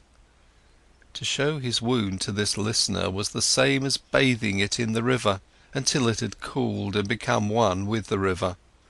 While he was still speaking, still admitting and confessing, Siddhartha felt more and more that this was no longer Vasudeva, no longer a human being who was listening to him, that this motionless listener was absorbing his confession into himself like a tree the rain, that this motionless man was the river itself, that he was God himself, that he was the eternal itself. And while Siddhartha stopped thinking of himself and his wound, this realization of Vasudeva's changed character took possession of him, and the more he felt it and entered into it, the less wondrous it became, the more he realized that everything was in order and natural, that Vasudeva had already been like this for a long time, almost forever, that only he had not quite recognized it, yes, that he himself had almost reached the same state. He felt that he was now seeing old Vasudeva as the people see the gods, and that this could not last. In his heart, he started bidding his farewell to Vasudeva. Through all this, he talked incessantly. When he had finished talking, Vasudeva turned his friendly eyes, which had grown slightly weak, at him, said nothing, let his silent love and cheerfulness, understanding and knowledge shine at him. He took Siddhartha's hand, led him to the seat of the bank, sat down with him, smiled at the river. "You've heard it laugh," he said. "But you haven't heard everything. Let's listen, you'll hear more." They listened. Softly sounded the river, singing in many voices. Siddhartha looked into the river, and images appeared to him in the moving water. His father appeared, lonely, mourning for his son. He himself appeared, lonely, he also being tied with the bondage of yearning to his distant son. His son appeared, lonely as well, the boy greedily rushing along the burning course of his young wishes, each one heading for his goal, each one obsessed by the goal, each one suffering. The river sang with a voice of suffering, longingly it sang, longingly it flowed towards its goal, lamentingly its voice sang. "Do you hear?" Vasudeva's mute gaze asked. Siddhartha nodded. "Listen better," Vasudeva whispered. Siddhartha made an effort to listen better. The image of his father, his own image, the image of his son merged. Kamala's image also appeared and was dispersed, and the image of Govinda, and other images, and they merged with each other, turned all into the river, headed all, being the river, for the goal, longing, desiring, suffering, and the river's voice sounded full of yearning, full of burning woe, full of unsatisfiable desire. For the goal the river was heading. Siddhartha saw it hurrying, the river, which consisted of him and his loved ones, and of all people he had ever seen. All of these waves and waters were hurrying, suffering towards goals, many goals. The waterfall, the lake, the rapids, the sea, and all goals were reached. And every goal was followed by a new one, and the water turned into vapour and rose to the sky, turned into rain and poured down from the sky, turned into a source, a stream, a river, headed forward once again, flowed on once again. But the longing voice had changed. It still resounded, full of suffering, searching, but other voices joined it, voices of joy and of suffering, good and bad voices, laughing and sad ones, 100 voices, 1,000 voices. Siddhartha listened. He was now nothing but a listener, completely concentrated on listening. Completely empty, he felt that he had now finished learning to listen. Often before he had heard all this, these many voices in the river. Today it sounded new. Already he could no longer tell the many voices apart, not the happy ones from the weeping ones, not the ones of children from those of men. They all belonged together, the lamentation of yearning and the laughter of the knowledgeable one, the scream of rage and the moaning of the dying ones. Everything was one. Everything was intertwined and connected, entangled 1,000 times. And everything all together, all voices, all goals, all yearning, all suffering, all pleasure, all that was good and evil, all of this together was the world. All of it together was the flow of events, was the music of life. And when Siddhartha was listening attentively to this river, this song of 1,000 voices, when he neither listened to the suffering nor the laughter, when he did not tie his soul to any particular voice and submerged his self into it, but when he heard them all, perceived the whole, the oneness, then the great song of the 1,000 voices consisted of a single word, which was Om, the perfection. "Do you hear?" Vasudeva's gaze asked again. Brightly Vasudeva's smile was shining, floating radiantly over all the wrinkles of his old face, as the Om was floating in the air above all the voices of the river. Brightly his smile was shining when he looked at his friend, and brightly the same smile was now starting to shine on Siddhartha's face as well. His wound blossomed, his suffering was shining, his self had flown into the oneness. In this hour, Siddhartha stopped fighting his fate, stopped suffering. On his face flourished the cheerfulness of a knowledge which is no longer opposed by any will, which knows perfection, which is in agreement with the flow of events, with the current of life, full of sympathy for the pain of others, full of sympathy for the pleasure of others, devoted to the flow, belonging to the oneness. When Vasudeva rose from the seat by the bank, when he looked into Siddhartha's eyes and saw the cheerfulness of the knowledge shining in them, he softly touched his shoulder with his hand, in his careful and tender manner, and said, "I've been waiting for this hour, my dear. And now that it has come, let me leave. For a long time I've been waiting for this hour, for a long time I've been Vasudeva the ferryman. Now it's enough. Farewell hut, farewell river, farewell Siddhartha." Siddhartha made a deep bow before him who bid his farewell. "I've known it," he said quietly. "You'll go into the forests?" "I'm going into the forests. I'm going into the oneness," spoke Vasudeva with a bright smile. With a bright smile he left. Siddhartha watched him leaving. With deep joy, with great solemnity, he watched him leave, saw his steps full of peace, saw his head full of lustre, saw his body full of light. End of chapter 11. Chapter 12. Govinda.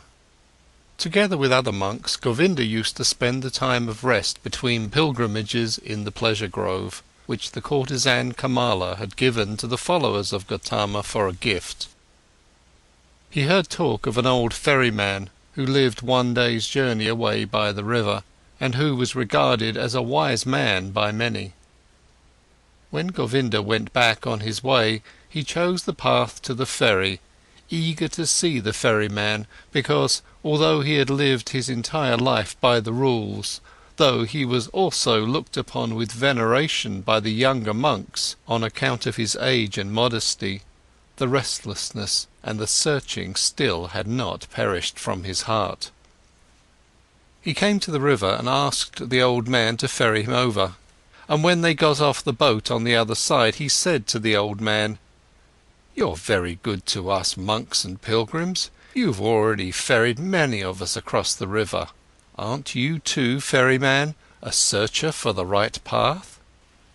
Quoth Siddhartha, smiling from his old eyes, "Do you call yourself a searcher, O venerable one, though you are already old in years and are wearing the robe of Gautama's monks?" "It's true, I'm old," spoke Govinda, "but I haven't stopped searching. Never I'll stop searching, this seems to be my destiny. You too, so it seems to me, have been searching. Would you like to tell me something, O honourable one?" Quoth Siddhartha, "What should I possibly have to tell you, O venerable one? Perhaps that you're searching far too much, that in all that searching you don't find the time for finding." "How come?" asked Govinda.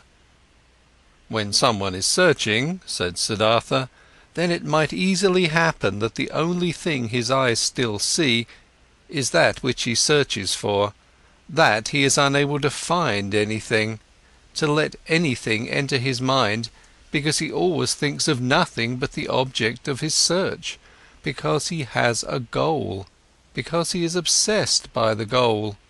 Searching means having a goal, but finding means being free, being open, having no goal. You, O venerable one, are perhaps indeed a searcher, because striving for your goal, there are many things you don't see which are directly in front of your eyes." "I don't quite understand yet," said Govinda. "What do you mean by this?" Quoth Siddhartha, "A long time ago, O venerable one, many years ago, you've once before been at this river, and have found a sleeping man by the river, and have sat down with him to guard his sleep.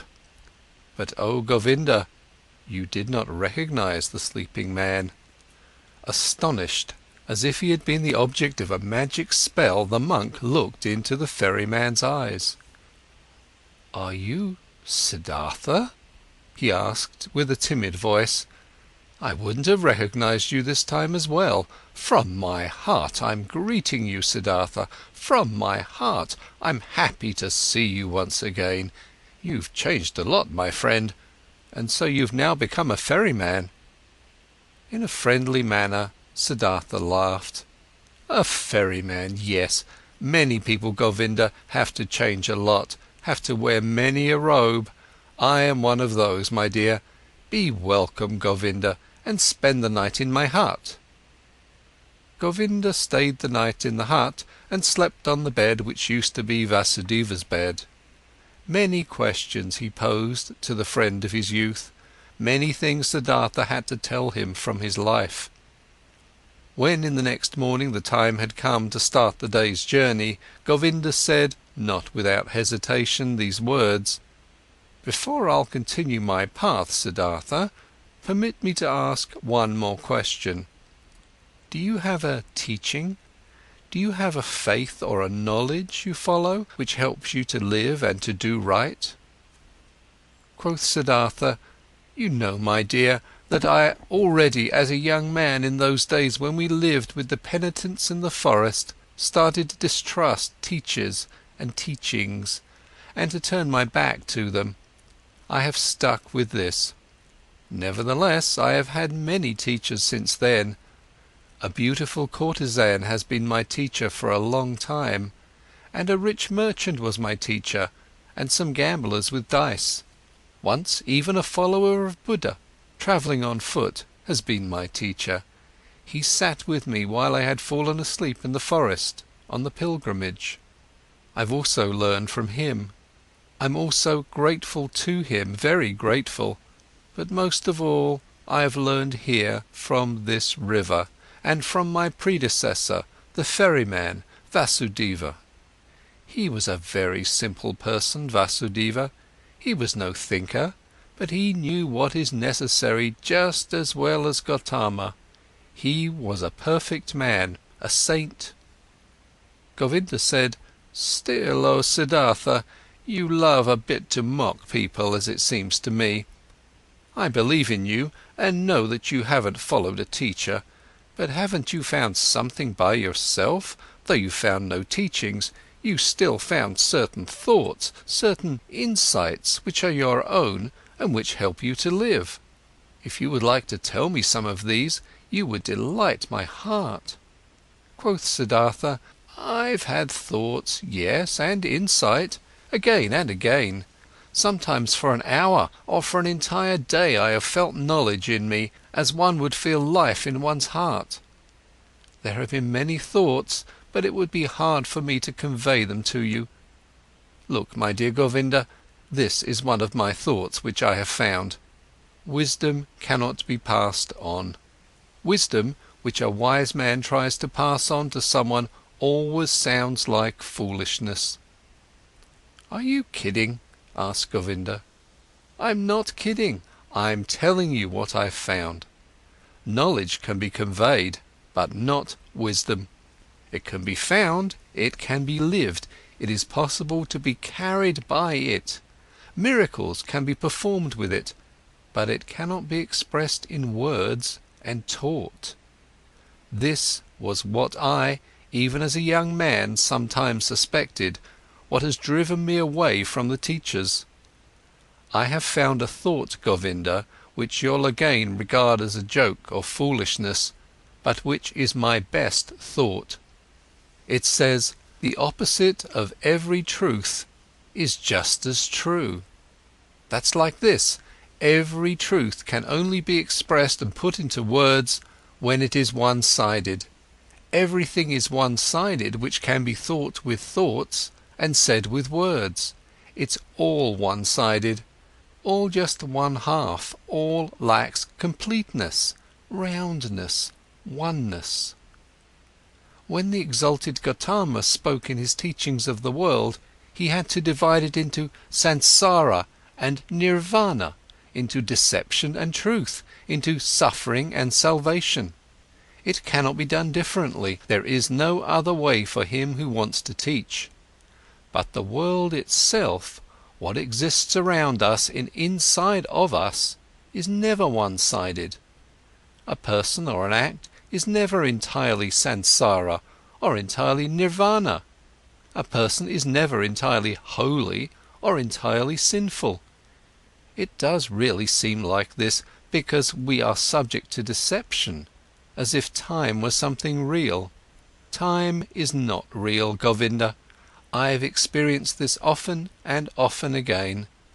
And if time is not real, then the gap which seems to be between the world and the eternity, between suffering and blissfulness, between good and evil, is also a deception. How come? Asked Govinda, timidly. Listen well, my dear, listen well. The sinner, which I am and which you are, is a sinner, but in times to come, he will be Brahma again, he will reach the Nirvana, will be Buddha. And now see, these times to come are a deception, are only a parable. The sinner is not on his way to become a Buddha. He is not in the process of developing, though our capacity for thinking does not know how else to picture these things. No, within the sinner is now and today already the future Buddha. His future is already all there. You have to worship in him, in you, in everyone, the Buddha which is coming into being, the possible, the hidden Buddha. The world, my friend Govinda, is not imperfect or on a slow path towards perfection. No, it is perfect in every moment. All sin already carries the divine forgiveness in itself. All small children already have the old person in themselves. All infants already have death. All dying people, the eternal life. It is not possible for any person to see how far another one has already progressed on his path. In the robber and the dice gambler, the Buddha is waiting. In the Brahman, the robber is waiting. In deep meditation, there is the possibility to put time out of existence, to see all life which was, is, and will be, as if it was simultaneous. And there everything is good, everything is perfect, everything is Brahman. Therefore I see whatever exists as good. Death is to me like life, sin like holiness, wisdom like foolishness. Everything has to be as it is, everything only requires my consent, only my willingness, my loving agreement to be good for me, to do nothing but work for my benefit, to be unable to ever harm me. I have experienced on my body and on my soul that I needed sin very much.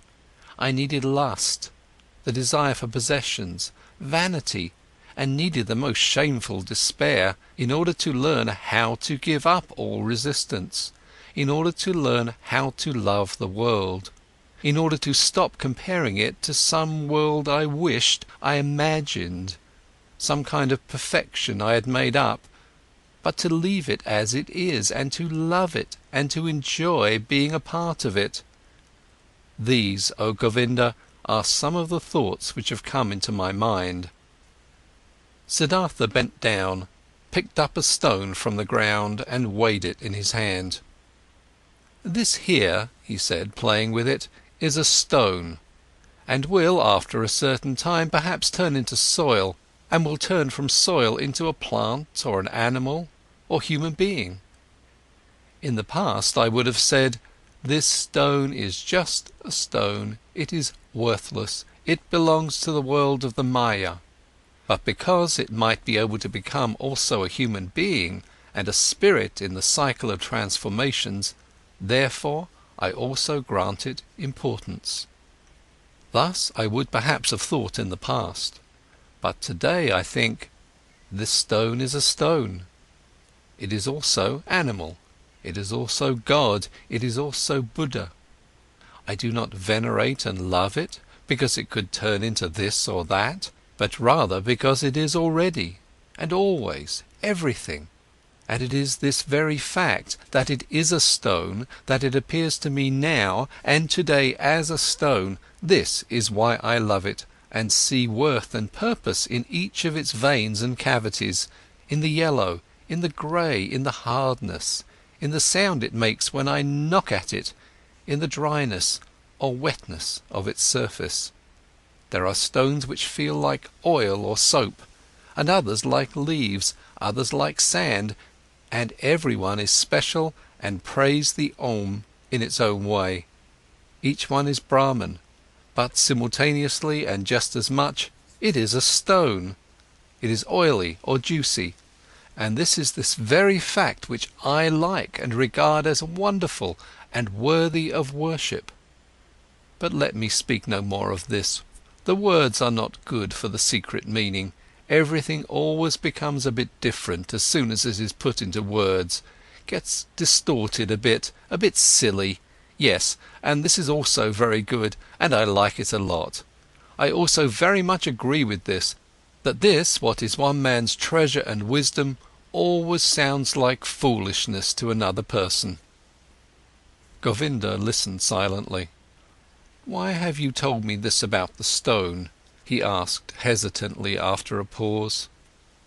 "I did it without a specific intention, or perhaps what I meant was that love, this very stone and the river and all these things we are looking at and from and which we can learn. I can love a stone, Govinda, and also a tree or a piece of bark. These are things and things can be loved, but I cannot love words. Therefore teachings are no good for me. They have no hardness, no softness, no colours, no edges, no smell, no taste. They have nothing but words. Perhaps it is these which keep you from finding peace. Perhaps it is the many words. Because salvation and virtue as well, samsara and nirvana as well, are mere words, Govinda. There is no thing which would be nirvana. There is just the word nirvana." Quoth Govinda, "Not just a word, my friend, is nirvana, it is a thought." Siddhartha continued, "A thought it might be so. I must confess to you, my dear, I don't differentiate much between thoughts and words. To be honest, I also have no high opinion of thoughts. I have a better opinion of things. Here on this ferry boat, for instance, a man has been my predecessor and teacher, a holy man who has for many years simply believed in the river, nothing else. He had noticed that the river spoke to him, he learned from it, it educated and taught him. The river seemed to be a god to him. For many years he did not know that every wind, every cloud, every bird, every beetle was just as divine and knows just as much and can teach just as much as the worshipped river. But when this holy man went into the forests, he knew everything, knew more than you and me, without teachers, without books, only because he had believed in the river." Govinda said, "But is that which you call things actually something real, something which has existence? Isn't it just a deception of the Maya, just an image and illusion? Your stone, your tree, your river, are they actually a reality?" "This too," spoke Siddhartha, "I do not care very much about. Let the things be illusions or not. After all, I would then also be an illusion, and thus they are always like me. This is what makes them so dear and worthy of veneration for me. They are like me, therefore I can love them. And this is now a teaching you will laugh about. Love, O Govinda, seems to me the most important thing of all. To thoroughly understand the world, to explain it, to despise it, may be the thing great thinkers do. But I'm only interested in being able to love the world, not to despise it, not to hate it and me, to be able to look upon it and me and all beings with love and admiration and great respect." "This I understand," spoke Govinda, "but this very thing was discovered by the Exalted One to be a deception. He commands benevolence, clemency, sympathy, tolerance, but not love. He forbade us to tie our heart in love to earthly things." "I know it," said Siddhartha, his smile shone golden. "I know it, Govinda. And behold, with this we are right in the middle of the thicket of opinions, in the dispute about words. For I cannot deny my words of love are in a contradiction, a seeming contradiction with Gotama's words. For this very reason I distrust in words so much, for I know this contradiction is a deception. I know that I am in agreement with Gotama. How should he not know love? He who has discovered all elements of human existence in their transitoriness, in their meaninglessness, and yet loved people thus much, to use a long laborious life only to help them, to teach them.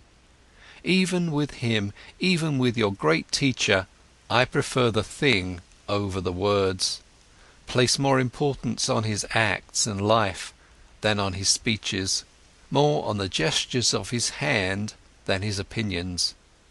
Not his speech, not in his thoughts, I see his greatness, only in his actions, in his life." For a long time the two old men said nothing. Then spoke Govinda while bowing for a farewell. "I thank you, Siddhartha, for telling me some of your thoughts. They are partially strange thoughts. Not all have been instantly understandable to me. This being as it may, I thank you and wish you to have calm days." But secretly he thought to himself, "This Siddhartha is a bizarre person, he expresses bizarre thoughts. His teachings sound foolish. How differently sound the Exalted One's pure teachings, clearer, purer, more comprehensible, nothing strange, foolish or silly is contained in them. But different from his thoughts seemed to me Siddhartha's hands and feet, his eyes, his forehead, his breath, his smile, his greeting, his walk. Never again after our exalted Gotama has become one with the nirvana, never since then have I met a person of whom I felt, this is a holy man. Only him, this Siddhartha, I have found to be like this. May his teachings be strange, may his words sound foolish. Out of his gaze and his hand, his skin and his hair, out of every part of him, shines a purity, shines a calmness, shines a cheerfulness and mildness and holiness, which I have seen in no other person since the final death of our exalted teacher." As Govinda thought like this, and there was a conflict in his heart, he once again bowed to Siddhartha, drawn by love. Deeply he bowed to him, who was calmly sitting. "Siddhartha," he spoke, "we have become old men. It is unlikely for one of us to see the other again in this incarnation. I see, beloved, that you have found peace. I confess that I haven't found it. Tell me, O honourable one, one more word. Give me something on my way which I can grasp, which I can understand. Give me something to be with me on my path. It is often hard, my path, often dark, Siddhartha." Siddhartha said nothing and looked at him with the ever unchanged, quiet smile. Govinda stared at his face with fear, with yearning, suffering, and the eternal search was visible in his look, eternal not finding. Siddhartha saw it and smiled. "Bend down to me," he whispered quietly in Govinda's ear. "Bend down to me, like this, even closer, very closer. Kiss my forehead, Govinda." But while Govinda, with astonishment and yet drawn by great love and expectation, obeyed his words, bent down closely to him and touched his forehead with his lips, something miraculous happened to him. While his thoughts were still dwelling on Siddhartha's wondrous words, while he was still struggling in vain and with reluctance to think away time, to ignore nirvana and samsara as one, while even a certain contempt for the words of his friend was fighting in him against an immense love and veneration, this happened to him. He no longer saw the face of his friend Siddhartha. Instead, he saw other faces, many, a long sequence, a flowing river of faces, of hundreds of thousands, which all came and disappeared, and yet all seemed to be there simultaneously, which all constantly changed and renewed themselves, and which were still all Siddhartha. He saw the face of a fish, a carp, with infinitely painful opened mouth, the face of a dying fish with fading eyes. He saw the face of a newborn child, red and full of wrinkles, distorted from crying. He saw the face of a murderer. He saw him plunging a knife into the body of another person. He saw in the same second this criminal in bondage, kneeling, and his head being chopped off by the executioner with one blow of his sword. He saw the bodies of men and women, naked in positions and cramps of frenzied love. He saw corpses stretched out, motionless, cold, void. He saw the heads of animals, of boars, of crocodiles, of elephants, of bulls, of birds. He saw gods, he saw Krishna, he saw Agni, he saw all of these figures and faces in 1,000 relationships with one another, each one helping the other, loving it, hating it, destroying it, giving rebirth to it. Each one was a will to die, a passionate, painful confession of transitoriness, and yet none of them died. Each one only transformed, was always reborn, received evermore a new face, without any time having passed between the one and the other face. And all of these figures and faces rested, flowed, generated themselves, floated along and merged with each other, and they were all constantly covered by something thin, without individuality of its own, but yet existing like a thin glass or ice, like a transparent skin, a shell or mould or mask of water. And this mask was smiling. And this mask was Siddhartha's smiling face, which he, Govinda, in this very same moment touched with his lips. And Govinda saw it like this smile of the mask, this smile of oneness above the flowing forms, this smile of simultaneousness above the 1,000 births and deaths. This smile of Siddhartha was precisely the same, was precisely of the same kind as the quiet, delicate, impenetrable, perhaps benevolent, perhaps mocking, wise, 1,000-fold smile of Gautama the Buddha, as he had seen it himself with great respect 100 times. Like this, Govinda knew, the perfected ones are smiling. Not knowing any more whether time existed, whether the vision had lasted a second or 100 years, not knowing any more whether there existed a Siddhartha, a Gautama, a me and a you, feeling in his innermost self as if he had been wounded by a divine arrow, the injury of which tasted sweet, being enchanted and dissolved in his innermost self, Govinda stood still for a little while, bent over Siddhartha's quiet face, which he had just kissed, which had just been the scene of all manifestations, all transformations, all existence. The face was unchanged, after under its surface the depth of the 1,000-foldness had closed up again. He smiled sweetly, smiled quietly and softly, perhaps benevolently, perhaps very mockingly, precisely as he used to smile, the exalted one. Deeply Govinda bowed. Tears he knew nothing of ran down his old face, like a fire burnt the feeling of the most intimate love, the humblest veneration in his heart. Deeply he bowed, touching the ground before him who was sitting motionlessly, whose smile reminded him of everything he had ever loved in his life, what had ever been valuable and holy to him in his life. End of chapter 12 and end of Siddhartha by Hermann Hesse. Read by... Thank you for listening to Narrated Books. If you enjoyed this audiobook, hit like and subscribe for more amazing stories. What book should we narrate next? Let us know in the comments.